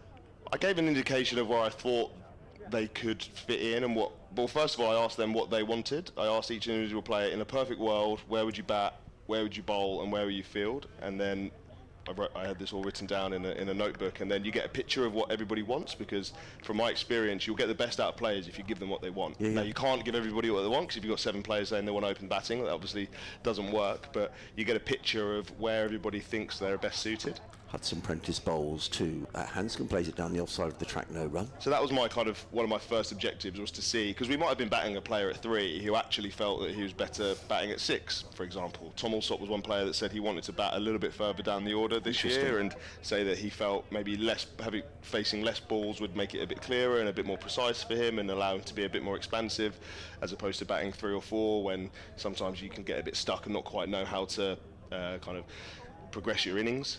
Hudson Prentice in bowls, clipped by Hanscom through square leg. He's going to pick up just a single, fielded there by, I think that's Charlie Tier. It is, yeah. It is, who gets in the throw. One more to Hanscom. He goes to 53, the total 175 for 5. So yeah, just trying to get a bit of a picture really of just what everybody wants. Then I took that away, and then I had a meeting. Once I had all these conversations with all the players, I had a Zoom call. I was in Pakistan at the time with all the coaching staff, and I fed back this, all this information that I had written down, and we spoke about it, and it just gave the coaches a bit of a clearer idea of what the players would like, and then we start to look, okay, how does that shape into the team? Because as I say, you can't give everybody what you want. Hudson Prentice bowls to Kimber, plays to mid-on, and there is no run. Did you know at that stage, Tabal, that, for example, Daniel Hughes was coming over? Was that, I forget when that was announced. Yeah, Fabi told me about Hughesy since back end of last summer. Right. So yeah, I knew that Hughesy and Maka were going to be the overseas players. Yeah. The one I wasn't anticipating was Ollie Robinson being available and being. To be honest, I didn't think even about a month before the season that I was going to have Ollie, and he was going to be such a big part of the team. Hudson Prentice bowls, and we'll talk about Ollie in a minute. Kimber plays the ball down the ground, and there has been no run. We'll talk about it now, actually. I mean, I think he's been outstanding. Yeah. And it must help. I mean, it's a stupid question, really. I guess to have an international class bowler bowling in the power play, and you would probably know, but he just hasn't gone for any runs in the power play. No, he's been outstanding, and as I said, up until I reckon a month before the first game, I didn't even think he was going to play a game for us. Hudson Prentice in bowls to Kimber, goes past the outside edge, taken by Simpson, no run. I kind of assumed he'd play the championship games, then he'd probably have some time off, and then he'd be getting ready for the test summer. That's kind of how I envisaged it. And then as soon as we got a little bit closer, I started to chat to him, and he was like, "Oh no, I could maybe play a few games," because there was a quite big gap between the end of that first championship block and the start of the test summer. He was like, "Yeah, I could maybe play kind of 4 or 5 of the first games or whatever." I was like, "Okay, cool." And as it's worked out, he's played every game, and I think I bowled him in 3 overs. I bowled in 3 overs in the power play every game so far, because so far nobody's been able to get hold of him. He's been seaming it and moving the ball around. Hudson Prentice in bowls, and again he beats Kimber. That's a super delivery taken by Simpson.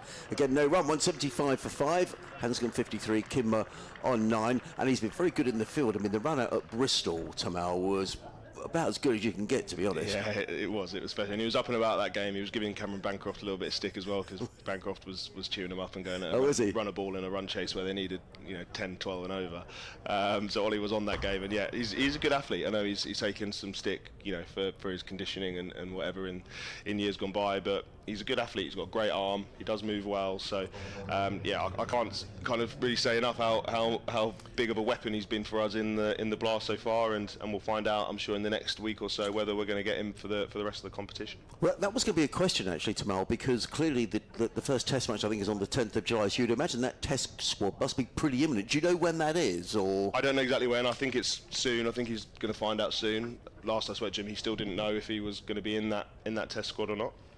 Danny Lamb is replacing Sean Hunt. I think that's good captaincy by John Simpson, drilled into the offside field, but by Carter there is no run. And just to finish on Ollie, Tamal, because I've watched him over the last 10 years since he made his debut here, just to me, physically, he looks fitter than I've ever seen him look, to be perfectly honest. Yeah, he's in good shape. I think he works. Obviously he's had a winter with England, and he was on the Test tour in India. I know he didn't get to play very much, but yeah, he bowled a lot of overs in the Championship, didn't he, before then? And he's staying on top of things well, and yeah, there's been no issues with him so far playing in the Blast. Lamb comes in, bowls, clipped around the down to fine leg by Peter Hanscom, 1 more to the total, 176 for 5. And talking about fitness with yourself, because there have been times in the Blast and during your career when you've had spells when you've had niggles, but that's not happening at the minute. Are you doing something differently, Tamal, or is it you? Yeah, I don't know. People, you're an athlete. I'm not. People say your body and the rest of it. Does that come into it? Yeah, like touch wood. I've played every game, and I've bowled my full quota every game. I guess I'm the captain, so I give myself make sure I get my 4 overs in. You're allowed to. In comes Lamb, running in and bowls to Kimber, who plays defensively to mid-off, fielded by McAndrew, no run. I'm a bit reluctant to say, but last couple of years, to be fair, I've been good. I played 12 of the 14 games last year, and the 2 games I set out were just the schedule and rest and rotation. I had some problems with my toe that I lost quite a bit of cricket with, which was frustrating, but that wasn't a muscle injury. It was an impact injury. But yeah, no, I've got into a good routine. I've been doing Pilates and stuff. Me and Ollie see the same instructor lady just up the road. In comes Lamb, bowls, and forward comes Kimber, plays it down the onside. But yeah, no, I feel good. And obviously I've got a little break now whilst the Championship's on, so I'm having a week off now. Then I'm going to do a bit of bowling next week and get ready for the final 6 games that are going to come thick and fast once they start. I've just got to do this update. Yes. So are you all right for a few more minutes? Yeah. Are you going away, or are you just going to enjoy the sunshine back here? Nah, I'm firmly on dad duties. I've got 2 young children and a wife who needs some help, so I'm back to dad life. Good for you. Yeah, in comes Lamb and bowls, and he beats Kimber outside of the off stump, and there is no run.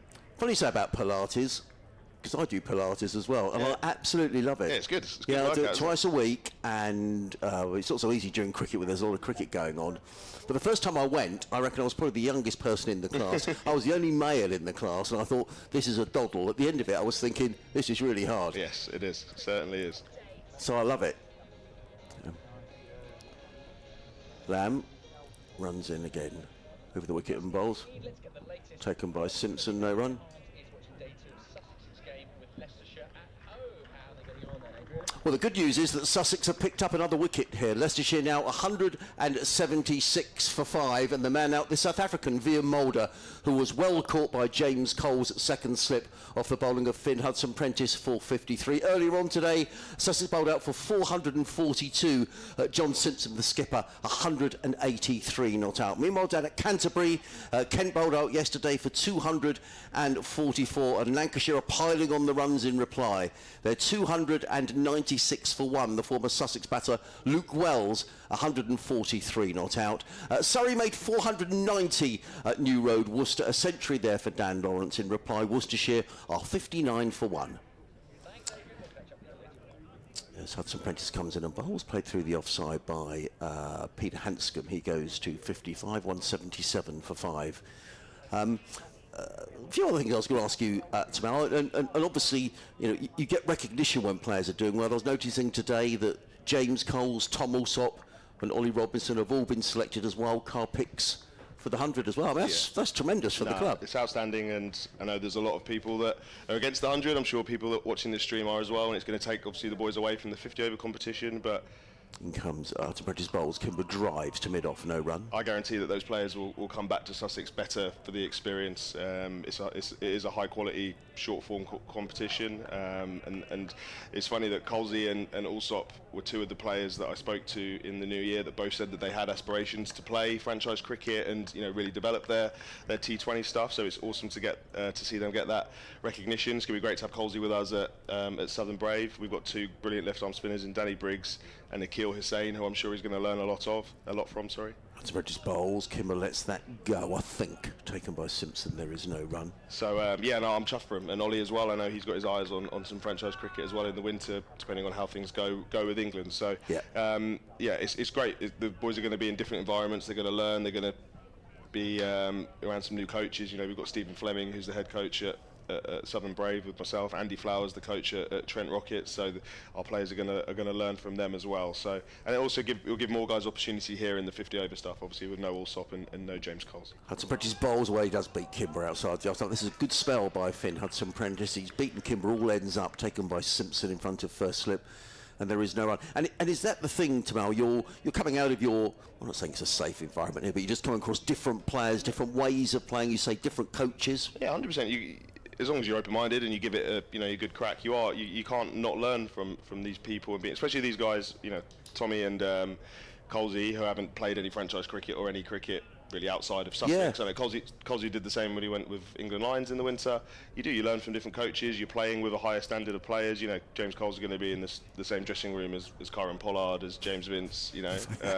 So there's some great names, and you can't help but learn from these players. Hudson Prentice bowls to Kimber, plays to mid-off. There is no. I'm delighted for more. Guys, I'm really delighted for Tom Alsop as well. He's quite a quiet fellow. He just seems, from a distance, I don't know, he just seems to see one of these players who gets on with it. I'd imagine he's very easy to manage, and I'm just delighted for him, really. Yeah, and I think I spoke to him a lot during the T20 stuff, and as I said, he was somebody that said that he wanted to bat a little bit lower down and change where he was kind of coming into the game, and so far he's played 3 really important knocks for us in the games at the Oval, at Chelmsford, and then the other night at Hampshire.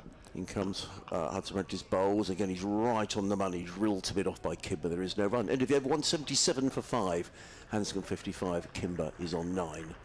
Yeah, so it's been great to watch him, and I think he was a player, maybe it took him a couple of games to get going again, maybe that transition out of the 4-day game into the T20s. So, yeah, look, it's brilliant to see our guys getting recognition, and I've got no doubt it'll be great for him in the long run, and hopefully they get some games and they play, because it's always better when you're playing. Look, I can't wait. It's about a month away, I think, till the 100 starts, but we've still got 6 big group games left to finish off in the group stage first. And I was going to say that it's not done. It's been a great start, but you're in this position now. You want to go, certainly, one step at a time.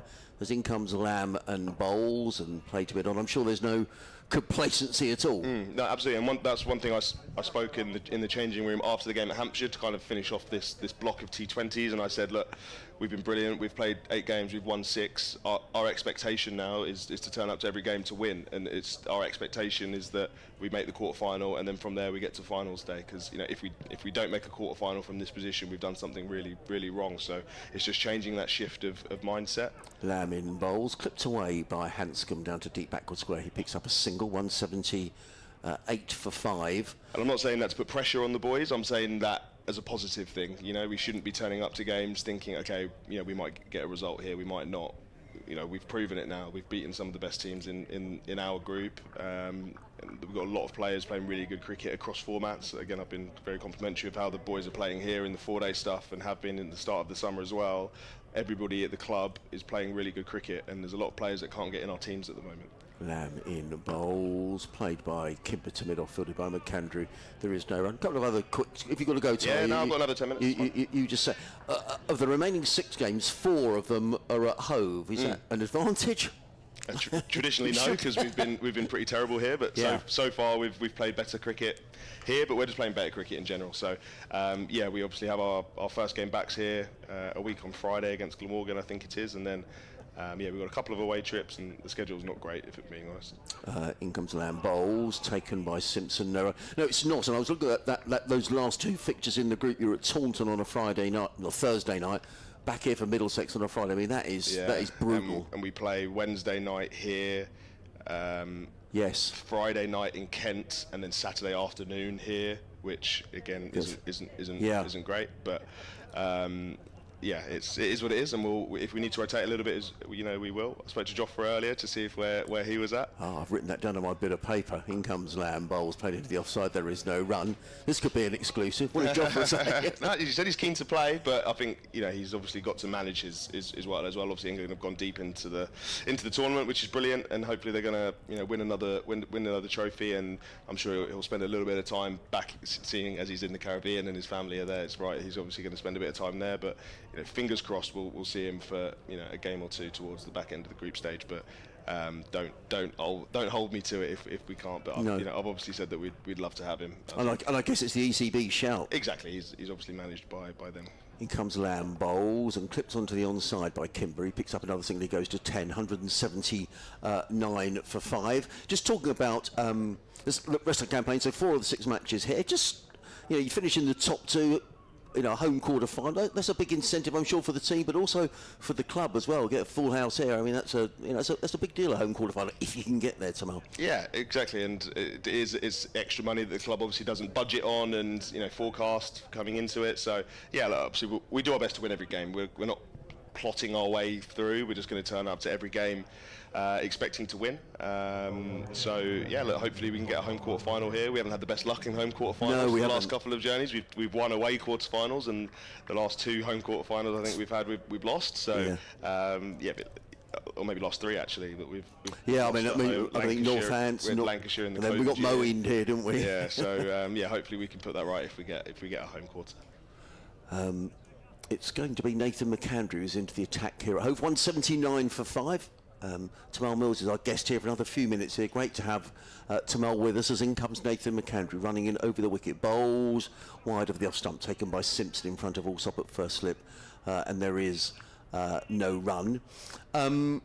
Just a couple of things about the T20 tonight, 'cause I sort of think, and this is nothing to do with Sussex, now if you win your group and you win it convincingly, I almost feel there should be a direct route to finals day, really. Yeah, I agree. Did you agree? Yeah, I've been doing a podcast with the BBC with Kevin Howells and Emily Windsor, and I've made it quite clear I don't think the Blast is particularly a brilliant format in different cases. I think it is longer than what it should be for a high level competition. In comes McAndrew, bowls let go outside the off stump, no run. But yeah, you're right. In theory, you could win 14 out of 14 games and then lose 1 and then be out of the competition. Whereas in pretty much every other T20 competition in the world now, you get a second bite of the cherry if you finish in the top 2 of your group. Which, especially in a competition which is as long as the Blast, if you finish in the top 2 over 14 games, you've clearly been the best team. One of the best teams by quite a long margin. So yeah, look, that is just the nature of the beast. And yeah, but we've got to get there first. And yeah, we'll do everything we can over the next six group games. McAndrew on his way from the Cromwell Road in bowls. Kimber plays to mid-wicket and there is no run. A couple of other things. Talking about selection, I see another selection today. Bertie Foreman selected for the first-class counties who are playing a match against the West Indies as well. So again, all positive stuff. Yeah, but I just saw Bertie up in the changing room now, so congratulated him. He's another one that's been frustrated that he hasn't had a chance of being in and around the squad. We haven't changed the squad much at all, or the team. We've had one change here or there, but yeah, no, it's brilliant. You want your players being exposed to as many different environments as possible, and it'll be great for Bertie to go up against the West Indies. Hopefully they put out a good side as well, which I'm sure they will, and he'll get to bowl and bat against some test match players. In comes McAndrew, driven by brilliant stop. Who's that in there at short extra cover? He's prevented. Very good stop, diving away to his right hand side. One more to Kimber. He goes to 11, 180 for 5, and he had a really good winter. Bertie over in Manly. Yes, he did. Yeah, he won the medal for the best player in the league or something like that. Yeah. So yeah, he's been frustrating. Obviously, he hasn't had a go, but he'll obviously be one of the players that benefits and plays in the 50 over competition. I'm sure, and get a really good run there. He'd definitely been in conversations at the start of the summer when we were kind of picking who our spinners were going to be. And we went with Jack Carson, but Bertie wasn't far behind in that conversation. He goes McAndrew bowls, beaten outside the off stump is Hanscom, who's got rather big calm here. He's on 56, 180 for 5, and he must be the fastest runner in the club, isn't he? I mean, I watch him when he comes out when he's a sub fielder. I think, look at him. Yeah, he's the best fielder in the club. Really? For sure. Yeah, we've got a lot of very good fielders, but actually Bertie is a very, very good fielder, and that obviously in T20 can play a big difference as well. So yeah, no, he's an outstanding fielder, and yeah, hopefully has a good game in that 3-day game, I think it is. McAndrew. 2 slips and a gully go down, coming into bowl to Peter Hanscom, who's 56 not out. Leicestershire 180 for 5. Sussex striving for a breakthrough as Hanscom plays 4. McAndrew fields up his own bowling, and there is no run. Word on Nathan McAndrew, terrific knockdown at Southampton the other. I mean, I was honestly sitting there thinking, we're not getting more than 140 here. No, and look, we've started calling him Smacker because he's been brilliant with the bat. And he's obviously capable of it. He does it in the Big Bash every so often. He's obviously a very good player and hitter of pace bowling. So yeah, you're right. That knock he played at the end probably won us the game because obviously the game ended up going down to the last ball or so. But yeah, he started off a bit slowly, but he's got into it, and he's bowled really well as well the last few games. So when you've got an all-rounder that's contributing, with some runs at 8 and 9. And obviously bowling is 4 overs more often than not. That's obviously a great addition, and credit to Farbs for the signings of him. And Hughesy obviously came out and smacked it everywhere. I know he's hurt his thumb, but it looks like he's going to be okay for kind of moving forward. That's good news. In comes Lamb bowls, punched through the offside, and it's half stopped by Jack Carlson at backward point. The ball is racing away towards the boundary, and it's just bobbling over the rope now. 4 to Kimber. He goes to 15, 184 for 5. And sorry, just coming back to the blast. Well, there is this break, isn't there, between the quarterfinals and the final. I mean, I guess you'll be playing 100, so you'll at least be keeping in nick. But that's not ideal, is it? Yeah, it's not. And again, it does reward you for playing well at the start of the competition because you get yourself in a better position to kind of get your foot in the quarterfinal by the time that it stops and everybody disappears. And yeah, look, again, it isn't ideal. We're lucky we'll have Hughesy if we do qualify for quarterfinals and finals day because he's here through September. But yes.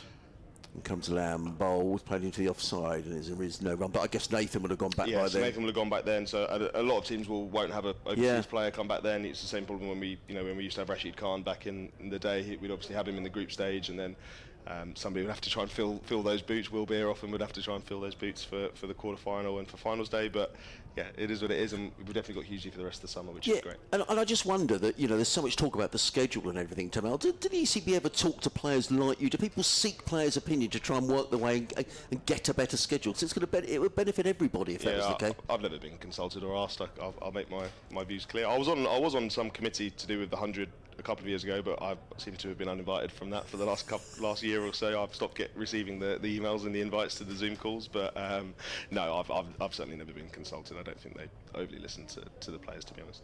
Lamb runs away from us, comes in and bowls to Kimber, who lets the ball go through to Simpson narrow. So plans for the winter, Tamal? What are you going to be? I know it's a way off yet. It's a while away, a lot to do between now and then, but I'm going back to the ILT20, so that's in the UAE, so that's next January. Right. And at the moment, that's the only thing I've got kind of locked in, concrete, but there's plenty of T20 cricket happening in the winter, but hopefully I'll be playing for Sussex up until finals day on the 14th of September, I think it is. So that's getting through the blast and then getting through the 100 is... Oh, no. Danny Lamb running in, he just runs through the... Oh, has he hurt himself? No, I think they're having a bit of a laugh, actually. I think he's run through. And also, without being too personal, you say you've got a young family. Does that make you think... I mean, I was only interested because there was a podcast with David Visa, Hitman for Hire it was called, and he was saying, he's got a young family as well, and whilst obviously the money's good, you're kind of trying to balance the whole thing up as well. Yeah, juggle, and so the UAE competition is really good because I can take my family.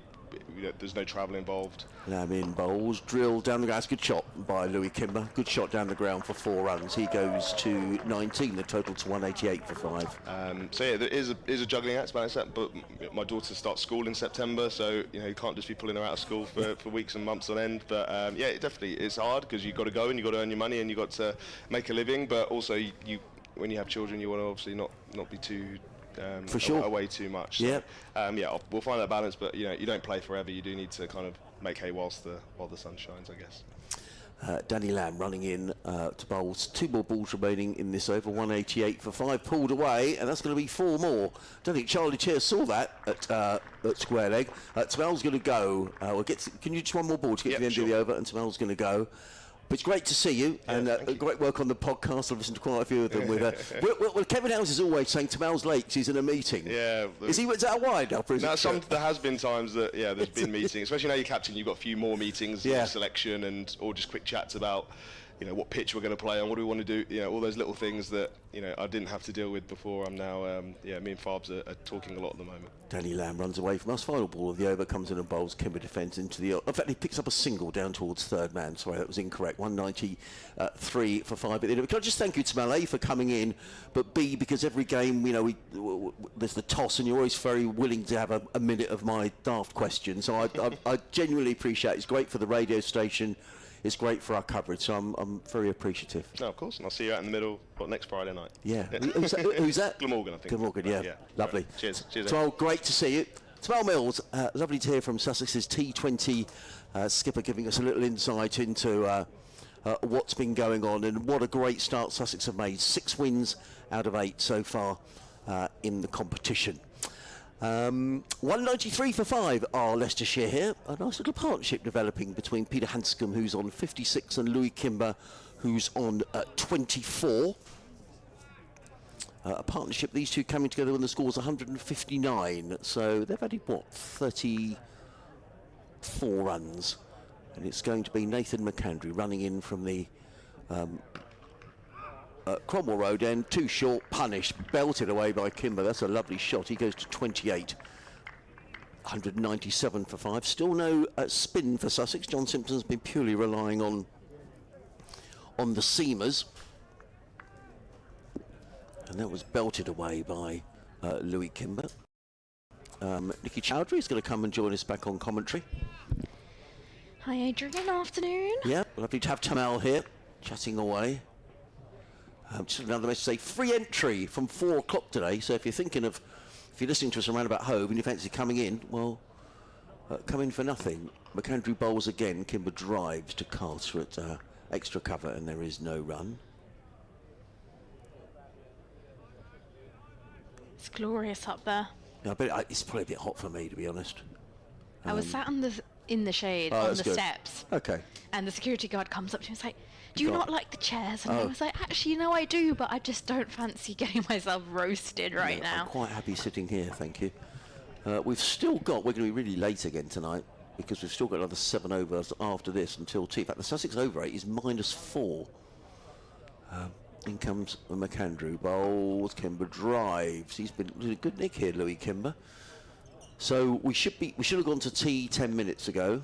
We've still got, in fact, Jack Carson's warming up, so we are going to get some spin. 6 overs to go until tea. That could take us till quarter. So Sussex are way behind, -4.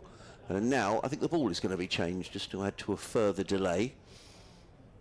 Is it the ball he's looking at? Yeah, umpire Neil Pratt wanders over to Paul Baldwin. So we've got another delay here as the ball is looked at. Now, Brenda Lower may have to come out with a replacement ball, or have they decided it's okay? No, they're saying get on with it. So Nathan McAndrew's going to have to use the ball that he's got. I think Ollie Robinson was querying the ball as well. So Brenda can stay in the pavilion with her box of balls over there. Lovely to see Brenda last night enjoying the BBC coverage of the blast as well, that she could pick up on her radio. We're covering every game in that way this season. Not everybody can access the internet necessarily. As in comes McAndrew, bowls. That's a good delivery. That was pacey. And Kimber looking to cut that one away through point, and the ball rattles through into the gloves of John Simpson. And there is no run. Had a little bit of zip on it, didn't it? It did. Yeah, definitely, if you're around the area, come down to the ground after 4 o'clock, Why though, not? because it is a glorious evening, and I couldn't really name many other ways of spending a Monday evening at the cricket. The sun's shining. Well, they're going to see 32 overs. Yes. McAndrew bowls to Kimber. Kimber's defensively plays onto the onside. There is no run. I shall make way at the end of the over for Richard Ray, who'll come back and join us. But really good to see Tamal, and always got interesting things to talk about. So he's a fine fellow and doing a good job for Sussex at the moment. And really pleased about these wildcard picks. And I'm sure it will be the same for Leicestershire as well.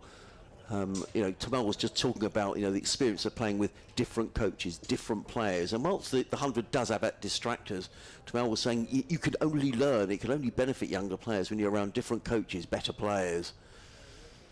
In comes McAndrew bowled. Oh, that was a short delivery that rather looped over the shoulder of Louis Kimber into the gloves of John Simpson. He's batting nicely here, Kimber. He's on 28. Hanscom has a little becalmed, but he's still there on 56.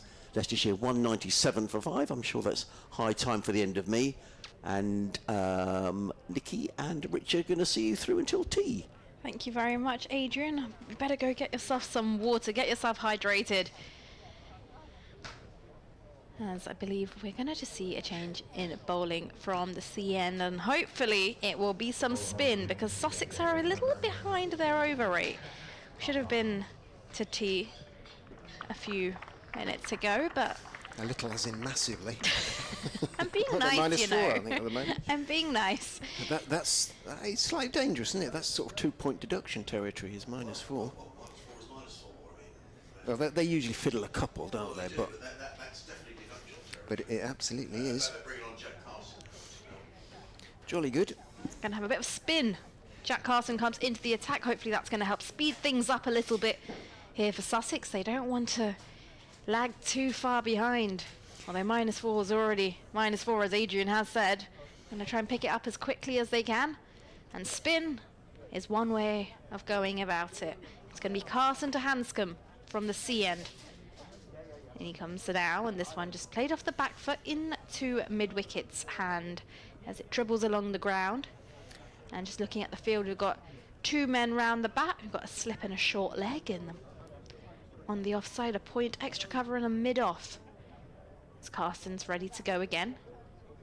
And this one just tossed up a little bit in the air and driven straight to Ollie Robinson at mid-off. And on the leg side, we've got 2 out on the deep. We've got a deep backward square leg. We've got a deep mid-wicket, a short mid-wicket, and a mid-on as well. Carson with ball in hand now. Tall in his action and gives this one a little bit of width as Hanscom leans into it and drives straight into Carter's hands at short extra cover.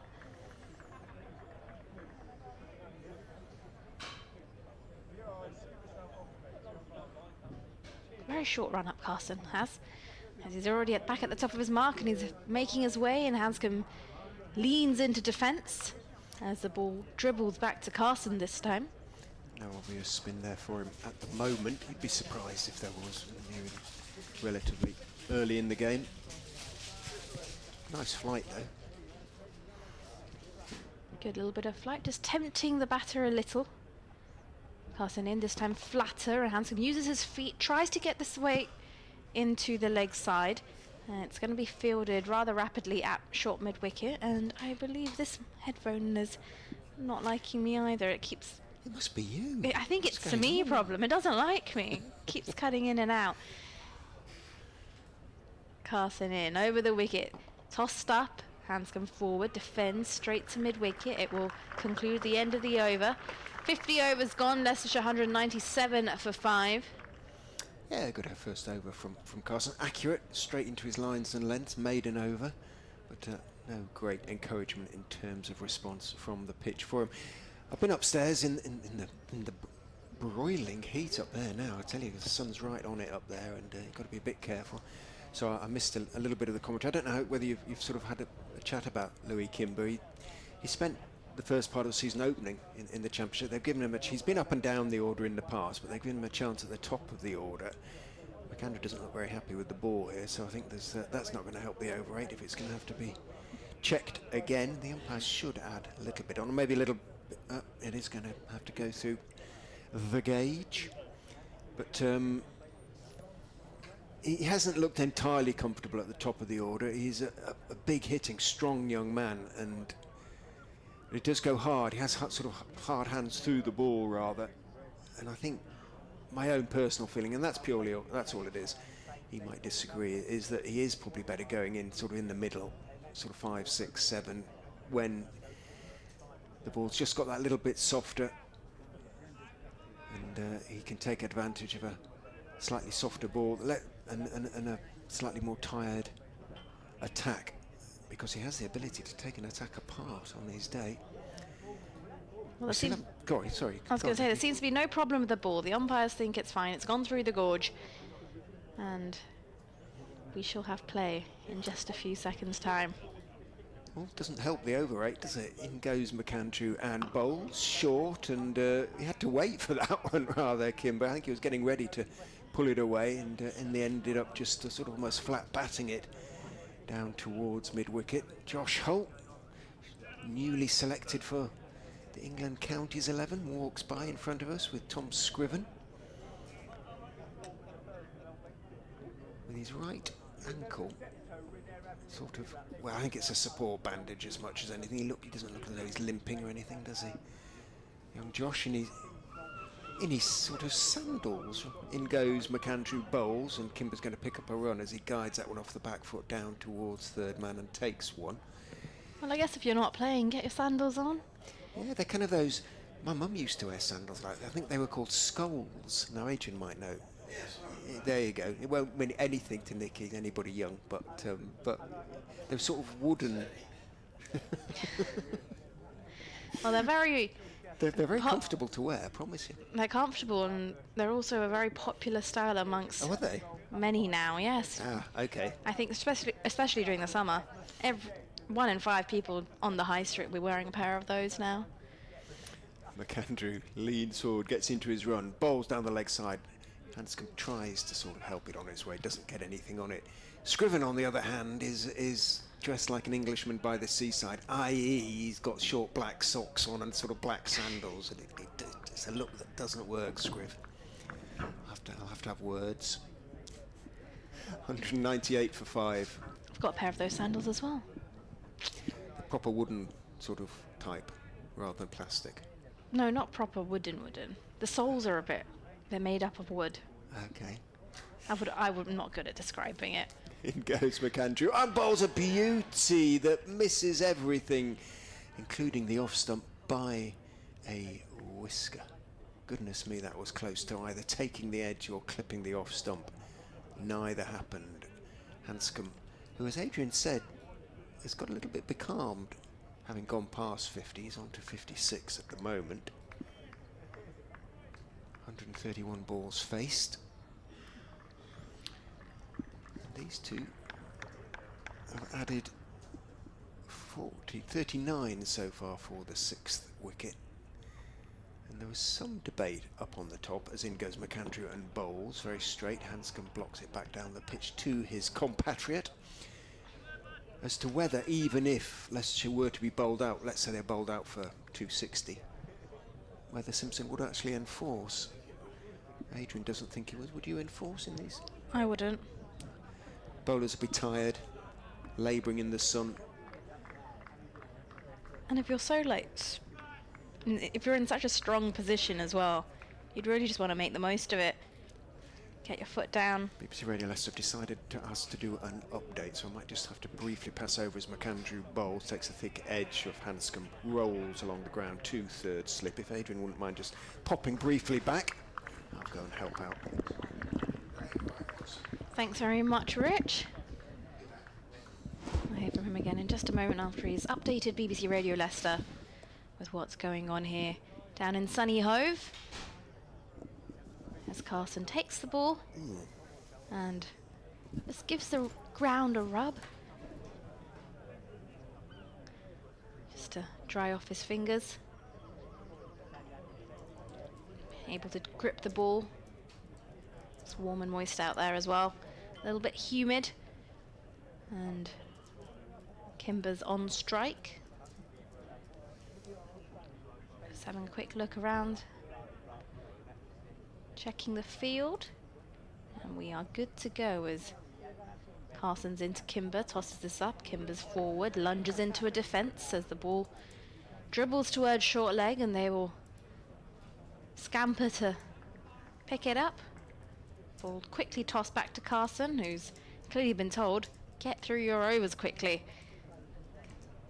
He's there again, and this one tossed up even more, bit more flight to tempt Kimber, and they will be tempted as it's driven to mid-on, and mid-on slightly further back, just a bit casual in approach, allows them to come in for the single. 199 for 5, Leicester. Hanscom on strike now, 56 to his name. Uses his feet down the track and is going to drive this. Will it beat mid-on, running to their left? No. Good dive from Sean Hunt to his left to keep that down to a single. Leicestershire 200 on the board now. Some claps going around the ground. Kimber taps his bat as he awaits Carson, who's in through his action and right on the money. Defended back down the ground.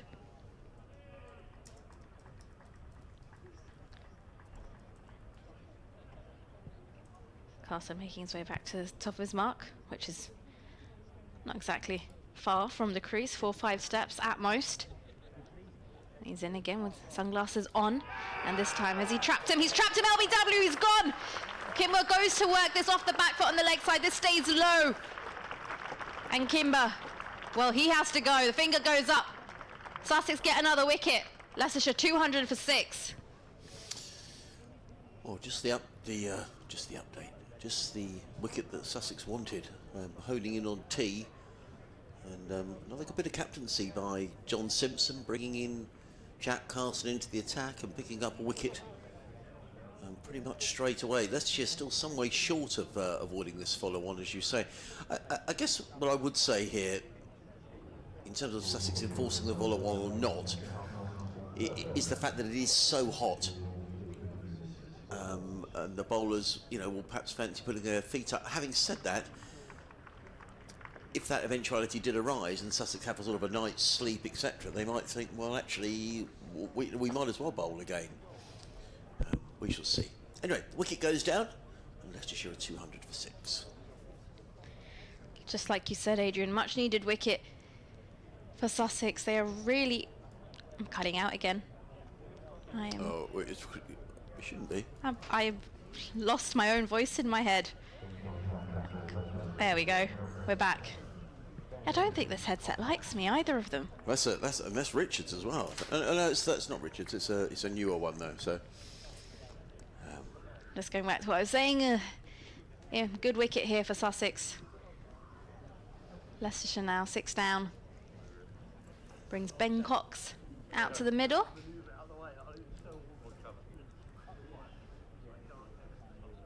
Sussex got Carson on from the sea end in hope of trying to speed up their over rate. They're currently 4 behind, and with that they also managed to get a breakthrough as well. So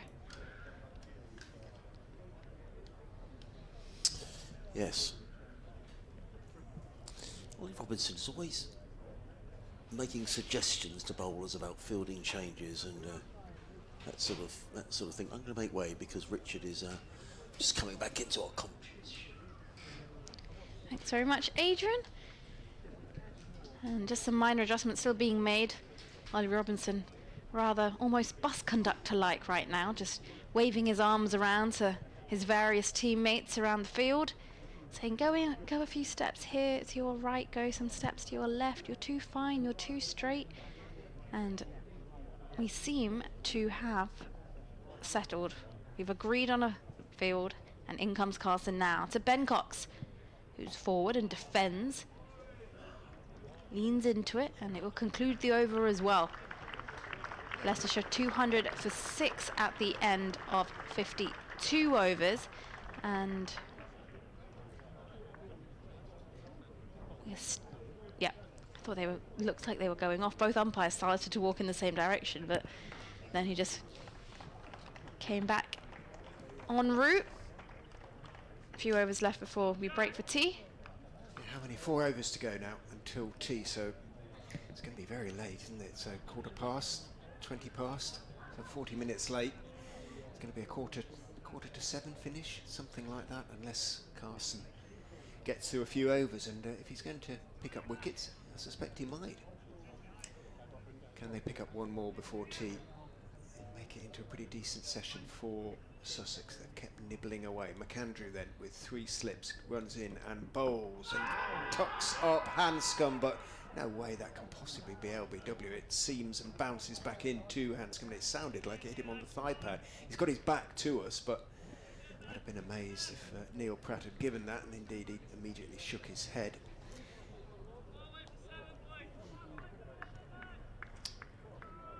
I don't want to disillusion you, Guy Gibson, on the stream, but Leicestershire may not have Peter Hanscom for the entire season.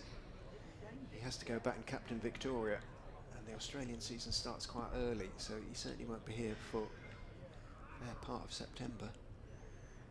I thought the Australian season starts roughly in October, am I? In goes McAndrew, and pushed by Hanscom out to mid-off, but his duties, if you like, start. Oh, okay. Before His you know, role he's begins. Captain, over the side, and Pre-season and all of that, making sure you've got to be there as captain. all that stuff, and he'll need a break as well of sorts. So I can certainly say that he's unlikely to be around for a fair chunk of September as far as the Foxes are concerned.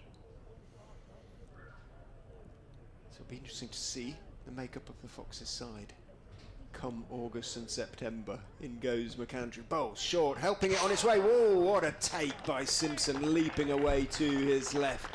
In the end, he didn't get anything on it, Peter Hanscom, but a beautiful leaping take, swallow-like away to his left, Simpson.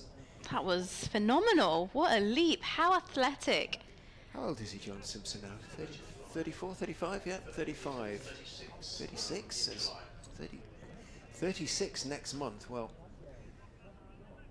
that was the spring and leap of a younger man, I would suggest. I was going to say, he moves much better than a few 20-year-olds. In goes McAndrew, bowls thick inside edge as Hanscom, who looks really sort of out of sorts at the moment. He's just lost his rhythm completely.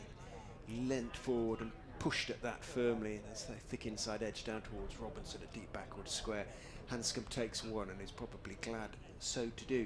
Now Cox has been in pretty decent nick. He's a very useful bat in the sort of same way that Simpson is, possibly not quite as good. It's pointed out to me that actually Pete isn't skippering Victoria in the coming season. However, I think he is still heading back to Australia in good time for Victoria's pre-season. In goes McAndrew and bowls. Oh, what a ball that bounces, and Cox sort of drops his hands, and suddenly McAndrew is finding something really, something extra. They haven't changed the ball, have they? I mean, they checked it a couple of times, but just checking back through my notes, I think it was changed. It's been checked, as I say, a couple of times, but just sheer magnificent bowling from McAndrew, just finding that little bit of something extra. In he comes, bowls. Cox gets a good bouncer, but Cox just leans away from it to his right. Followed me into a coffee shop in Hove this morning, Ben Cox. He looks the part down here with his platinum blonde hair, dyed hair. Just fits it's not in. unusual down here, is it? Some wonderful dyed heads around Brighton and Hove. You get a whole rainbow, don't you, down here? Absolutely. End of the over, 201 for 6. Just had a quick look over at the score in the Men's T20 World Cup. It's a big game where Australia taking on India. And for Australia, well, they really, if they win this, they've pretty much qualified. So Australia won the toss and elected to have a field. India 59 for 1 off 5 overs. As here's Carson now to Hanscom. This one slightly back of a length, works off the back foot into the leg side, and they'll quickly take a single as mid-wicket runs to their right to do the fielding. I'm told Stark got clobbered in 1 over. He conceded 29 or something in 1 over. I always find it a bit confusing in terms of the qualification. It's quite... I can't get my head around it. As here's Carson now to Cox, who's forward, defends the ball, dribbles into the offside. It's like, if you win, it's fine, but it's not enough because you rely on the game tomorrow and they have to win by this margin and that margin, and you're like, hang on, this is too complicated. Carson in now. And this one, again, played off the back foot down to deep square leg, slightly straighter line, as they'll take a single. Leicestershire 203 for 6. And Afghanistan obviously have their hopes alive still of reaching the semi-finals. They've been playing some absolutely outstanding cricket in this tournament. Carson to Hanscom. This one flighted, and Hanscom off the front foot defends. Yeah, former Leicestershire player Naveen Ul-Haq picked up a couple of good Australian wickets in that amazing win.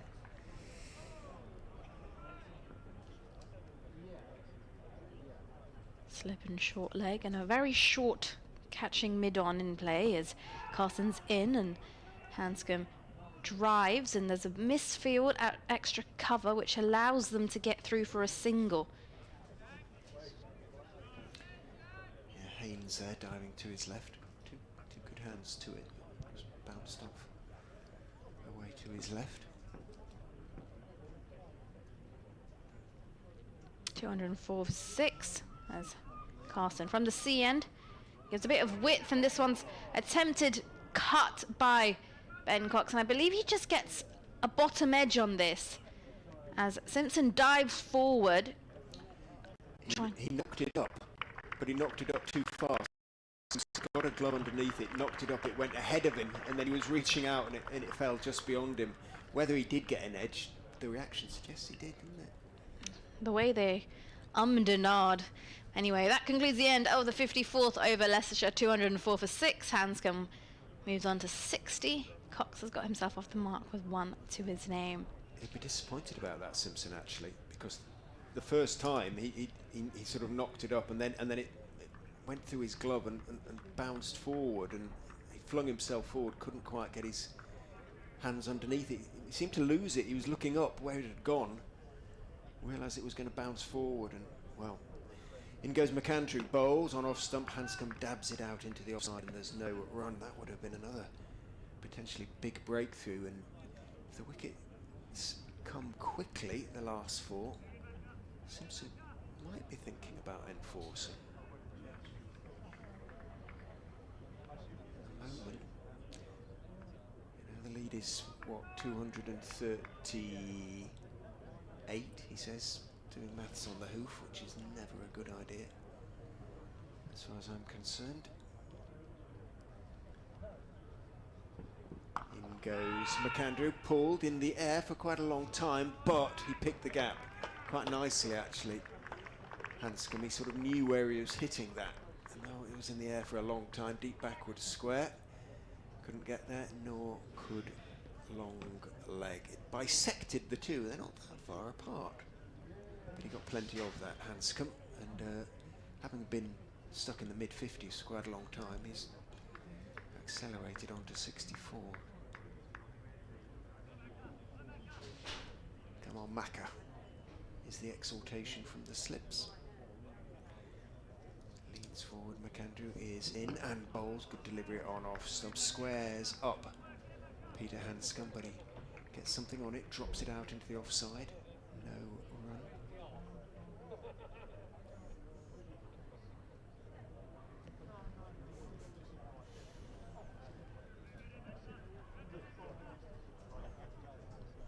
Yeah, lots of people enjoying themselves on the effects. Mike having a little bit of a chit chat and some jokes being shared, laughs being heard. McAndrew is in, bowls, short, pulled in the air again, but with a degree of certainty by, or a certain degree of certainty by Hanscom. It was reasonably safe. Mid-wicket was in place, but he managed, he's sort of almost wide mid-on, really, and with square being back deep on the boundary, it was a reasonably safe pickup. Picks up 2 runs, and having seen those 2 shots, so first the hook and then the pull, McAndrew was posted mid-wicket halfway back to the boundary. As a consequence, Carson, who was at second slip, is also going to conventional mid-wicket. So McAndrew's saying, all right, if you're going to take it on, you're going to get a bit more of the short stuff. It means he's just got the 1 slip now. It's a bit like if you want to play this game, well, both 2 can play at this game. He's not going to back down, McAndrew. Interesting to see what Hanscom's attitude will be. In comes Hanscom and bowls. Length delivery. Hanscom stayed on the back foot, anticipating the short ball perhaps. The ball didn't get up too much, and Hanscom pushes it back down the pitch towards Nathan McAndrew. One more over after this one, till both teams go in for tea. Ready for our tea, probably, aren't we, folks? Ready for a cup of tea? Maybe a slice of cake? Do we get cake? No. Not unless Margaret's baking, bless her heart.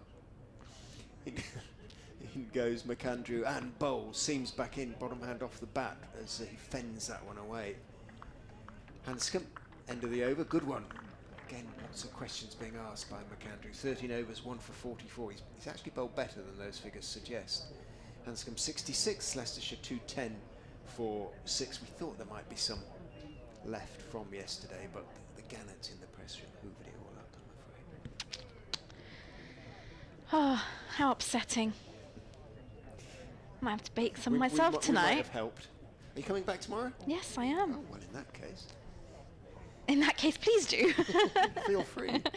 Bake some cake for us. As Carson, from the sea end, tosses this one up, gives it a bit of flight as Cox lunges forward, defends. Finn Hudson-Prentice at a very short catching mid-on.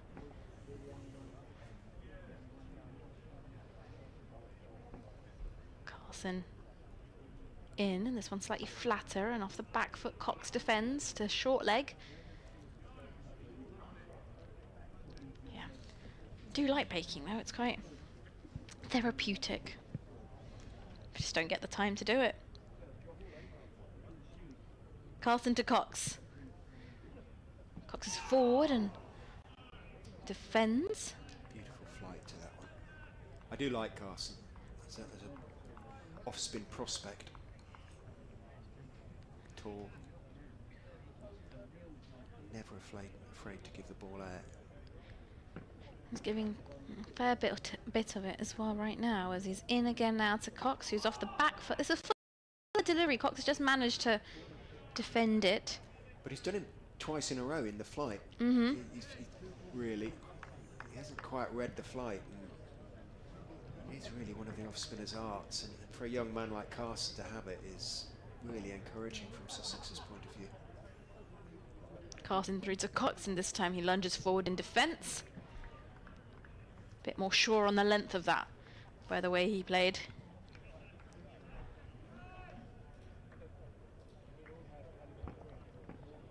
Cox taps his bat as he awaits. Got a high left bat lift as he crouches down now, gets his front foot out, defends, and does bring up the end of the over. Leicestershire 210 for 6, and it also brings up time for tea as the players make their way off the field now. Yep, Hanscom leaves the field on 66. Cox with just the single, while Lunch was taken 79 for 4. So two wickets in this session. You'd probably say it was about level on that base.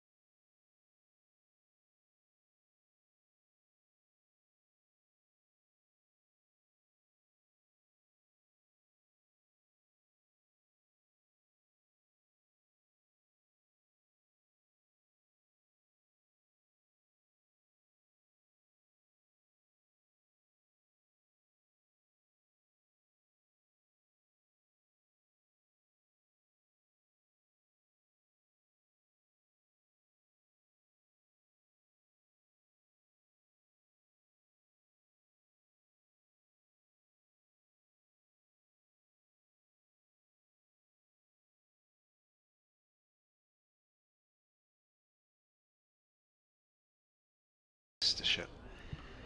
Leicestershire about to resume in their first innings reply to Sussex's impressive first innings of 442 on 210 for 6. The innings at the moment being held together by Peter Hanscom, who is 66 not out.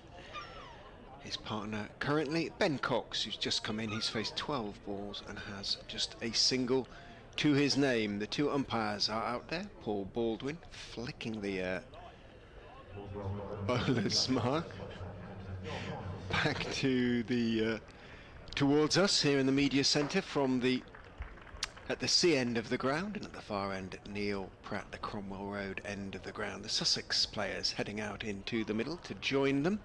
Umpire Pratt throws the ball towards John Simpson, who will be very pleased with the position he and his side are in, and his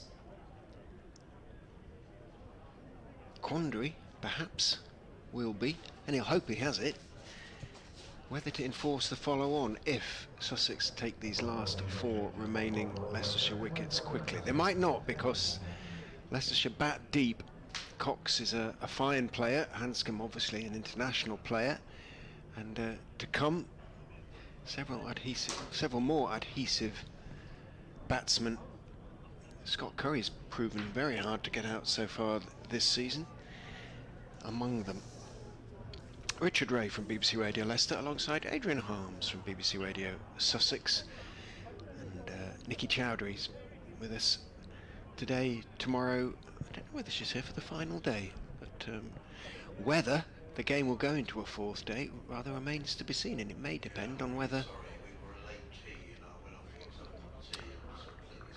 John Simpson decides to enforce the follow-on if those wickets, as I say, fall quickly.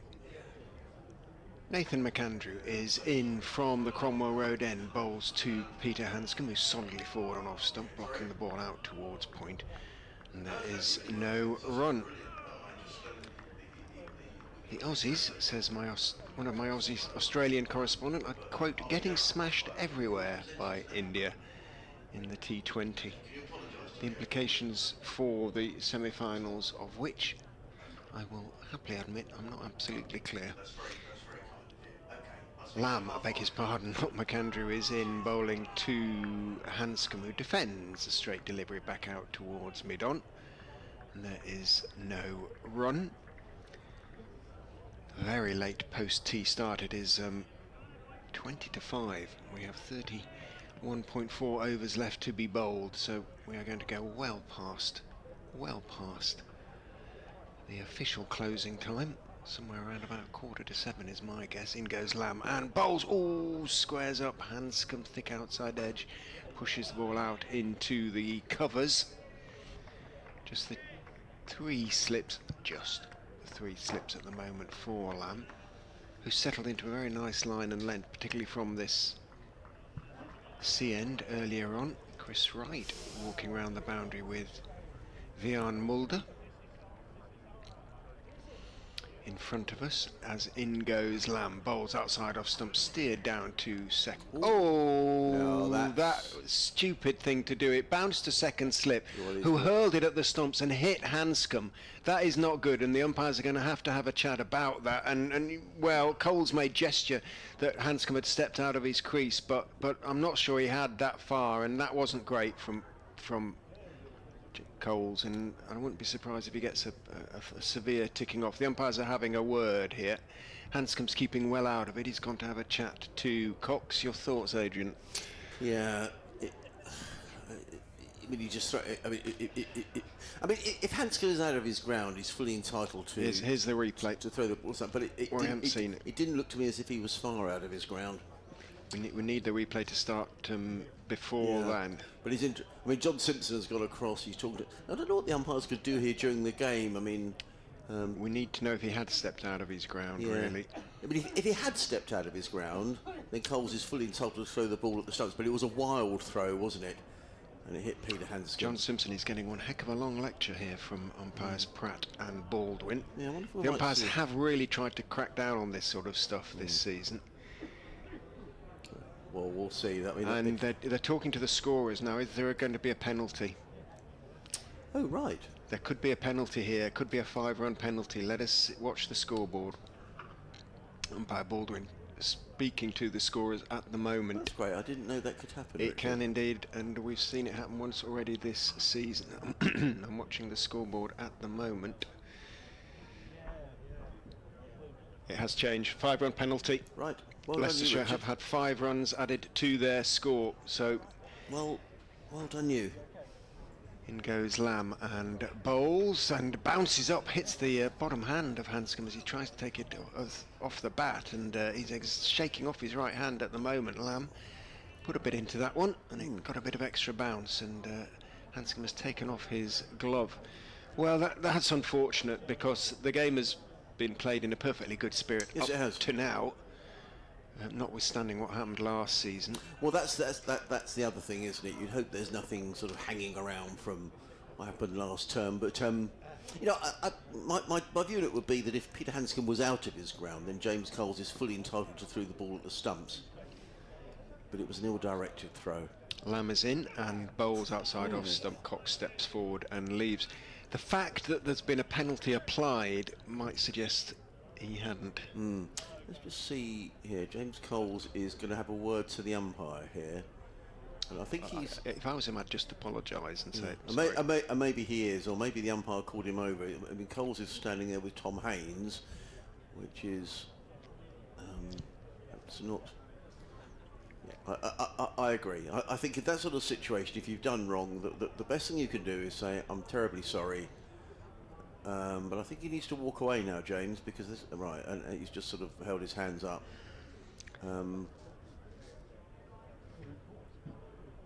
That's interesting. I don't know whether he was fielding in the slips for Jack Carson, but he's now gone to mid-wicket.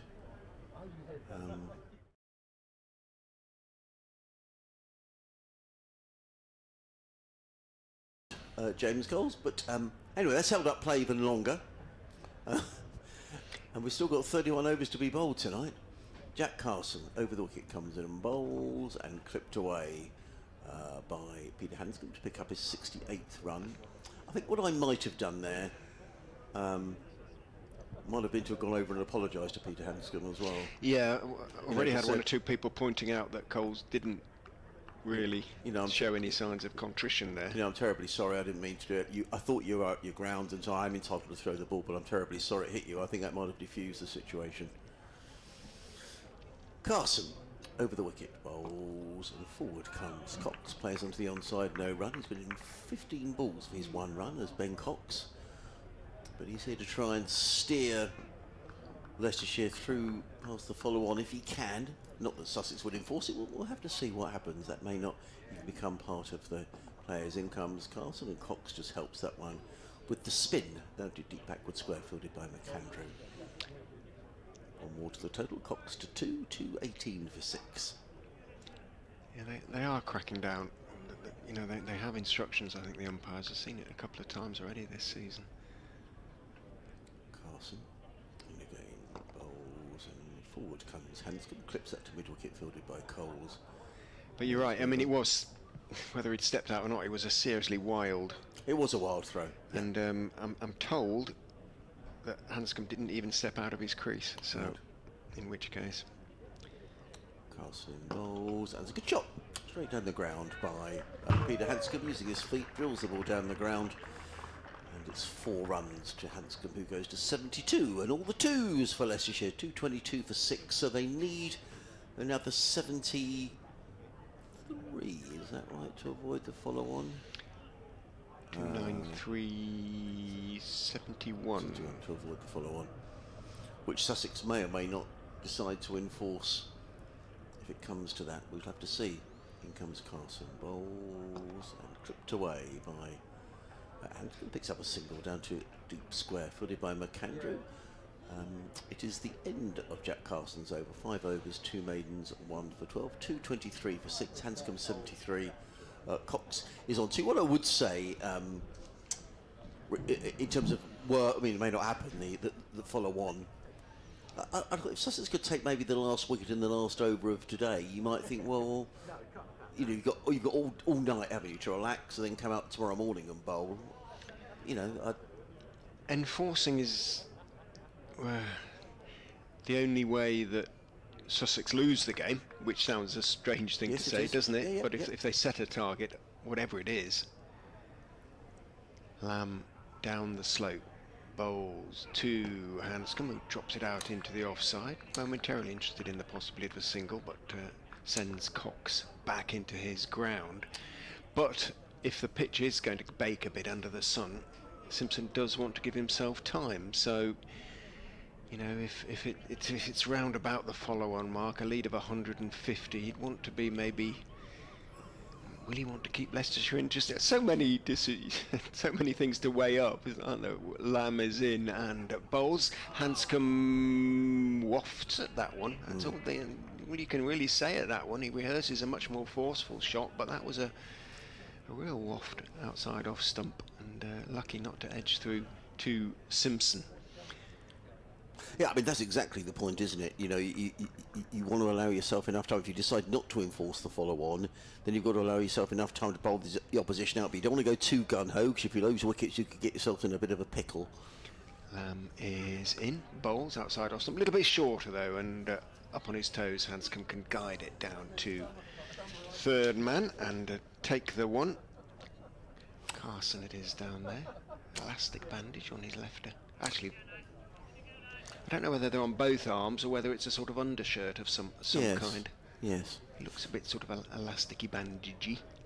I was given a book at tea time, Oh, which I shall tell our listeners about. do tell. In goes Lamb. And bowls outside off stump. Cox crashes it away. It was a bit of a gimme. It was wide and it sat up nicely, and it did not move until it was contacted by Cox's bat, and then it moved straight out to the extra cover boundary for 4. This is a book called The Treasure Trove at Hove. It's all about the museum, by David Stoner, who came round to see me. So thank you very much for that, David. He also gave me a list, which is an Excel spreadsheet of all the squad numbers of the Sussex players and who has worn them throughout history.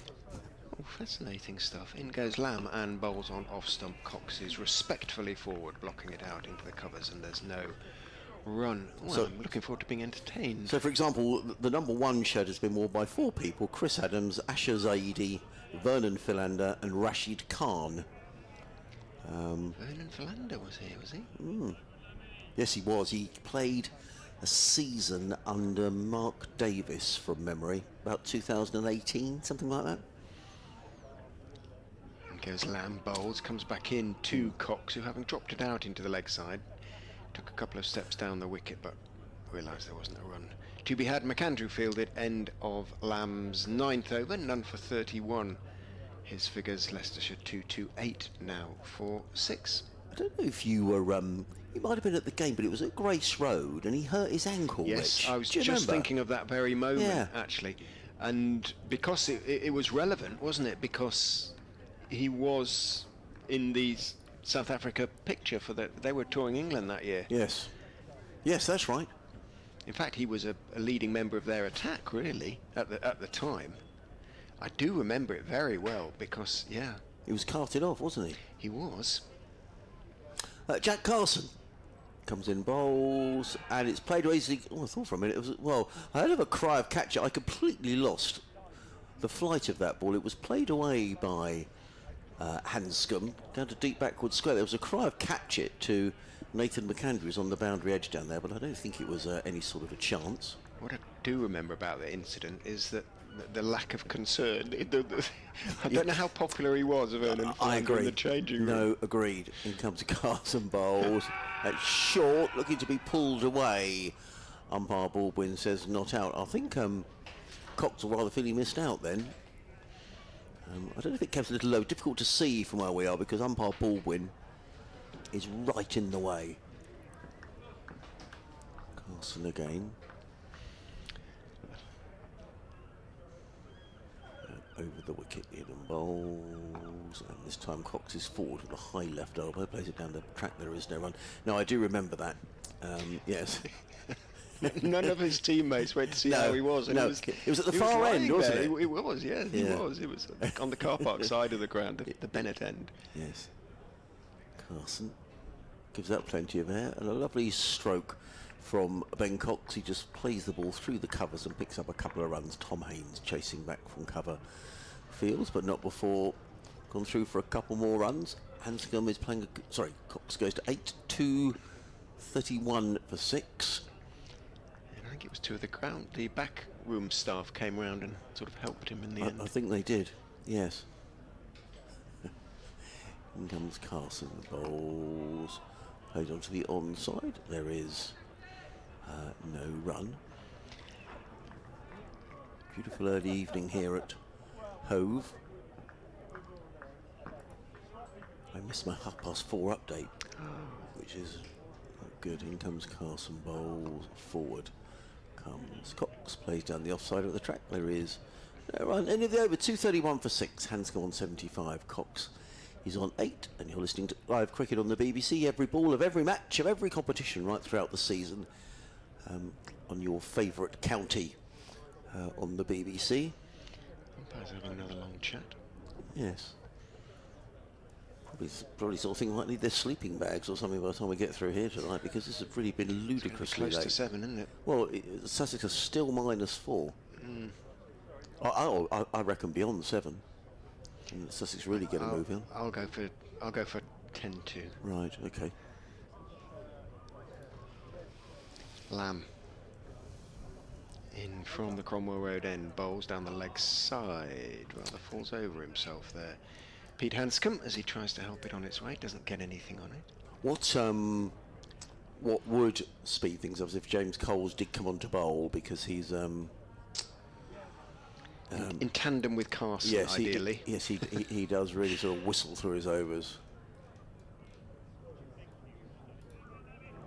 He's standing at second slip at the moment. 2 slips and a gully as Lamb is in, bowls on towards the leg stump of Hanscom. That's a comfortable single. Nobody short on the leg side, nobody sort of in a single saving position really, and that's an easy single to be taken, and Hanscom duly does. Doesn't turn down the gift horse. 76 to him now, 232 for 6. A little aeroplane heads towards Shoreham, possibly. Yep. 3 slips now, not 2 slips in a gully. Haynes has come closer as in goes Lamb and bowls to Cox, who is leaning forward into the defensive press. I'm just looking, actually, it was back in June 2017, Richard. That's how long we've been doing this for. 6 years ago. Sussex won by 5 wickets. Leicestershire in their first innings made 340, with Mark Cosgrove making 128. Sussex responded with 284. Vernon Philander made 73. Lamb is in, bowls outside off stump, allowed to go through. I do remember that, because he went off for that, but and he scored a load of runs, didn't he? Was it sort of late April, early May sort of time? Yes, it was actually June. It was June the 9th. It was up into early June, was it? The Sussex, well, I'll give you the Leicestershire side: Horton, Dearden, Ackerman, Cosgrove, Eckersley, Patini, Wells, Rain, Chappell, Mackay, Klein. No survivors. See if there's any survivors for Sussex. Lamb is in and bowls outside off stump, steered nicely away by Cox down towards backward point. Third man gets round to cover, so it is just the one. Sussex were Nash, Finks, Wells, Van Sale, Wright, Burgess, Jordan, Visa, Philander, Jofra Archer, Danny Briggs. So again, no one in that match 7 years ago is playing in this game. Life is transitory, isn't it? Yeah. 233 for 6 as Lamb comes down the slope and bowls outside off stump, out swinger. Does move away a bit, but started wide, went wider. Yeah, in fact, I remember that game because that was the game after Luke Wright had relinquished the captaincy down at Tunbridge Wells. Chris Nash took over and skippered the side. Second time around, Sussex made 284 and then bowled Leicester out for 175, and Jofra took 6 for 70. Yes, in 20 we got overs. archered quite a few times. Yes, he. I remember that game because it was quite a flat pitch. That's a good effort to blow Leicester away at Grace Road, where there really isn't much pace in the tracks. Yeah. Jack Carson is coming in for his 7th over. He's in and bowls, and forward comes Cox, plays into the offside. There is run. We've got someone with a rather loud voice in our effects microphone, so we will try and turn that down a little. Our effects microphone hangs out of the media centre window. I think there's a down there who's chattering away rather loudly.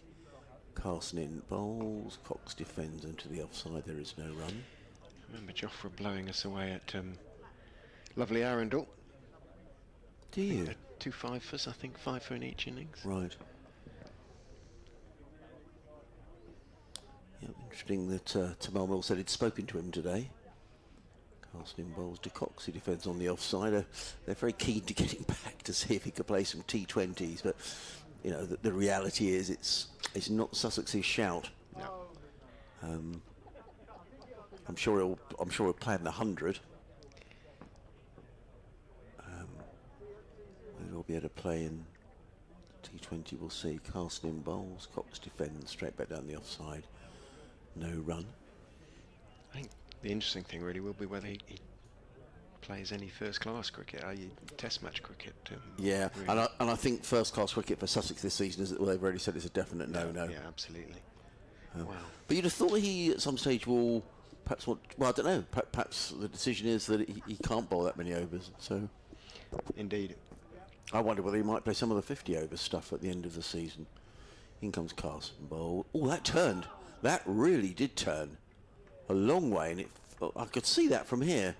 That turned sharply. Cox let it go, and he very nearly lost his off stump. He was talking about Carson giving it flight, and he really did give that some air. And that definitely turned, which will be encouraging for Jack Carson, who is in again from the C end of the ground, bowls, and this time Cox takes no chances, but he's too much width on this occasion, hammered away by Cox through backward point for 4 runs. End of the over, 237 for 6. Cox is on 13, Hanscom is on 76. We've still got another 26 overs to be bowled tonight, so if you're listening somewhere in the vicinity of the ground, it's free to get in at the moment, so if you want to watch a couple of hours of county cricket in the sunshine, perhaps have a cup of coffee or a beer or whatever takes your fancy, it's a very pleasant way to spend the evening. It is indeed. And as Adrian has said, no clouds left in the sky. No. We are set beautifully fair. If you get here early enough tomorrow, shall we go for a swim? Adrian coughs into his coffee.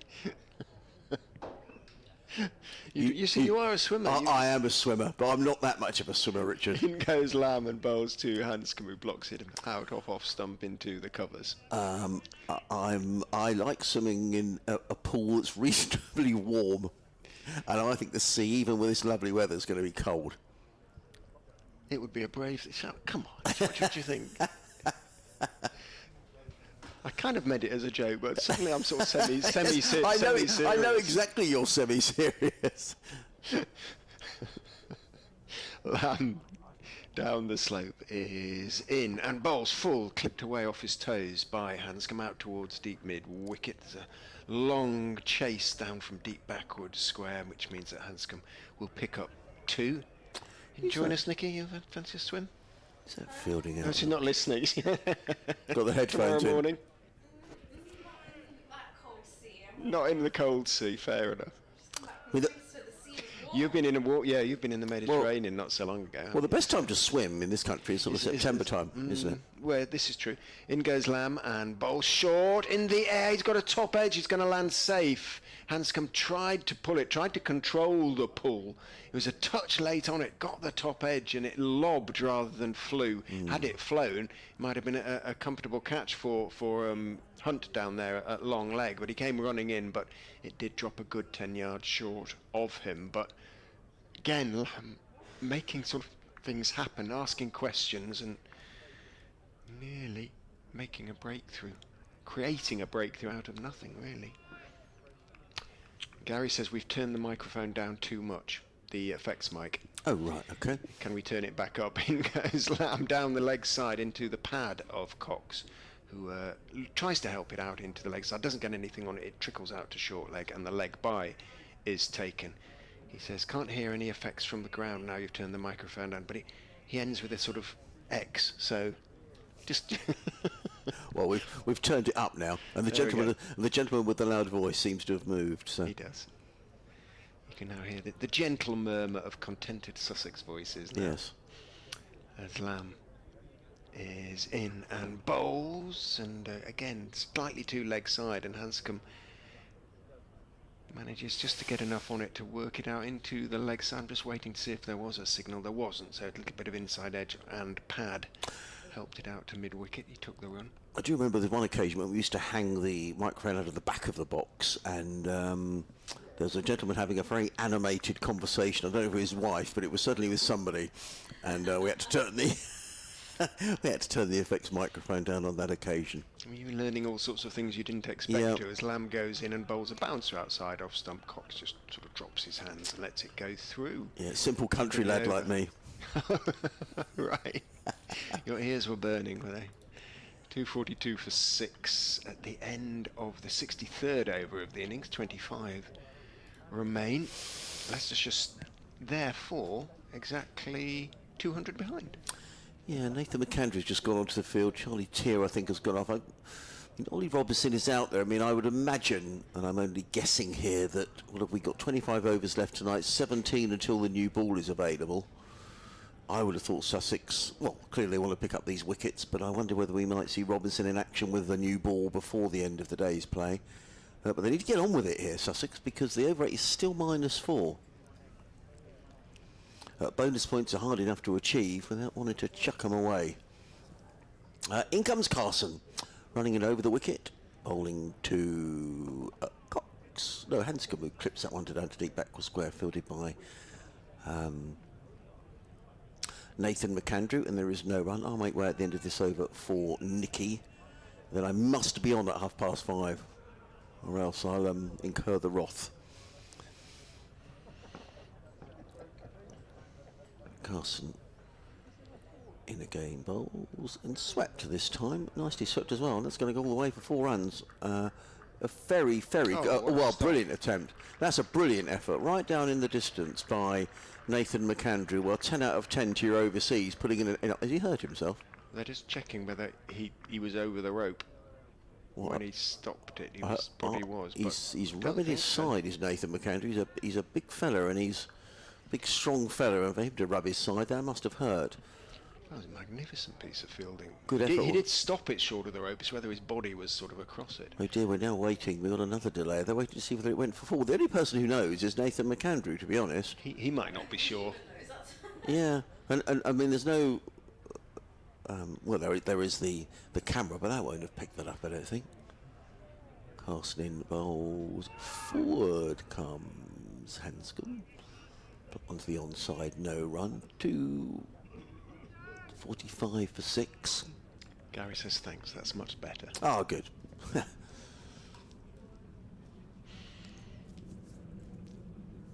Carson waits again. Comes in over the wicket, bowls. Forward comes Cox defensively. Played it down the onside of the track, no run. Without wishing to talk Leicestershire into losing a wicket, I think these two have looked largely untroubled since tea. I know what you're doing. Carson again in the bowls. Cox just plays defensively down the onside. Yeah.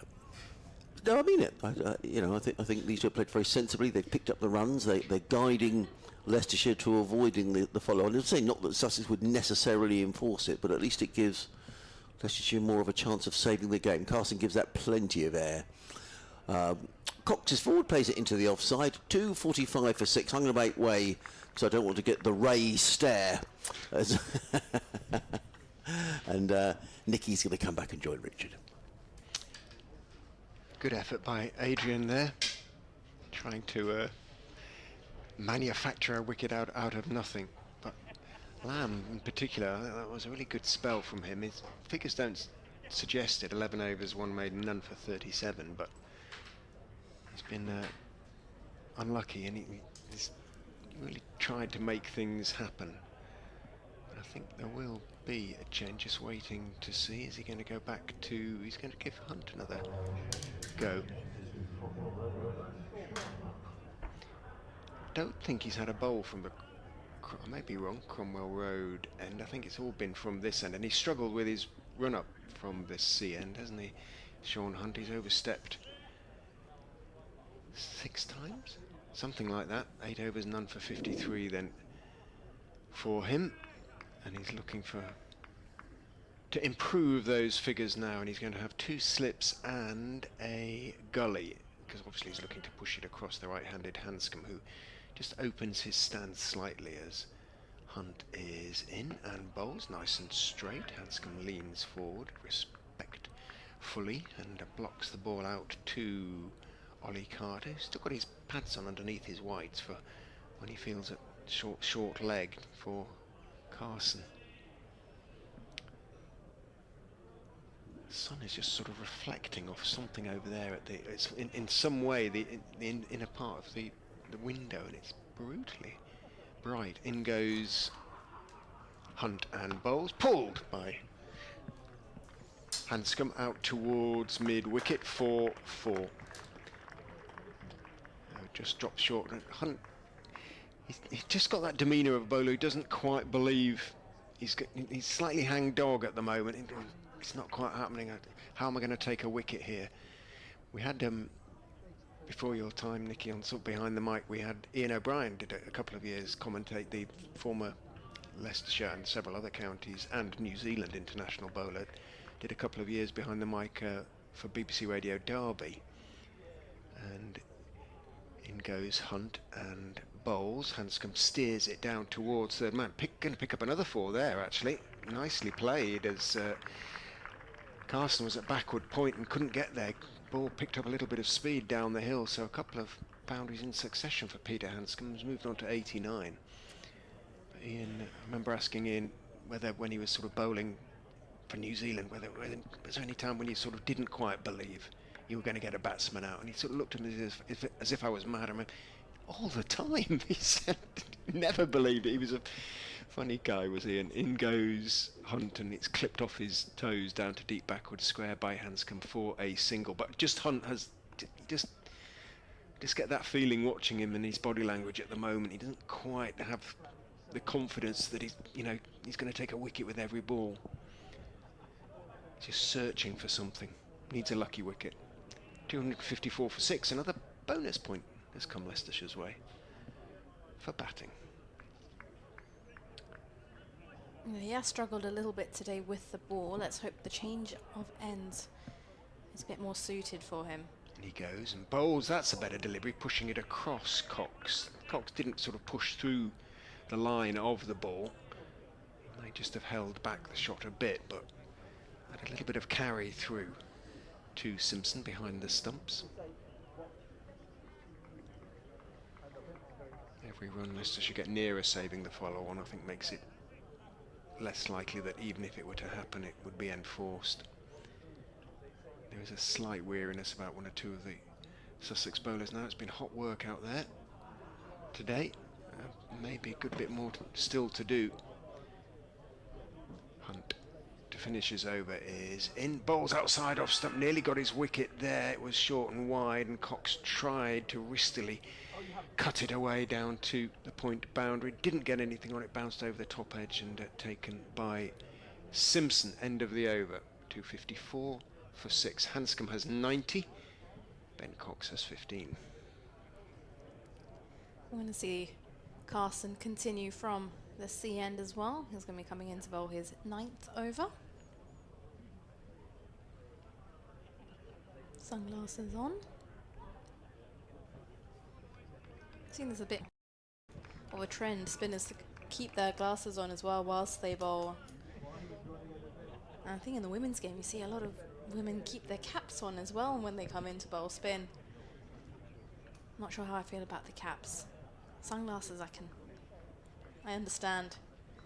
Needs to be able to watch the ball, especially if it's a sunny day, if it's going to be hit back at you. Carson to Hanscom now. And this time Hanscom just turns it around the corner, down towards deep square leg. They'll take the single. I have seen a first-class cricketer bowl in a cap. You have? Who? Very famous one as well. Believe it or not, he had a playful side, and it was Geoffrey Boycott. Occasionally used to bowl in a cap. Sometimes he actually used to reverse it. But I've seen him bowl in a cap. Yeah. Slip short leg in place as Cox awaits and is forward and goes to defend, and this one just slides down the leg side a little. There's something there for him, isn't there, Carson? Which is a really good sign for the 4th day. Carson in through again, away from us. Cox is forward, lunges into defence one more time as the ball trickles down back towards Carson. Got a backwards square leg, which is almost, you could say, in between 45 and backward square leg. As in comes Carson now, and this time just defended off the back foot by Cox. Not exactly your orthodox positions. Would when you say there's 45 or backward square leg? It needs a new name, that position, doesn't it? Somebody's got to come up with something.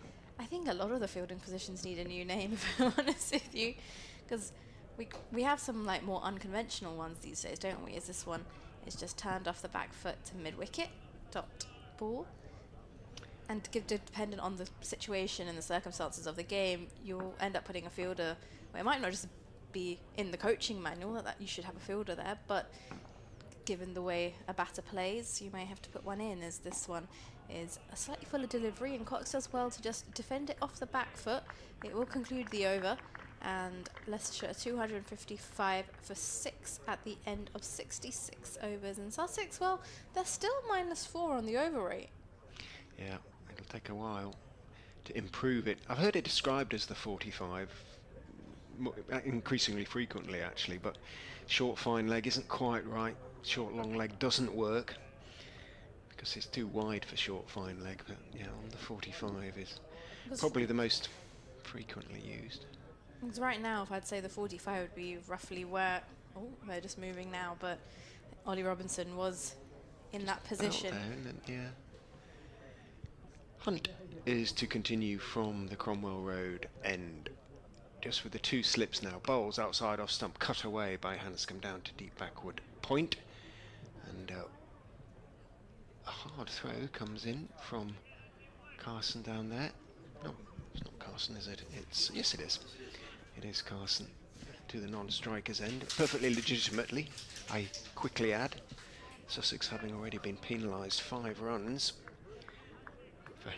Now they are elastic bandages because he's just rolled one down and rolled it back up again. He's got on both arms, Jack Carson. Hunt is in to Ben Cox, who leaves outside off stump. Will Jennings on the stream, he says, there's something very village about bowling in shades. Quote, it's not a fashion show, you know. Ashley Giles used to do it as well, didn't he? He was kind of one of the first for England, used to bowl in his shades. I'm seeing it more common now, both through the men's game and the women's game, especially obviously in the shorter format as well, as opposed to red ball. Hunt is in, bowls outside off stump, cut down to Carson again by Cox. One is taken. I think the modern shades are more legitimate. They're kind of closer fitting and... Yeah, that doesn't bother me too much, but I did see something the other day on social media which really did bother me, and I'll tell you after this delivery, and I think it was criminal. Absolutely criminal. Hunt is in to Hanscom, who is forward on middle and off, pushing the ball out to Carter in the covers. There are many things you can do in this wonderful game that maybe not float everyone's boat, but there's something that I witnessed. I saw a clip online of not a professional women's game, but It was like a second team game, I believe. And I'll tell you after this delivery. Hunt is in. Bowls caught! Little jab from Hanscom, and he leans down on his bat in disbelief, and Hunt has got his wicket. Well bowled, Sean Hunt, and it is a huge one for Sussex. Hanscom looks back. He might have got a little bit of a send-off there, which seems a little bit unnecessary, given it wasn't his fault that Sussex conceded the 5 penalty runs. But yeah, he got sent on his way, and the umpires are wandering across to have a chat to each other again, which, well, it's a little bit hard to understand. That was a great moment for Hunt and for Sussex. Just celebrate it and be happy with that for having dismissed Peter Hanscom on 92. Solid catch in the slips. Tom Alsop, the catcher. A little bit of extra bounce from Hunt, and poor shot, has to be said, from Hanscom. Dismissed in the 90s for the second time in the county championship, and Leicestershire 257 for 7. Yes, a little bit of a sigh of relief there from Sean Hunt as well. He hasn't had the best start with the ball, and now he's getting the wicket of Hanscom, a big wicket as well. Probably just give him that boost that he needed. And just the angle that he came in at, slightly deceiving, going across the right-hander. Ben Mike. So yes, going back to what I witnessed. Yes, go on. I saw a red ball game being played in coloured kit. Ooh, I say. And I'm sorry, Where? but it was somewhere down in the Surrey-Kent belt, but Had to be in the south, yeah. I don't think that you wouldn't get by with those sort of Wouldn't things happen up in in the Yorkshire, no. Midlands and up north, would you? I'm very surprised about that. A red ball game. I saw a red ball game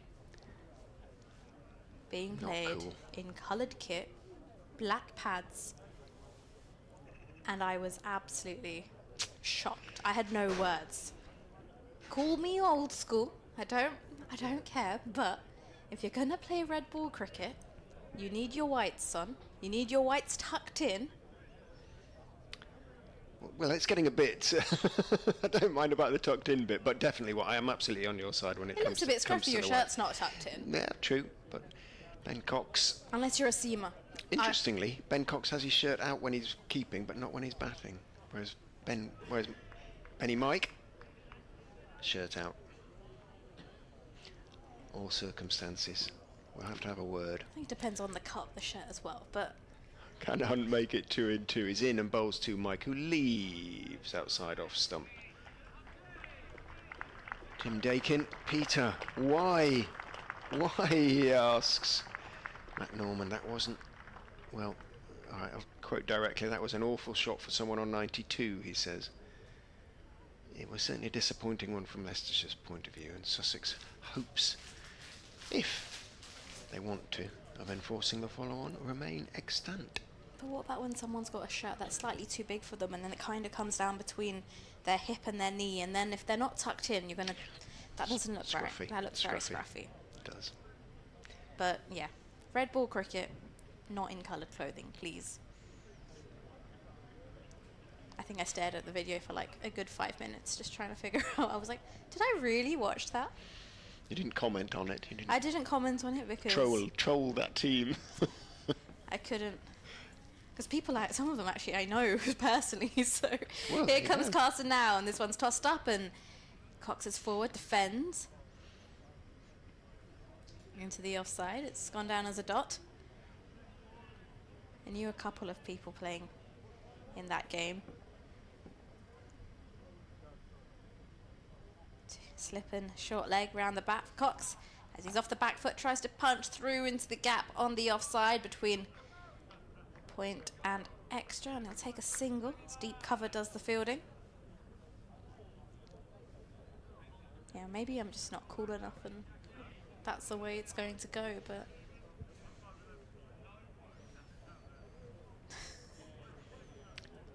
Oh God, is Ben Mike taking there? Looks like sort of off stump. it's taking his time though. Still just about to get set, and he's ready to go. He taps his back, crouches, and this time is forward, lunges into defence again as the ball squirts just wide of Carson as he finishes his follow through. 230 runs at 46 in the county championship for Ben Mike this season. Carson in through from the CN now. Gives a bit of flight as this one just flicked straight to mid-on. They'll take on the single in the ring. It's a shy at the stumps and it's a tight one. It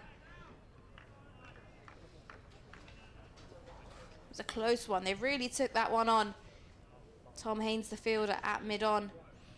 Certainly would have required a decision of umpire Baldwin had it hit. You could just tell. Just wants to get off the mark, and he did, Mike. As Cox on strike now, and off the back foot plays this down towards deep square leg, and it's going to go all the way. Square leg was on the chase. Just the ball slightly too quick for them. Quick outfield here at Hove. Leicestershire bring up a boundary. They move to 263 for 7. Beautiful piece of timing. He didn't seem to put any effort into that. Fairly whistled across the lovely outfield. Wanted to cross it at tea time to have a look at the pitch and whether it was going to take some spin, but beautiful condition.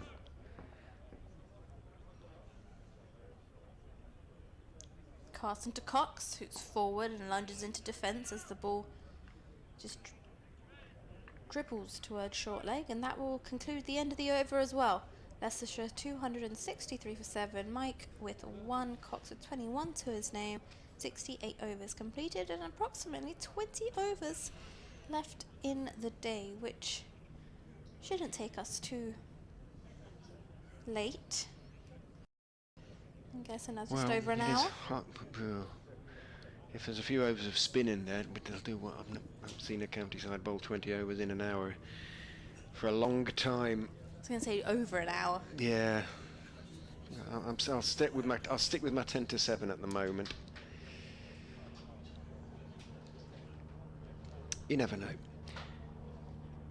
Discussions between Sean Hunt and Nathan McAndrew will slow things down momentarily before Hunt is ready to go.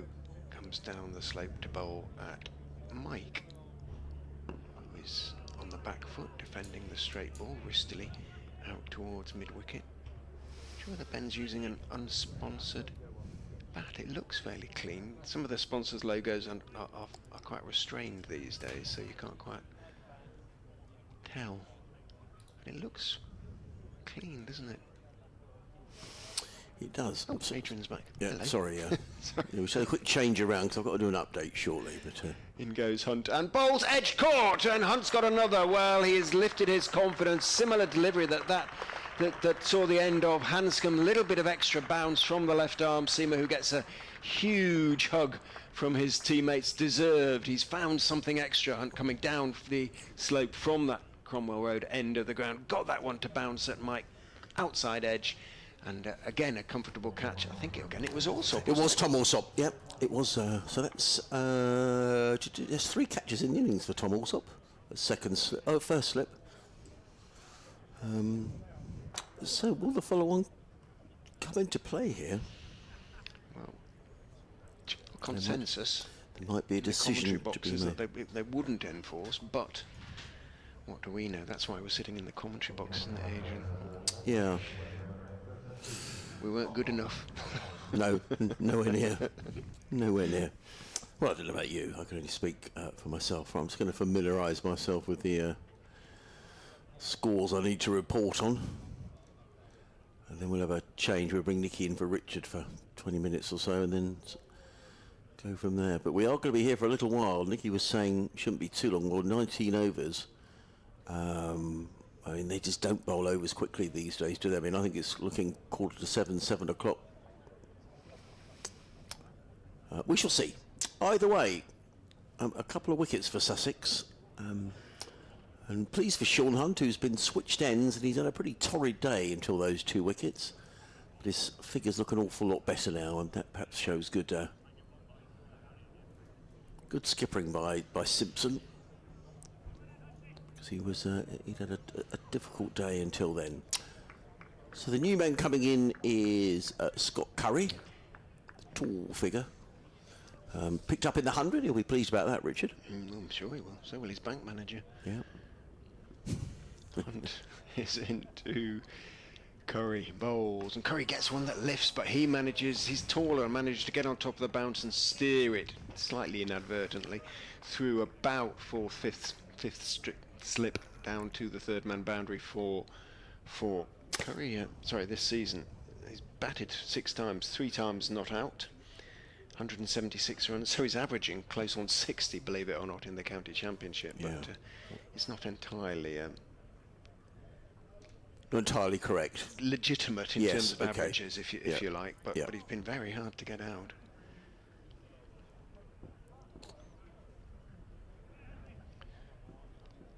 I used to boost my average like that.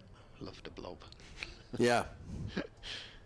In goes Hunt and bowls, and turned again off his legs by Curry, not again, for the first time off his legs, down towards deep backward square, and then he's going to take the second, and moves on to 6. Sometimes I wonder as well, if you're John Simpson here, whether you might in your mind think, actually, I wouldn't mind this follow on or not, but always be taken out the equation, really. Then you haven't got to make a decision then. Yeah.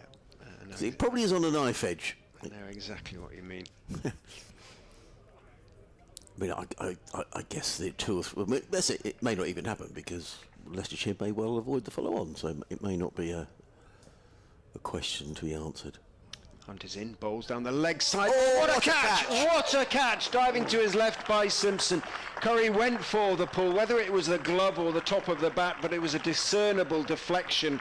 It looped down the leg side, but it was still travelling, and Simpson took off to his left, took a one-handed catch just off the ground, and that is brilliant wicket keeping and really deserved reward for Sean Hunt. And suddenly, out of nowhere, having had all sorts of problems in his first 2 spells, he's picked up 3 wickets in nearly 3 overs in his second spell. He's got 3 for 70, and Leicestershire are on the ropes now, 269 for 9. It looks as though Simpson is going to have that decision to take. Well, what a brilliant catch that was. Beautifully described, Rich. I mean, earlier on today, he took off, didn't he? And he made a brilliant take down the leg side, and that prompted you to ask how old John Simpson was. And we were saying he's 36 next month, but that was a brilliant take, wasn't it? And Sean Hunt's tail's really up now.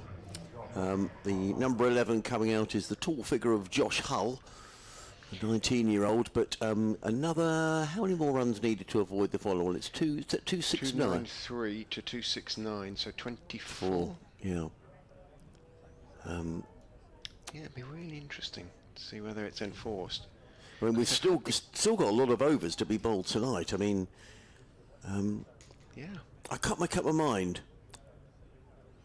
I mean, you could say from a Sussex point of view, Robinson hasn't bowled for a little while, so get him in with a new ball.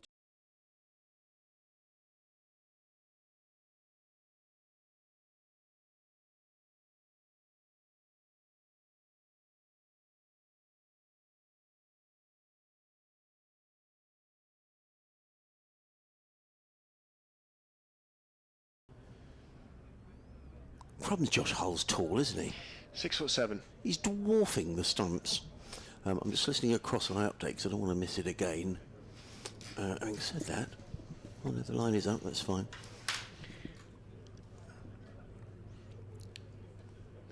There was a rumour that BBC Radio Leicester might want to talk to me at past, but they said they'd send me a message and Right. nothing has arrived, so I'll wait until they let me know. It'd be nice of them. Topsy-turvy day for Sean Hunt.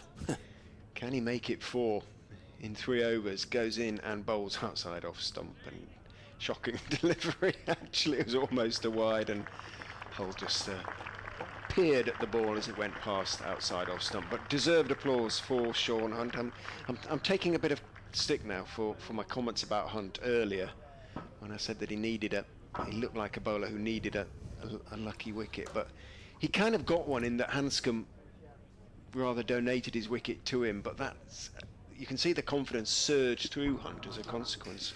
Oh, Don't worry, you keep going. music in my That's the travel music, so it will take Okay. And great, good for him, and it's good to see a young bowler get a little boost in that respect. Yeah, because he'd had a pretty tough day up until then. third bowling bonus point as well. So Yes. 7 Sussex will take in terms of bonus points from the game. A minimum of 7 points from the game. Thank you, Sylvie. Cricket update.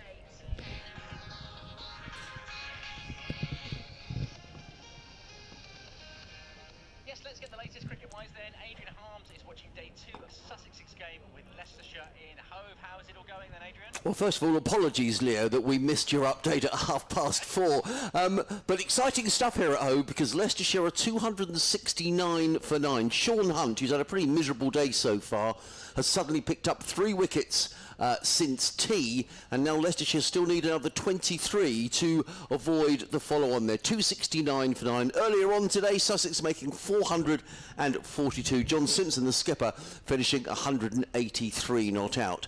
Meanwhile, in the First Division, Lancashire piling on the runs at Canterbury against Kent. They're 371 for 4, leading Kent by 127, 150 there from the ex-Sussex player Luke Wells.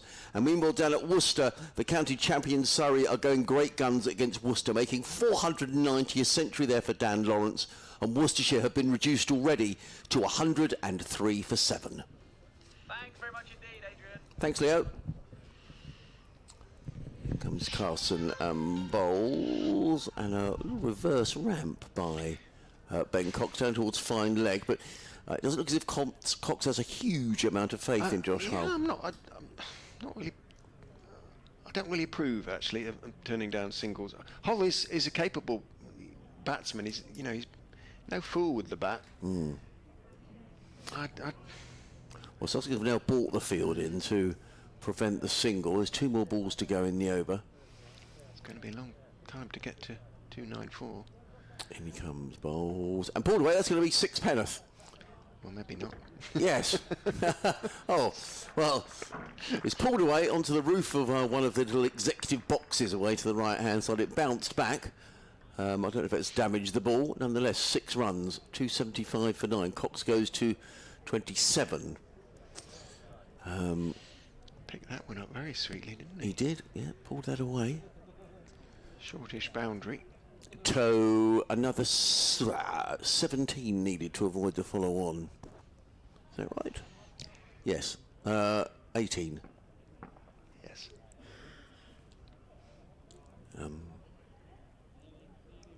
Now, Carson comes in over the wicket, bowls to Cox, who's back on his stumps and defends into the offside. There is no run. Right, it's the end of the over. 275 for 9. Should we have a little juggle in the commentary box? Is that a good idea? We'll bring Nicky in for a bit of time, and then we'll get everybody back on. Still 18 overs to go today. If we do lose a wicket, they will lose 2 overs in between the innings. And at the moment, the big question is, if Sussex were to take this wicket, would they enforce the follow-on? And I have to say, I'm not sure. I always think if you enforce the follow-on, it's really quite a positive move. You know, we back ourselves, we're going to bowl you out again. The danger from Sussex is that a slightly tired attack, mind you, they're all professional athletes. Leicestershire get themselves back into the game, get a lead, and who knows what might happen. So, decision time to be made for John Simpson, possibly, although Josh Hull and Ben Cox are doing their best to try and stop that being a decision. In comes Sean Hunt, down the hill, comes in and bowls to Hull, who's hit on the pad. That looks close. Possibly sliding down the leg side. Good shout, though. Back on his stumps, wasn't he, Hull? Sorry, Nicky, I should have let you do this over. I'm all over the place here. It's all right. I'll do the next over. Okay. There are 3 slips in place. A short leg. Fine leg down below us.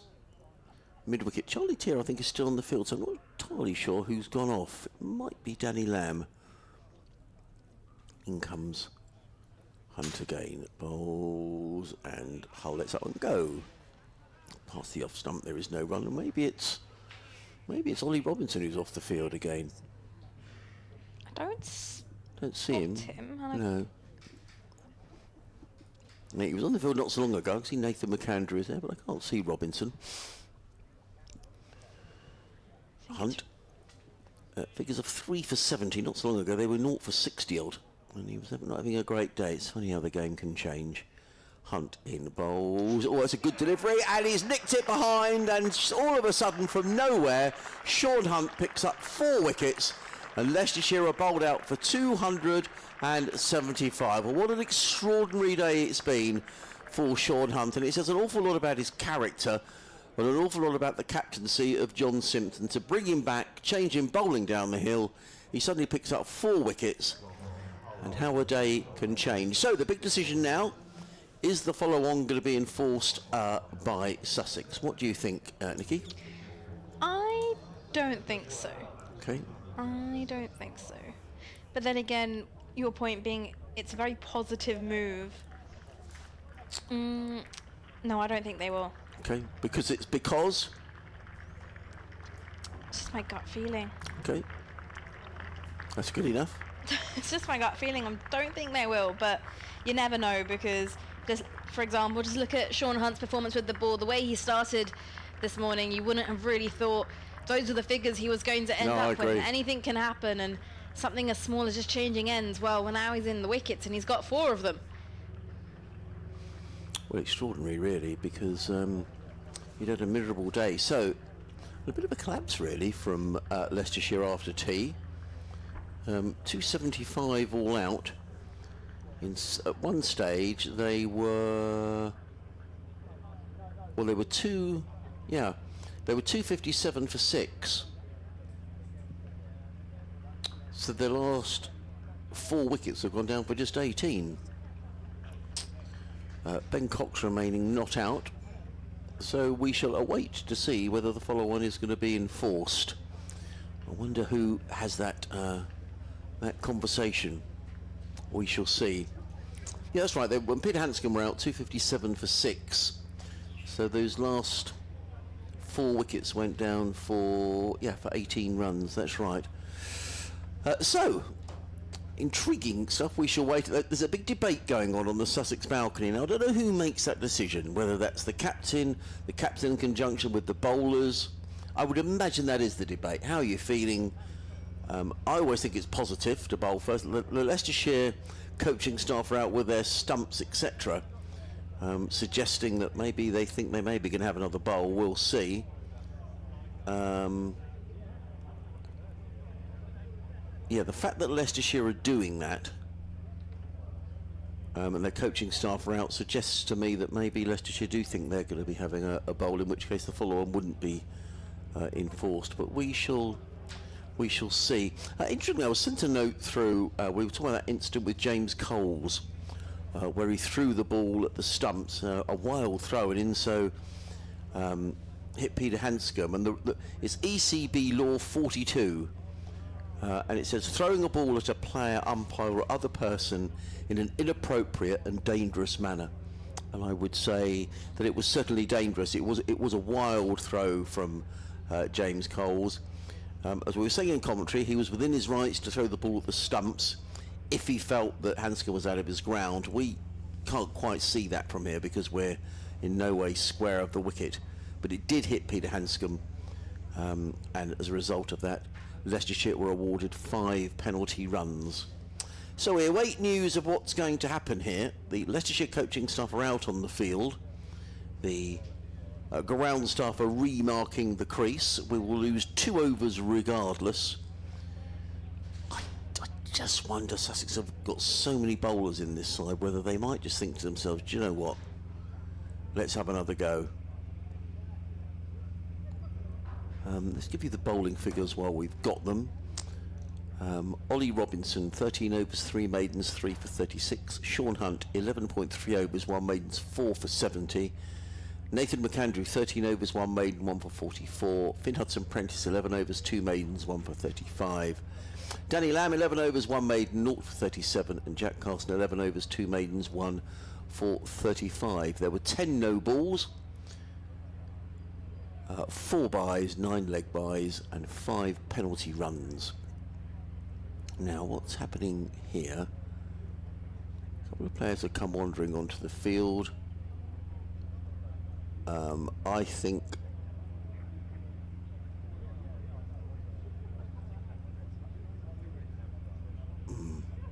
Leicester are going to have a ball.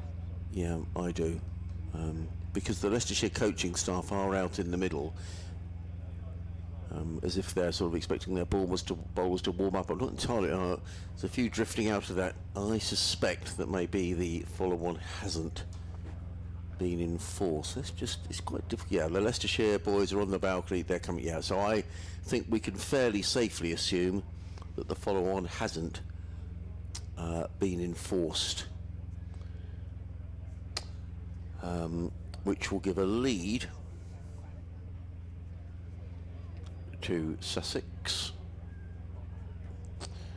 of 167.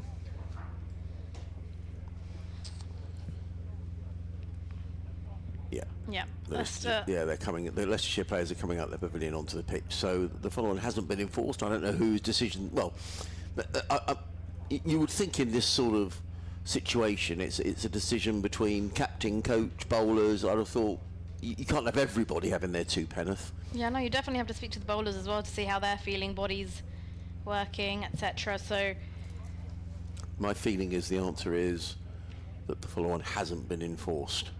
the fact that Leicestershire are currently on the outfield, just warming their arms through, coaches with their stumps and mitts ready to take a few. Let's give you the scores in some of the other games around the country whilst we're waiting for the official announcement. In the second division, Glamorgan 364 for 7 against Northamptonshire at Cardiff. That's a lead of 85 runs. Marnus Labuschagne making 93. Chris Cook, very fine wicket-keeper batsman, is 53 not out. At Lords, Derbyshire are 240 for 4 in reply to Middlesex's 435. Lewis Rees, 101 not out. And the final game in Division 2 is at Scarborough, where Gloucestershire are 145 for 3. Still trailing Yorkshire by 311 runs. Ollie Price not out 42 for Gloucestershire. And in Division 1, Lancashire 377 for 4 over the border at Canterbury, leading Kent by 138. Somerset 235 for 4, trailing Notts by 125. Warwickshire bowled out for 254 today by Hampshire. Hampshire in their second innings 59 for 1, leading by 103. And Surrey, who almost look invincible, don't they, at the top of the county championship at the moment, have reduced Worcestershire to 112 for 7, having made 490. In the Cricket World Cup, India made 205 for 5. Oh, wow, that's against Australia in their 20 overs. In reply, after 2 overs, Australia have already lost a wicket. David Warner out for 6. The Aussies are 8 for 1 after 2 overs. So India on top in that game, and we'll see how that pans out. Rohit Sharma made 92 in 41 balls, 7 fours and 8 sixes for India. On the other side of the coin, Virat Kohli was out for a duck. So that's the way that it goes. I heard he took Mitchell Stark to the cleaners in 1 over. Well, Mitchell Stark bowled 4 overs, 2 for 45. Sorry, 4 overs, 2 for 45. Hazelwood 4 overs, 1 for 14. Wow, someone else went around the park then. Yeah, Marcus Stoinis 4 overs, 2 for 56. Ouch. That's going at 14 and over. So we'll keep an eye on that one as we go through. The Leicestershire players are warming up out in the middle. The scoreboard is showing there are another 15 overs to be bowled tonight. Sussex have not enforced the follow-on. They've got a lead of 167. So we're speculating on, I guess, 15 overs tonight. Nicky, slightly obvious thing to say. Sussex won't want to lose any wickets, but I don't see Sussex sort of just playing through these 15 overs. I think they'll be keen to try and press home their advantage here, and then it's just a case, well, I say it's just a case of how many runs Sussex decide to score before they put Leicestershire back again. But let's not dismiss Leicestershire in this game, because if Leicestershire suddenly come out here with a new ball and pick up 2 or 3 wickets like they did in the first innings, and Sussex find themselves 34 for 3, all of a sudden the game has got a different complexion about it, and that's always the danger when you don't enforce the follow on. Yeah, definitely.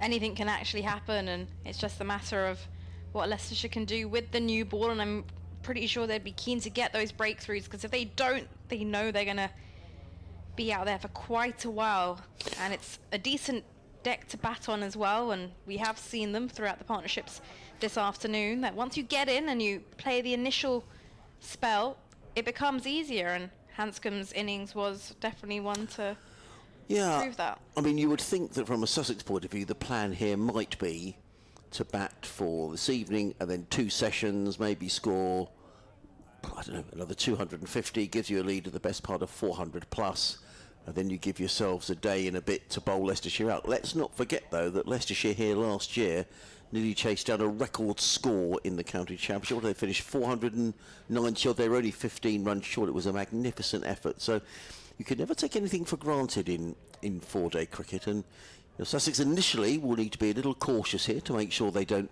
get themselves in a pickle trying to score runs too quickly. But then it's that interesting equation of when do you declare, how much time do you allow to bowl a side out, or how much time will Leicestershire need to bat to save the game. The umpires are making their way out to the middle. They will change ends now. Neil Pratt and Paul Baldwin. Thank you very much to Graham for sending through that rule with the runs that were the 5 extra runs that were added for that wild throw from James Coles a little earlier on in proceedings that hit Peter Hanscom. So 5 penalty runs. So the Sussex openers are making their way out. Tom Haynes and Ollie Carter in the evening sunshine here at Hove. We've got 15 overs to go, so why don't we do, if you and I, Nikki, do the first 5, and then you and Richard do the next 5, and then Richard and I finish off. How does that sound? Sounds absolutely delightful. Okay, right, so that's what we'll do then. As the players come onto the ground, Tom Haynes will be keen to make a score here. Missed out in the first innings, making just 7, and he hasn't played an awful lot of cricket, not being part of the T20 side. But opening the bowling is going to be Ian Holland, who, I was saying earlier on, there's not too many players in the current game who open the batting and open the bowling. In fact, I can't think of any. I think Lewis Rees might do occasionally for Derbyshire, but I can't think of too many others. But he is going to open the bowling. He'll be nice and fresh. He was out for just a single today, a victim of Ollie Robinson. It's going to be Ollie Carter who's going to take strike. There are 2 slips in place. 15 overs to go tonight. Shall I do this one, Nikki? And then you... in comes Holland over the wicket, bowls, and Carter lets that go outside the off stump, taken by Ben Cox, and there is no run.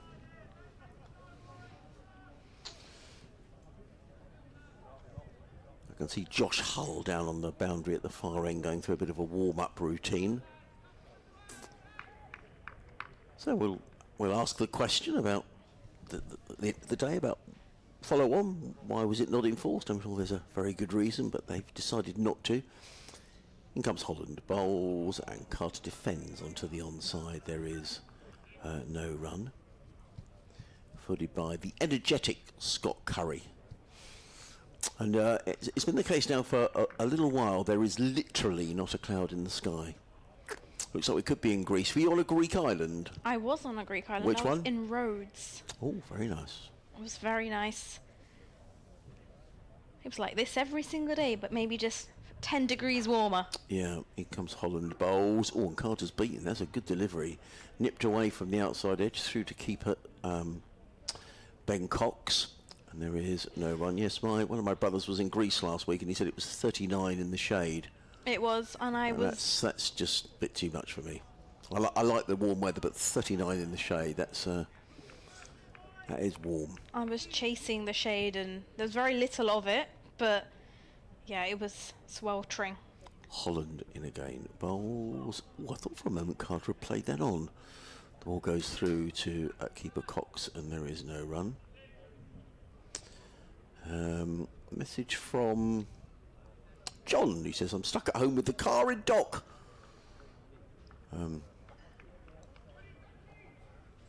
Good to hear from you, John. Sounds expensive, doesn't it? Car in the garage. Oh dear. I'll be at least a couple of grand, Gov, to get that fixed. In comes Holland. Bowls and played through backward point. They've taken one. They'll come back for the second. So Sussex are on their way in this second innings through Ollie Carter, who's up to 98 runs in the match, having made 96 in the first innings. Well, there was an email actually that I didn't read out, which reminds me, from Ian Shin. Sorry, Ian. A little earlier on. Ian, who lives in Findon, very famous for horse racing, is Findon. Stable of Josh Gifford. In comes Holland. Bowls. Carter hammers that away, 4 runs.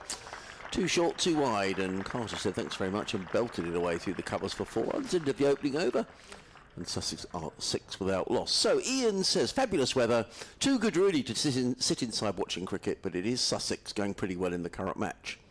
However, I felt 450 and another batting point were not too difficult to achieve. On a similar theme, Carter was a little rash with his shot when on 96. I wonder if he could have been more selective to achieve 100. He goes on to say there are 10 teams in Division 1, 8 in Division 2. Is the plan that 1 team is promoted to Division 1 and 2 teams are relegated to make 9 teams in each division? That's the sensible option. Come on, Sussex, but need to speed the overs up. Don't want to be deducted any more points. Good point, that, actually, because I didn't look when the overs were at the end, but already you can see Leicestershire, they're showing us -4 on the scoreboard, so that's where it's carried over from the first innings. I didn't see what Sussex were.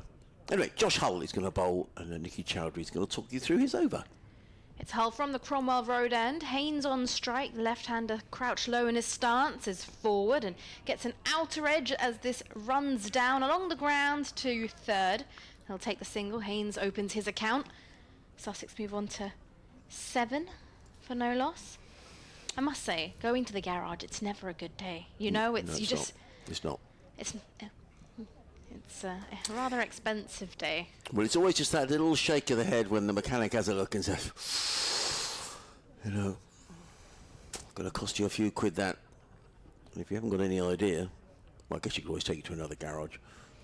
Yeah, I learnt the hard way. Adrian is in comes Hull now again, and this time this is pulled away by Carter, and it's going to run down all the way to the boundary at fine leg, and just helped on its way. Shorter delivery on leg stump line, and Carter, well, he just helped it along. And Sussex, well, they move on to 11 for no loss. Carter with 10 to his name. Well, sort of no suggestion here of hanging on. That was a shortish delivery, but it was poor. I thought for a moment it was in the air and Carter was going to get caught down at fine leg, but it was perfectly safe. I'll come back to your email in a moment, Ian. Here's Hull, left arm over. Comes in at an angle, and Carter's forward and pushes this one to mid-off. Fielded. I mean, certainly my understanding, I'm sure Rich's is the same, is that, you know, it's 2 up, 2 down again this season. I've not heard that it's 1 up and 1 down. I think it's 2 up, 2 down. You can't sort of change the rules halfway through. And yes, it would be sensible to have 9 teams in each division, but then if they all played each other twice, that would give 16 games, and it would seem as if the counties want, well, some of the counties at least want less games. I think it'd be far more sensible to have 3 divisions of 6, but anyway, then everybody plays everybody, if that's the way it's going to go. But 10 games doesn't sound enough. Hull in, and this time Carter drives uppishly as it squirts towards point. So lands safe. Because it is a nonsense in the first division that not everybody plays everybody twice. And so it is distorted. I mean, it's, you know, if in the Premier League Manchester City only played Arsenal once, and then Liverpool played Arsenal twice, or whatever, you know, it's just not the right balance. But if you went 6, 6 and 6, the trouble is then that's only 10 championship matches, and you know you want more than 10 in a season. Of course, you want as much cricket as you can, but then, of course, making sure it's all fair and equal. At this time, Carter's forward and defends to extra cover. So, in answer to your email, Ian, as I understand it, 2 up, 2 down, which will be decided right at the end of September. The last day of the season is the 29th of September. So we've still got a long way to go this season. We've got another 6 T20 group matches. Pretty much now 3 months. Yeah, and then well, you think we're 3 months into the season, and this is the 8th county championship match of the season. There's a little break with another one next week. Here's Hull into Carter now, shuffles across and is forward, drives straight to extra cover. It will conclude the over as well. 2 overs gone. Sussex have 11 on the board.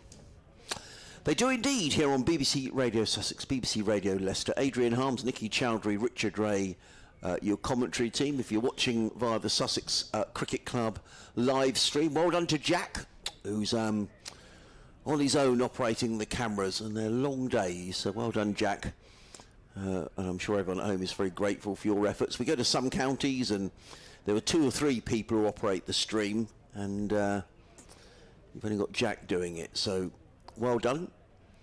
A bit more work to do, and in fact another 13 overs to go, and it's the first of those to be bowled by Ian Holland, on loan from Hampshire this season. Comes in around the wicket, bowls to Tom Haynes, who plays a beautifully timed cover drive, and there is no run. There are 2 slips, a wide-ish third man, a point cover mid-off, mid-on, mid-wicket, and a fine leg, and I think I've missed a fielder somewhere. Maybe not 2 slips, third man. Yeah, 3 men in a ring, mid-on, square leg, and a fine leg as Holland around the wicket to the left-handed Haynes is in on bowls, and Haynes rather reaches for that and slaps the ball into the covers, and for the second time, a good stop. Is that Brad Curry in there? Not Brad Curry, he plays for Sussex. Scott Curry, yes it is. He's hit that rather cleanly as well, Haynes. He's been striking the ball beautifully this summer, Tom Haynes, or this season. But both of those might have been 4, but he's belted it straight at the fielder. And 2 good stops. Holland in again, bowls. Third time lucky for Tom Haynes. This time he does beat the field. It's a very short boundary on the offside for the left-hander, and Haynes finds the fence. He goes to 5, and Sussex to 15 without loss. You need to add to that 167 to get to the lead. That's going to get tricky, isn't it, as we go through, trying to... What is the lead on the scoreboard? No. It's not, otherwise that would have made our life slightly easier. In comes Holland, bowls, and Haynes defends onto the onside. And again, there is no run. Sussex Cricket at bbc.co.uk if you want to send through an email. Can they message us on Twitter as well? Yeah, they can. Yeah, at BBC Sussex Sport. Or you may have someone want to message you, Nikki, whatever. in comes Holland. 2 slips go down around the wicket, bowls, and Haynes gets his second boundary of the over. A bit too short for me in Holland, and Tom Haynes absolutely cracked that one away through cover for 4 runs. He's raced to 9, and Sussex to 19 without loss, so doesn't seem to be any thought here for these openers taking it easy. They've suddenly come out full of intent. Absolutely crushed that away, and He did. a bit too much width, and Haynes has really dug into that. Holland in again, bowls, and Haynes plays out on the bounce to cover. There is no run. End of Ian Holland's over. He's bowled 2 overs. No wicket for 14. Sussex are 19 without loss in their second innings. It means the lead is 186 after Leicestershire were bowled out for 275. 2 main contributors, Peter Hansker with a very fine innings of 92, Vian Mulder making 53. And having taken a lot of stick earlier on in the day, Sean Hunt emerged with 4 for 70, having at one stage had none for 64, I think it was. Well, here's Hull now, running in towards us from the Cromwell Road end, and Carter's forward and drives towards mid-off. He won't get a run for that. 2 slips in place, a third. point, extra cover, mid-off on the offside, and on the leg side, just the two fielders. Square leg, who's having a natter with the umpire, just in front of square, and we've got a fine leg as well. And a mid-on, who's just made an appearance. Sun is shining into the commentary box as it is shining on the ground here at Hove as in runs Hull. And Carter's tries to pull this one. There's a appeal of some sorts, but Carter definitely hasn't got anything on this as it slides down the leg side, taken by the gloves. Sussex 19 for no loss. Yeah, the appeal came from Peter Hanscom at first, slipped in. I think it was more an optimistic appeal. Ben Cox didn't really support him. If someone's going to have to be the main person who appeals, it has to be the keeper for those. As Hull turns at the top of his mark, does a 180 and starts his approach, and this time Carter's forward and drives to mid-on. They'll take on the single, and they do it with ease. Didn't quite get enough bat on it, and I don't think it went where he intended to play. It was actually lined up more so to play that to mid-on, and it's squirted a bit squarer. He's got a run. Sussex 20 for no loss. Haynes on strike now. Left-hander. 2 slips in place for him. Nothing has changed. Field is pretty much a replica. As in comes Hull now. Left arm over. Haynes is forward and defends into the leg side. Got a bit of bounce on him. Has Hull. He's a tall fella. To be honest, everyone compared to me is quite tall, so wasn't really blessed vertically. He is tall, isn't he? Yeah, he is. Josh Hull. Probably make a very good high jumper, I would think. Hull now turns. He's in through his run-up, passes the umpire, and Haynes is just off the back foot, just opens up a little bit as he plays it to mid-on, and now takes a wonder towards the square leg umpire. There's a summer of sport, isn't it, with the Euros and the Olympics and all the cricket going on. It's a bit strange, though, isn't it, to have the World Cup in the middle of the English cricket season. It's not something you're used to. The T20 World Cup. Yes. Yeah, I mean, and I have to say, I think the T20 World Cup is every 2 years now, isn't it? I've sort of lost track of, I mean, most World Cups you have 4 years in between, but it doesn't seem like that in T20. Oh, it doesn't. Here's Hull. Haynes forward and clips this off his legs, and it's going to go all the way down towards the hospitality boxes. There's a boundary here for Sussex. They move on to 24. Haynes moves on to 13, and that will be the end of the over as well. 4 overs have passed. Yeah, it just feels like the other day it was Australia versus Pakistan out in Australia in the final. Well, it was, yeah, England got to the final, didn't they? Didn't they beat Pakistan? Sorry, England versus Pakistan. But, there we go. But you're right. I'll tell you what, that was Feels like the other day. It was November 2022, I think. So it's been 2 World Cups. Now, I know everything was delayed through COVID. But yeah, but the other thing we were discussing in the commentary yesterday was that I haven't seen a lot of it, to be honest. I've seen sort of clips on the BBC website, etc. As Ian Holland comes in to bowl the 5th over the innings. Sussex 24 without loss.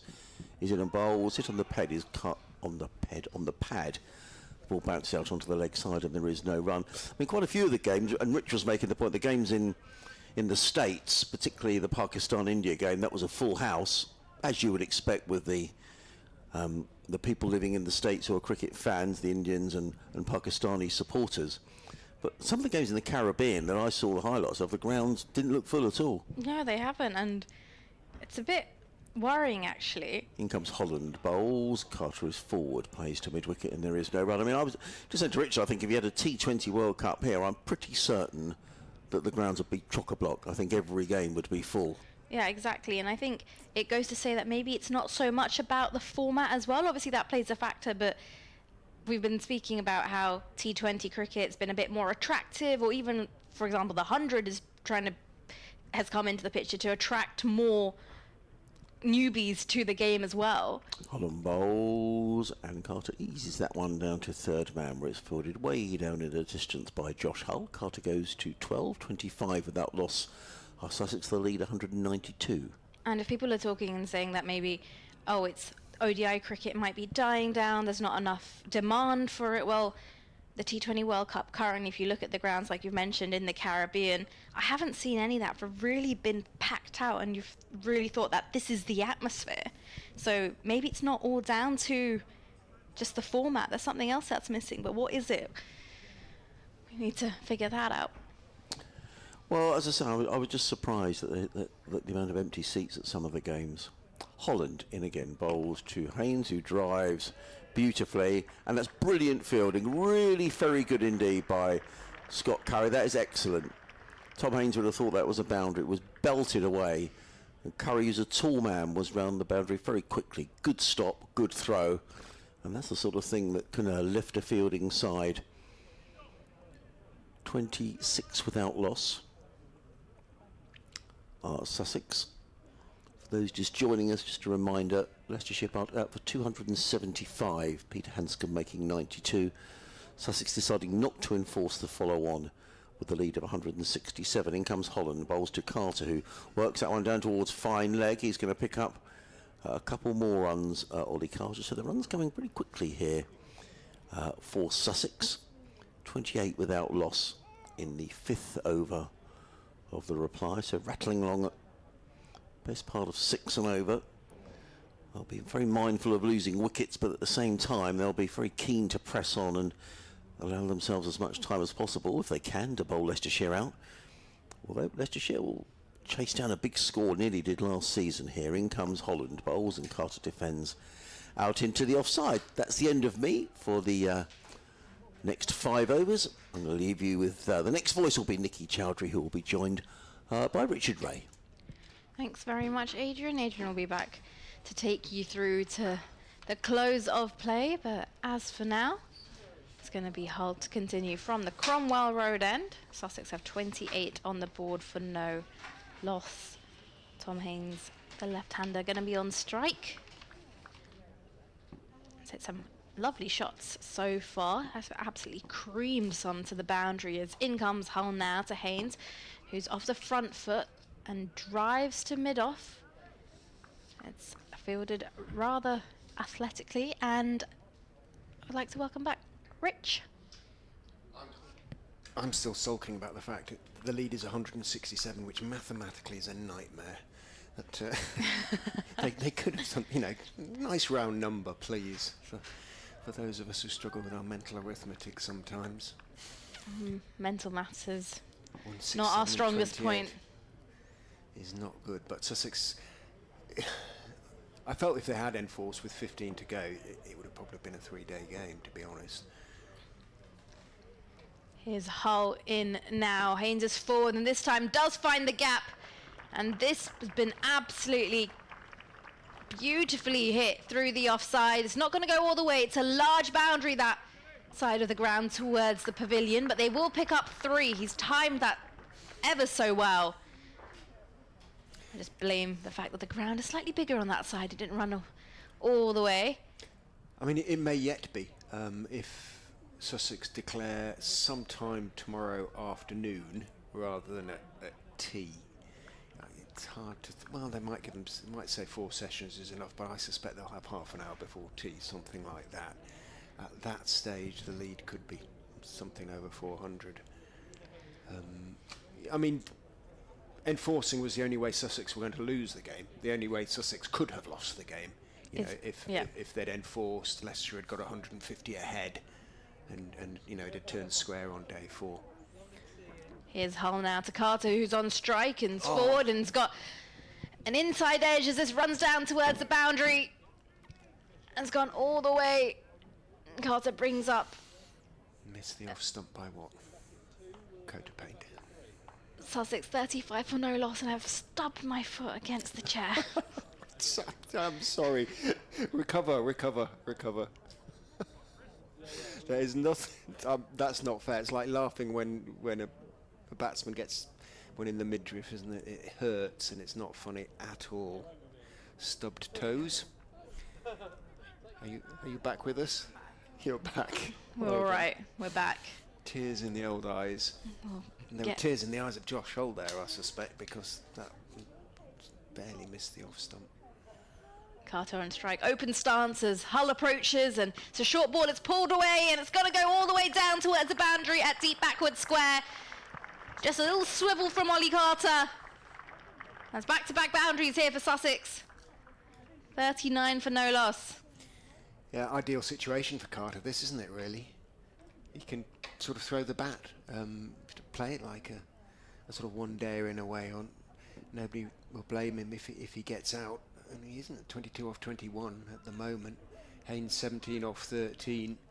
Maybe, it'll be sort of around about lunchtime. He wants to give himself lots of time, Simpson.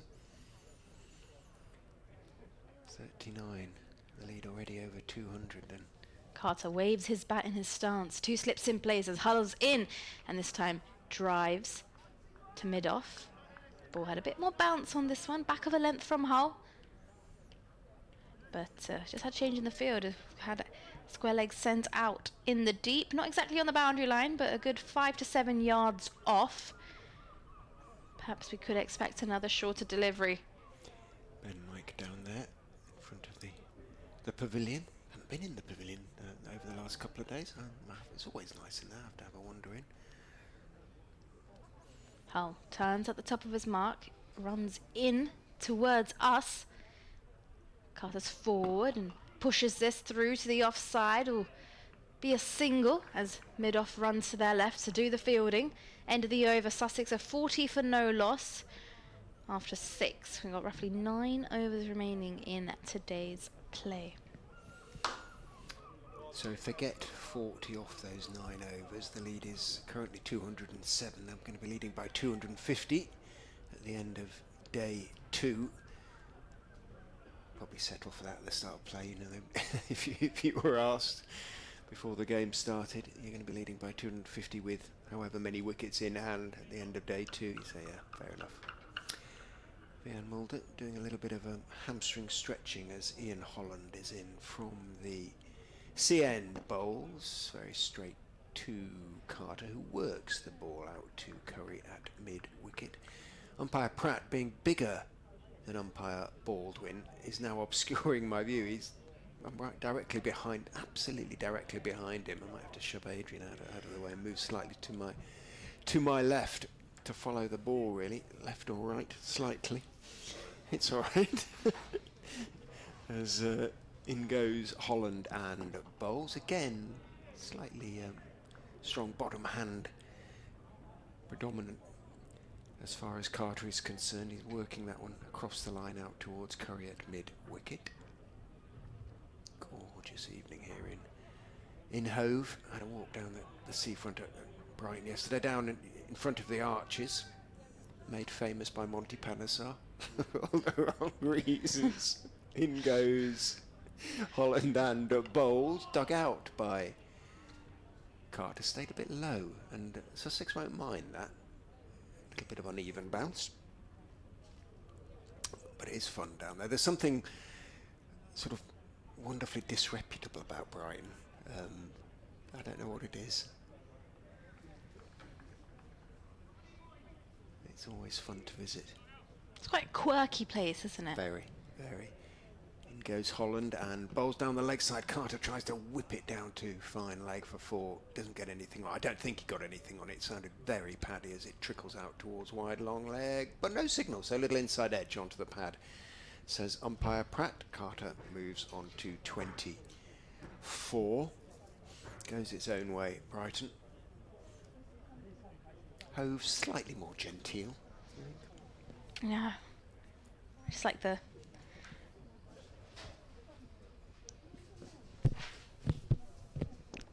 Can you hear me? Yeah, all right? perfectly. It just cut off in my ear. Round the wicket goes Holland. There's an appeal for leg before it's going on down the leg side. Cox went up, but Holland's nature was in...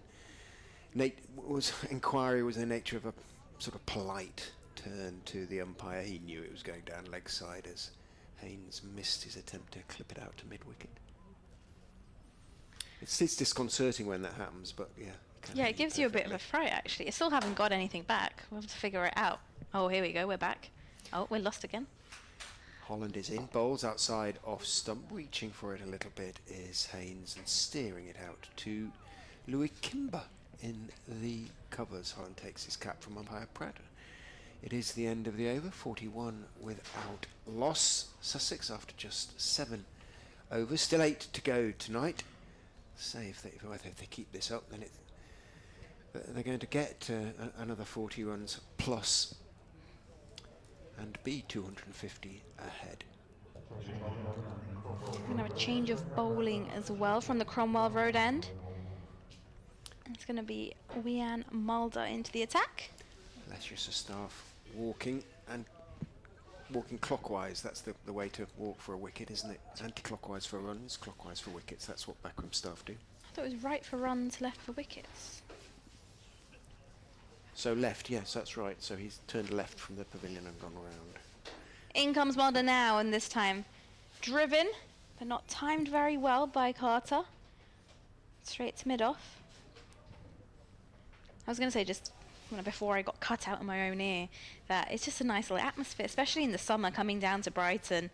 There's always something to do. Everyone seems to be happy. There's also a weird part of this town that just makes me feel like I'm in Europe. You couldn't be much nearer. Well, you couldn't be much nearer, but they've got this very European vibe as in comes Mulder now, and this one's played off the back foot down to third. Take the single. It's the cobbly streets, the outdoor cafes, and the beach, and yeah, definitely a nice place for a day out. Come watch the cricket, go into the town. Sussex are having a nice day out at the moment, that's for sure. They are indeed. They've had a great day in the office, and they'll hope just to continue that until close of play, which is in 7 and a bit overs time. Tom Haynes on strike now. Mulder comes round the wicket to the left-hander, and this one slashed away. It's going to be fielded at deep point. I'll just get the single. And by the way, the reactions of the players out on the field, the sun looks like it's in a rather awkward position. Just with that throwback from the deep, the slip cordon all literally had to cover their faces and try and block out the sun, which seems to be in their face. So if you're currently on the offside, you'd be hoping you got your sun hat and your sunglasses on, especially if there's a catch coming your way. As here's Mulder now in, and this one's short, cut away, and this time no one's going to get a hand on it. It's going to run all the way down to the advertising hoarding towards deep point, and that is 4 runs added to Sussex's total. Score moves on to 47 for no loss, and that was hit rather firmly, with quite some power from Ollie Carter. Yeah, it set up really nicely, didn't it? Perfect height, wide outside off stump, no point, short boundary. Mulder won't be happy with that line, nor length actually. It was a bit of a freebie to Carter's.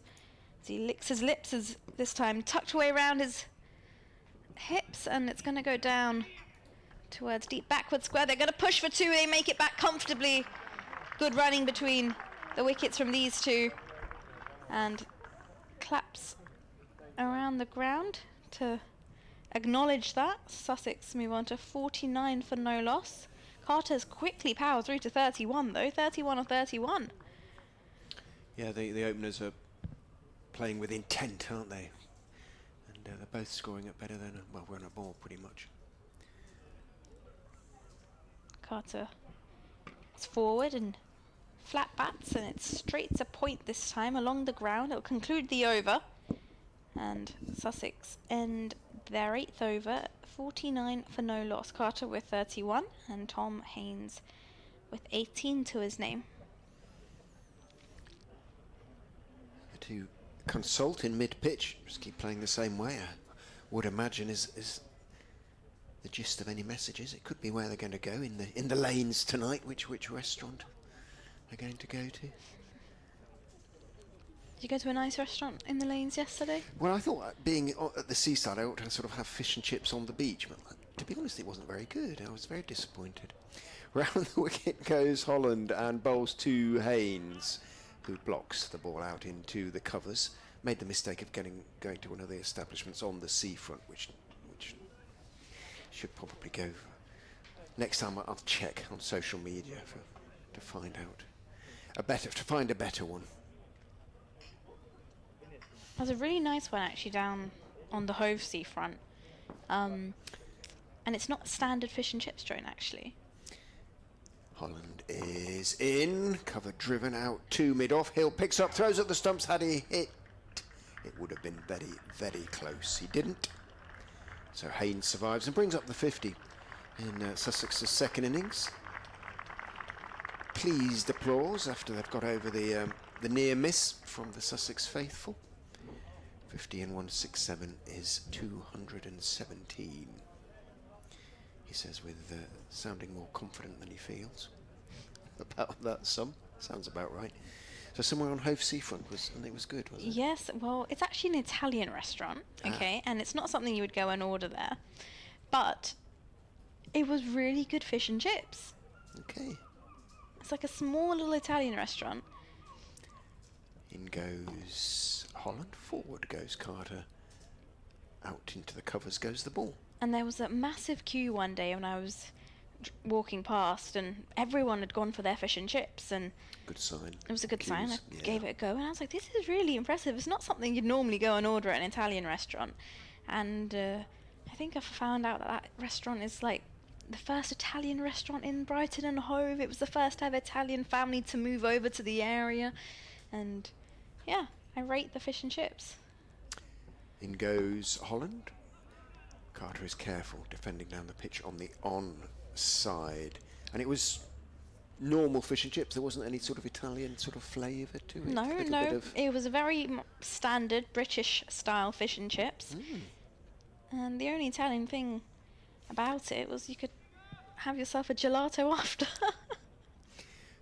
You shall tell me the name afterwards, off air, and I shall pay a visit. In goes Holland, and bowls edged, caught by Cox. So Carter's innings comes to an end, not in the way you might have imagined it, not in an attacking way. He was defending, it defended the previous two balls, tried to defend that one just held its own just outside off stump, took the edge, and a good catch actually by Ben Cox, diving, took it low to his right. Ollie Carter's innings, lively little innings, comes to an end, 31 off 34 balls, but he's again done a good job for his side, a very different job than he did in the first innings when he made a very impressive, he says, turning back to his previous notes. What did he get in there? 96, yeah, off 142 balls, not this time, 31 off 35, but a very good match for Ollie Carter. He's made a real contributions to his side's dominance over the game so far. 50 for 1, Sussex in their second innings. Yeah, good start there from Ollie Carter. He was scurrying away. Fortunately, just played ahead of that one and got the outer edge, and was not put down. How many wickets is that today? 13? No? Is that right? That should be 14. 14. 3 this morning, 10 Leicestershire innings, 14. The game has moved on. Lots of wickets have fallen throughout the day. Carson makes his way to the crease now. He'll be on strike to face up against Holland. Leicestershire just adjusting their field. And they've brought 3 slips in place now for the new batter. 3 slips in place. A very, very wide third. In goes Holland. Bowls to Carson, who defends on off stump. No run. I was going to say, well, it seemed a little premature, perhaps. Perhaps he's sent in more as a pinch hitter. Maybe they're going to continue to attack, but it doesn't feel like it necessarily. But given the way that Carter and Haynes started, little bit surprised to see it. I watch Scott Curry's warming up down at what is now, for Haynes, long leg. Mulder's going to continue from the Cromwell Road end. I'll take you through this one before I make way for Adrian Harms to come back and take the hot seat as Haynes taps his bat as he awaits Mulder off the back foot, opens the face of the bat and runs this down to the gap in the point area because point is actually down on the boundary. They'll take a single. Brings Carson back onto strike, making sure the Leicestershire fielders get their steps in with the left-hand, right-hand combination, having to pretty much change every other ball because these two are rotating strike. 2 slips in place for Mulder versus Carson now. Here a helicopter, I think, from our effects mic. As it flies above the ground. Mulder in. And this time Carson just closes the face of the bat, turns it in to the leg side, mid-wicket. Doesn't have to move to do the fielding. 25 in the first innings, Jack Carson, and kindly provided Leicestershire photographer John Mullett with his best photo of the year almost. Scott Curry absolutely splayed his stumps everywhere, and John got it. Here's Mulder in again, and this time cut away by Carson. There's a bit of width there, and it's going to go the distance. A bit too wide there from Mulder, and Carson gets his hand through it. He gets himself off the mark with a boundary. Sussex are 55 for 1. It was the Yorker, do you remember? Yes. Out of the blue.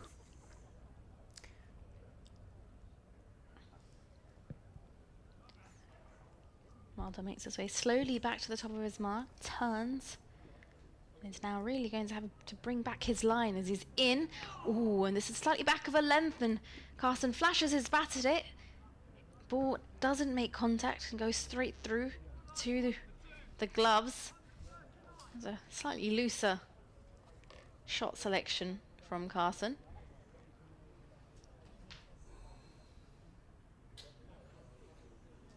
Mulder making his way, ball being passed through around his teammates, and point's just been sent back onto the boundary now. Got a deep point as Mulder runs in towards us. Carson off the back foot defends into that vacant gap at point. They'll take on the single, and there's a shy at the stumps. Is this out? It looks pretty safe. It looks like he's been well grounded in at the other side. Good run between these two. Tom Haynes decided to take the call.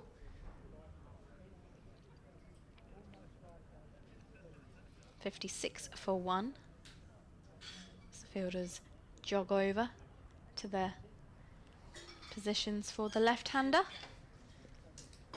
Shadows just about to cast around the ground from the pavilion. Not yet making its way onto the main playing area, as this time Mulder's in, and this gets the outer edge. It runs all the way down towards the boundary.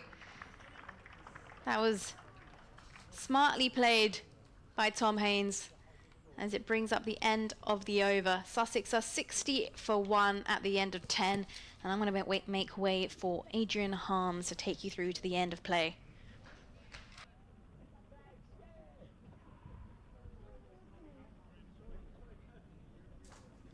Thanks very much, Nikki. We've got some logistics around microphones, but we're back with you. So that's Nikki for today. Thank you for your efforts today. Nikki will be back with us tomorrow at 11 o'clock. I can see there's some towels on the washing line over on the far side of the ground, which are going to be probably bone dry in this lovely evening sunshine as Ian Holland makes his way in and bowls, and Carson plays to mid-wicket. There is no run. Also, way to our right-hand side, I could see a yellow and creamy coloured umbrella underneath a... What do you call that, Rich, when they... the thing that pulls out, the yellow... An awning. Yes. That's what the word I was thinking of. So they've got an awning and an umbrella, and the sun is right into the flats. Very Very warm up there at the minute. In comes Holland, bowls. Kept a bit low to Carson, actually. Dug that one out to mid-wicket, and there is no run. So 60 without loss. Sussex at 167 to that. I can just about manage that. I think that's 227 is the Sussex lead. Strong position. Yeah, I mean, Sussex are in a great position. They're effectively 227 for 1 even. As in comes Holland and bowls, and clipped by Carson to mid-wicket. And there is no run. 60 for 1. 4 overs to go after this one tonight. The Leicestershire over rate is still showing as -4. Indeed. Hangover from the... Yeah, and they will be very keen. I mean, Richard's quite right. You do get a little bit of negotiation, but my understanding if it shows -4, it is -4. Yeah. Holland in bowls and defended by Carson onto the onside. There is no run, and I suspect for that reason we may see quite a lot of Coles and Carson when Leicestershire come to bat again, because it is madness to give away bonus points. They are so difficult to come by. So it may well be we see a bit of Lewis Goldsworthy tomorrow as well to try and rattle through some overs for Leicestershire. Ian Holland on his way, running away from us, comes in bowls to Carson, and Carson defends down the ground. There is no run, and after getting off that very quick start through Carter and Tom Haynes, Sussex seem to be sort of settling now for just getting to the close with the 1 wicket down. The field is fairly widely sprung. I just wonder whether there might be a short ball coming up here. There's 2 men back on the leg side, both looking directly into the sun, which isn't ideal. Holland in bowls, it's a full pitch delivery, and Jack Carson is stoutly and solidly forward. Plays down the offside, there is no run. Oh, that's a great picture. Yeah, not if you're Jack Carson, but that's a great picture. Stumps flying everywhere. End of the over. 60 for 1. Holland 6 overs, 1 maiden, 1 for 20. He's had a busy day, opening the batting, opening the bowling. Sussex leading by 227. That was a maiden over. Something that has been singularly lacking so far today, as far as Leicestershire are concerned, that is, anyway. Yeah. The goals. Evocative cry around Hove as down from the Cromwell Road end comes Vian Mulder. He bowls outside off stump. Tom Haynes cuts the delivery wristily down to Josh Holt at third man and takes 1. East of Bourne has given me the name, a good name for fish and chips in Brighton, so I shall put that into my maps. East of Bourne, thank you for that. So yeah, and I'll have to get the other name from Nicky as well, the Italian restaurant. Back over the wicket goes Vian Mulder and bowls to Jack Carson, who defends on off stump. Carson is sort of playing something of a night watchman's role, and there are still 3.5 overs to go before the close, so it might not be 80, it might be 70 rather than 80, but still a very satisfactory day as far as Sussex are concerned. Looks like they're going to consolidate their lead at the top of the 2nd division of the county championship. In goes Mulder, bowls onto the legs of Carson, works it very nicely out through square leg, and he's going to turn for the second as Ben Mike goes running back, puts in the slide. It's a difficult one, the throw that is, to gather for Ben Cox. He's looking directly into the low sun, Cox, and as a result he can't gather it, but Rishi Patel is backing up, making sure that there are no unnecessary overthrows. Haynes is having to pause proceedings to refasten his laces.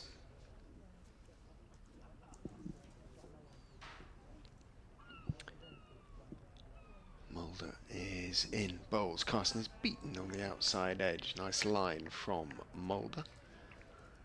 Plunged forward rather at that one, Jack Carson. Played down the wrong line. Didn't do too much, the delivery. I can tell you that I'm absolutely behind Ben Cox as he took it. Saw the ball drift past the just go past the outside edge. 63 for 1. The lead to 230 as Mulder is in outside off stump. This time Carson decides not to play and rightly lifts the bat rather stylishly over the line of the ball. Scott Curry goes for a little run at third man, rolls his right shoulder. Former Sussex man is doing his best to get Australia over the line. Travis Head, who had a pretty torrid time here a couple of years ago. Since he's left home, he's done nothing but score runs, and in that semi-final, he's 63 not out off 33 balls. 7 fours and 4 sixes. Mulder is in. Carson gets a lifter and he's caught behind. Up goes Paul Baldwin's finger, and Carson looked back in sorrow rather than anger. It was just one of those lifters. We've seen a couple of those today take the outside edge, and Carson isn't quite able to see Sussex through to the close. Next man will have to come out. Will it be another night watchman, I wonder? Well, I was a little surprised. It was a bit soon, wasn't it? 6.5 overs. So Jack Carsley's gone for 7. Little nick behind.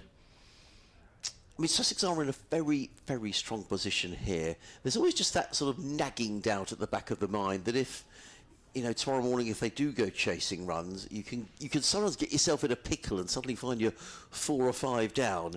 I mean, they're in a great position, and you'd far rather be Sussex than Leicestershire. But who's this coming out to bat? This does look like another night watchman, I think. Sean Hunt.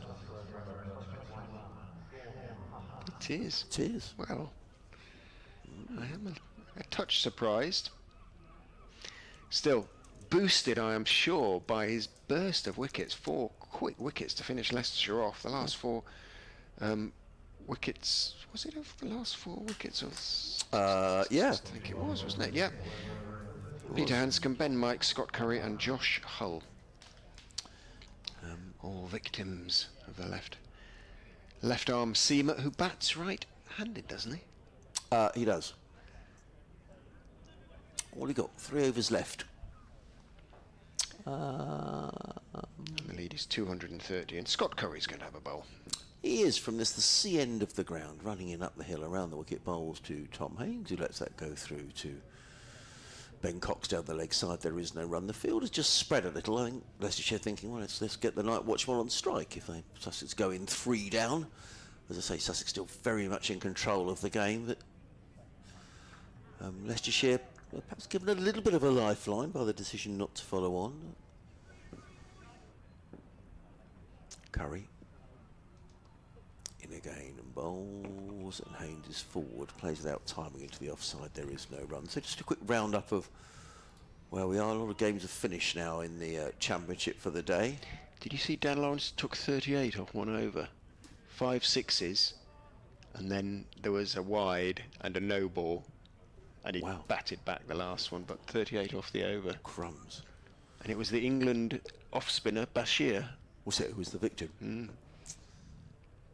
Comes Curry, bowls and clipped away by Tom Haight, who goes to 26, the total to 64 for 2, which will get Sean Hunt on strike. So Glamorgan are 390 for 8 in their first innings, leading Northamptonshire by 111 in Cardiff. They finished for the day there. Still playing at Lords, where Derbyshire are 300 for 4, trailing Middlesex by 133. As Lewis Rees, 120 not out. Good cricketer Lewis Rees. And the other game, in comes Curry, bowls, and Hunt defends into the offside. There is no run. Gloucester in trouble at Scarborough. They're 166 for 7, still trailing Yorkshire by 290. Ollie Price top scoring there with 47. And 3 wickets there for Matthew Revis. So Yorkshire, many people's favourites for promotion. Haven't had a great start, but they haven't won a game, have they? Yeah, That's now they were Leicestershire. A good position to win that. In comes Curry, let go by Hunt with a flamboyant leave, and there is no run. In the first division, very briefly, Essex 247 for 4, trailing Durham by 340. Lancashire 402 for 4, leading Kent by 158. Somerset 293 for 4, trailing Notts by, trailing Notts by 67. Carry in again. The ball's played onto the onside by Sean Hunt. He takes a single off the last ball of the over, which is perhaps a little surprising. Although, having said that, the night watchman's job is to take the strike, so don't know what I'm talking about. 65 for 2. Hunt 1, Haynes 26. Hampshire 88 for 2 in their second innings, leading Warwickshire by 132. Worcestershire 147 for 7, trailing Surrey by 343. Let's have a look at those figures. Yes, I didn't realise that Shah Bashir is on loan at Worcestershire, isn't he? Yes. And so his figures were probably not great, I would imagine. Have a quick look at those in a moment's time. Mulder then, with a wicket to his name, down the slope he comes and bowls nicely on off stump 2. Sean Hunt, who blocks it away out into the offside. Yeah, 38 overs, 2 maidens, 2 for 162. But when Dan Lawrence gets him, 175, Lawrence made 16 fours and 6 sixes. I saw Ben Stokes take 5, hit the first 5 balls of a county championship over for 6 many moons ago. That was at Worcester. That Yeah. was at Worcester. Yeah, Yes, no, it was. mine was at Hampshire. Oh, right, okay. In goes Southampton. In goes Mulder. Almost sneaks one through on Scard. He stayed on the back foot. It was a foolish delivery that came back in and very nearly went through him. Took a thick inside edge and runs down 2 wide, long leg for 1. And I'm trying to remember who the off spinner was. The Hampshire. It could have been Danny Briggs. Anyway, he fired the last one in. Put it that way. He wasn't going to be hit for 6 because it has not been done in England. Nobody has hit 6 sixes in an over in England. Sobers was obviously the only man to have done it. Yes. And he did it in Swansea, wasn't it? Correct. Yeah. It has not been done in first class cricket in England. Great stat. In goes Mulder and bowls forward goes Haynes firmly out into the offside. So it still hasn't. So Lawrence had a chance there, but Bashir it wasn't going to happen. And it was the same with Briggs for Hampshire all those years ago against Ben Stokes.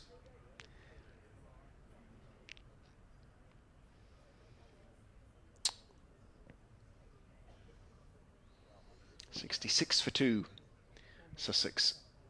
They've got the lead up to 233. Mulder is in. Forward goes Haynes, pleasantly driving the ball out into the covers, but more or less straight to Lewis Goldsworthy. So no run. How much will he want? 450? Well, yeah, you do think about last year. Halfway through the Lightning's unlike. You made the point, and I think it's a correct one, that there's a bit more in this pitch. Yes, there is. Yeah. You know, it is not a road. No. It's a good cricket wicket. Mulder is in. Bowls. Haynes driving. Has he got that through? No. Hill moves smartly across to his right at mid-off to make the sliding stop. And I would say the Sussex attack is, I'm just looking at that game last year, I'm pretty certain Ollie Robinson didn't play in that game, and that is a factor, isn't it? Yeah. Let's have a quick look here. Was it? It was the former Kent bowler, wasn't it? It was the England and... Yeah, let's just have a quick look. I've forgotten his name now. Oh yeah, Leicestershire. Steve Finn was Steve Finn involved? No, it was... in goes Mulder, bowls, comes back in towards Haynes from round the wicket, worked out to cover point, and Haynes says, no, we won't take the single, I'll let Sean Hunt take the last over. Yeah, so the Sussex bowling attack was Jaydev Anudkat, the Indian, Ari Cavelas, Hudson Prentice, Haynes, Crocombe, Carson and Coles bowled. And in fact, it was Jaydev Anudkat who took 6 wickets. He took 6 for 94. It was Finn the year before in that massive stand between Ackerman and Mulder, wasn't it? You were really short for that one. So I think the Sussex bowling attack, with due respect to those guys who bowled in that innings, would be stronger in this match. I agree. In comes Scott Curry final. And has he bowled him? No, I thought for a minute he'd bowled Sean Hunt. Sorry, Sean, I did you a disservice. Plays the ball down the ground, and this is the final over of the day. So actually, to be fair to Leicestershire, they have sort of got on with things, but their over 8 is still showing as -4. Are Australia really going to chase down 250 in a 20? Good Lord. 205. 205, I Yeah. beg your, I thought it was 255. Yeah, looks like they might do. In comes currently let go by Hunt outside the off stump. There is no run. Australia, oh, they're 135 for 4 now. They need 71 in 5 and a bit overs. And Travis Head's still there. He's on 73. Does that put the Aussies out if they lose? I've sort of lost the track of where it does. So does that mean India play England in the semi-finals? Maybe. I'm not sure. What would the other semi be then? A good question. Are Pakistan still in? No. In comes Curry Bowl. South Africa qualified this morning. Safa's are To the through. offside. So South Africa will play not England, I don't think. So you got South Africa through, England through. The game that's going on isn't a semi-final, is it? It's the last group. Yes, India Game. India through. So who else? Aussie or New Zealand are out. Afghanistan. Oh, could be Afghanistan. Yes. Yeah. So it could be a run rate thing. I'm not too sure. In comes Curry Bowls. Hunt defends stoutly into the offside. There is no run. So just 2 balls left in the day. What a day's play it's been. It's been a terrific day, hasn't it? We've seen 10, 12, 15 15 15 wickets. wickets in the day. And today that's going to end with Sussex in a very strong position.